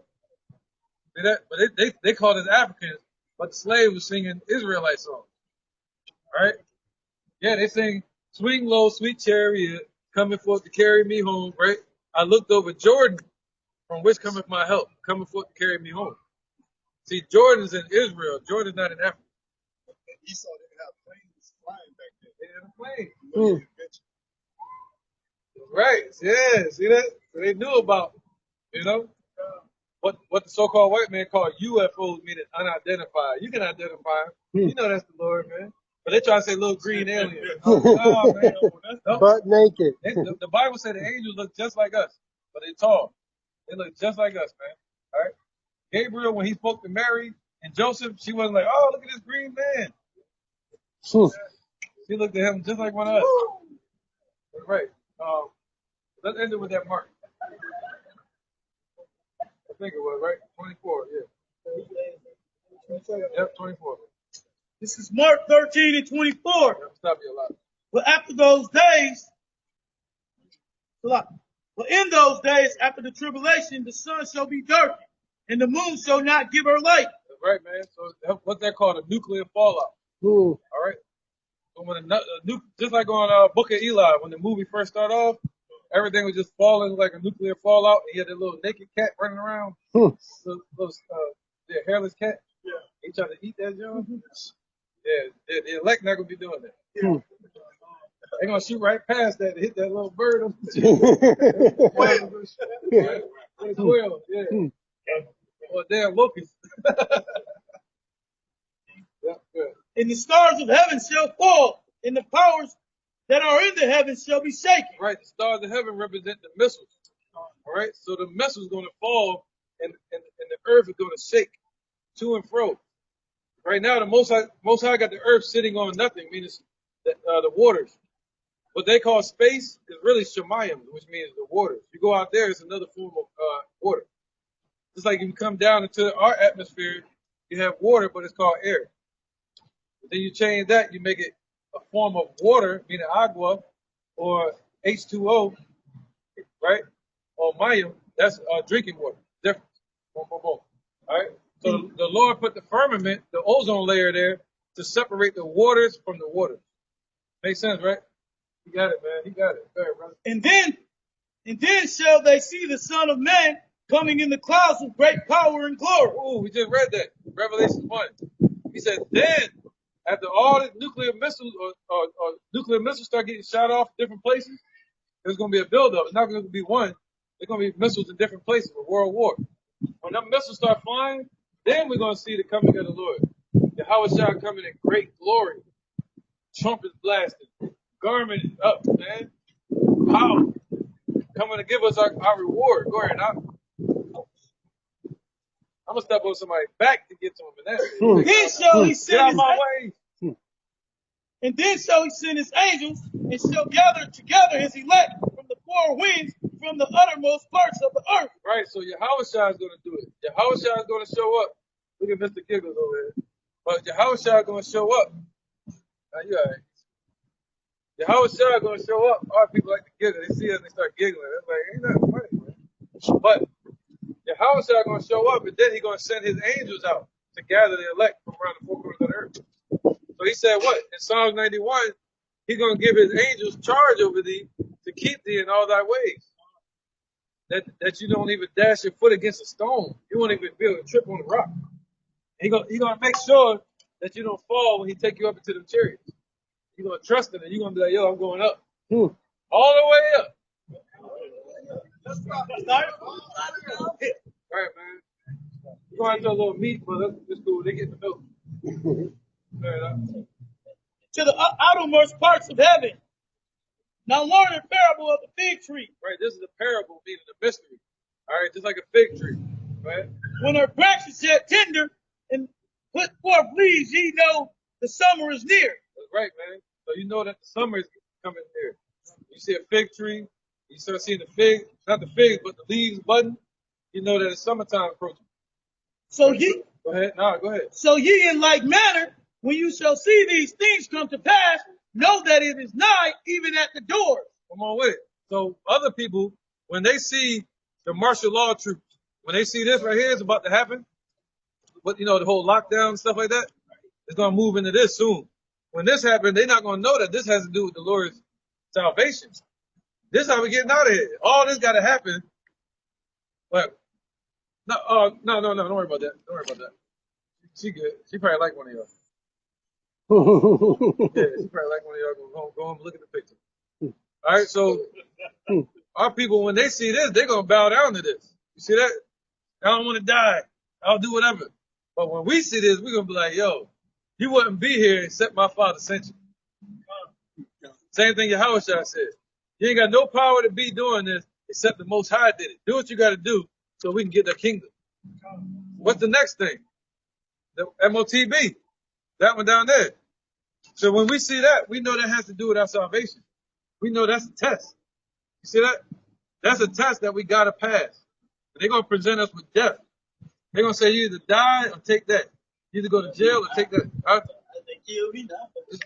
Go to sleep. As it is. But we know through the scriptures that sleep is just, death is just sleep.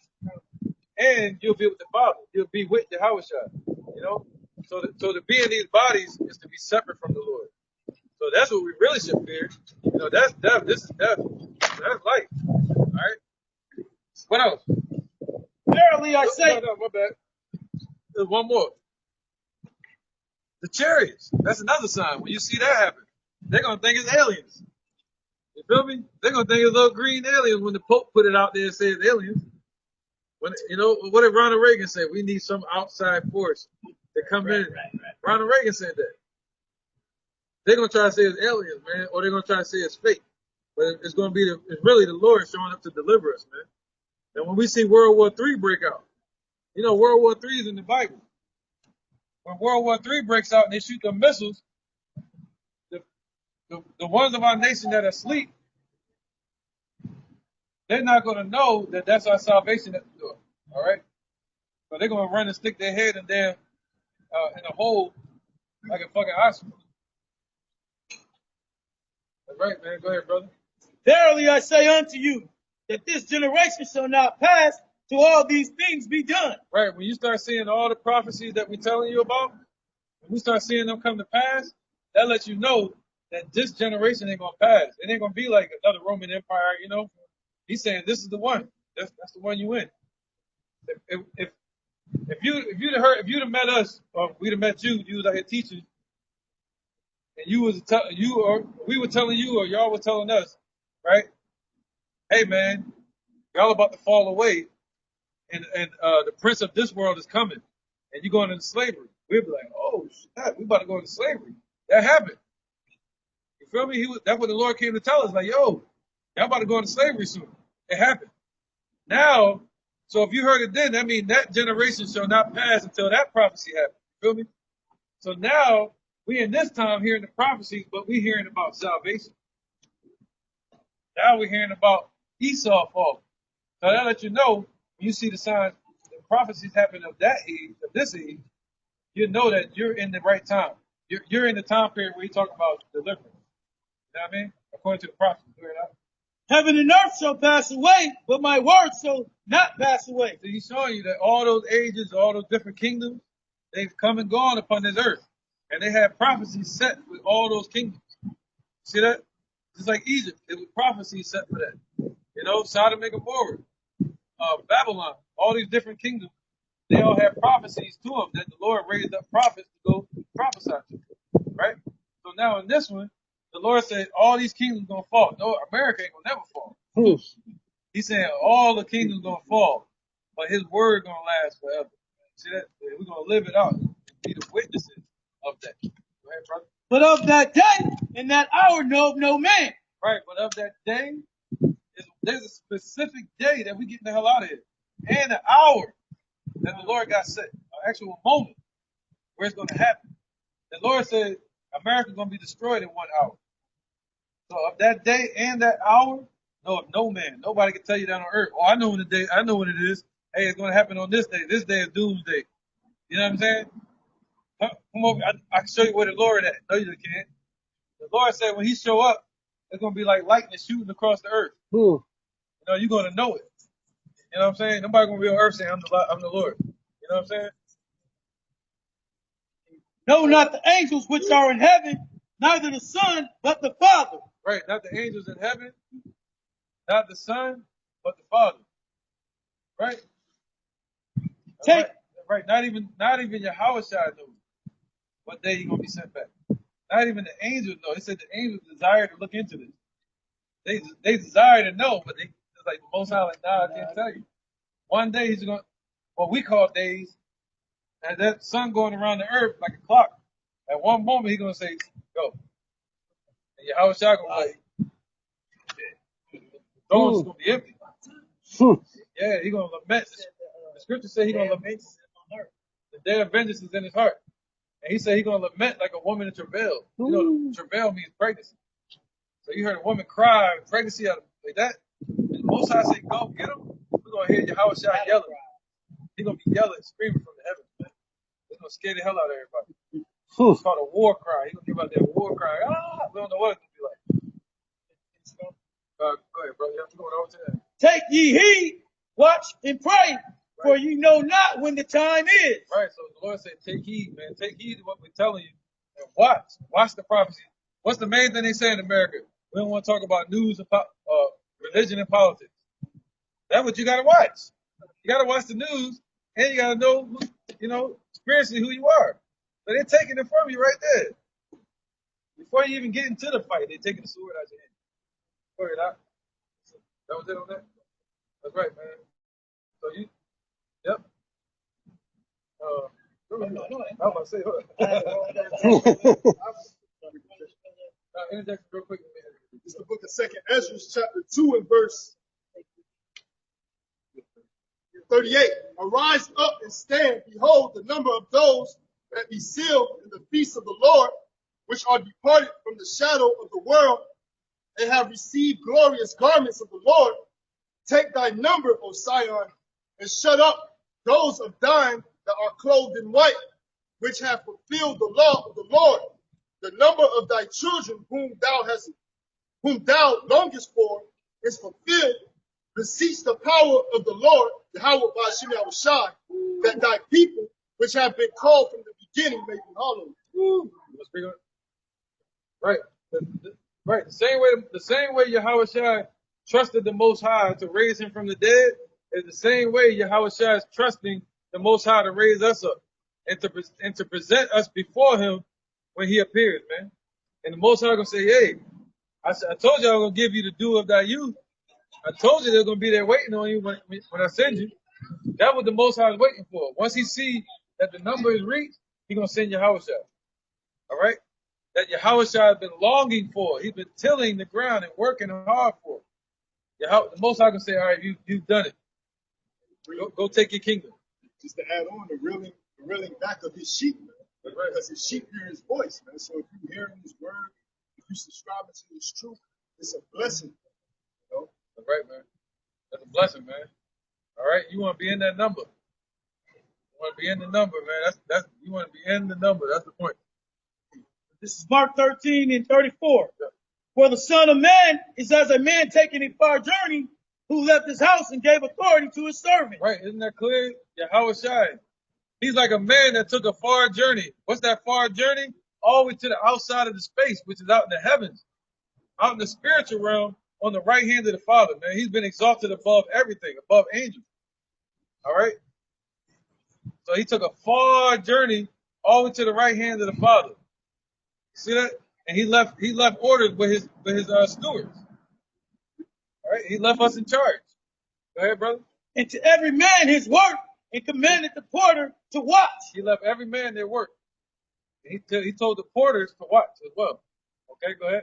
Watch ye therefore, for ye know not when the master of the house cometh. Woo! You don't know when he's about to show up. Come on with it, man. But at even at midnight, or at the cock crowing, or in the morning, lest ye coming suddenly he find you sleeping. And what I say unto you, I say unto all, watch. Woo! That's put you chill, man. He said, that's the Lord's word. He said, you don't know if he coming in the nighttime, daytime, or what. When they came to get Yahushua, it was nighttime. You know, we can be asleep. And that's when the martial law truth's going to show up. All right, so you never know. But he said, he better not find you sleeping. Yeah, you might be asleep like snoring, but he's talking about spirits. All right? All right, bro. You want to speak on it? All right, we're going to wrap it up.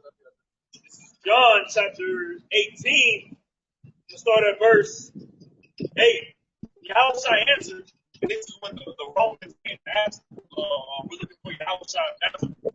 And it says, Yahushua answered, I have told you that I am he, and therefore ye seek me. Let these things go their way, then that the saying might be fulfilled, which he spake of them, which thou gavest me, have I lost none. So it was like, if it be so, then it be so. Or it has to be done for the fulfilling of Yahweh's word being spoken. Right. Yep. But those that the Most High gave to Yahushua, the Lord's not going to lose none. You know, even if it's 2. 1, 2. You know what I'm saying? That's right. That's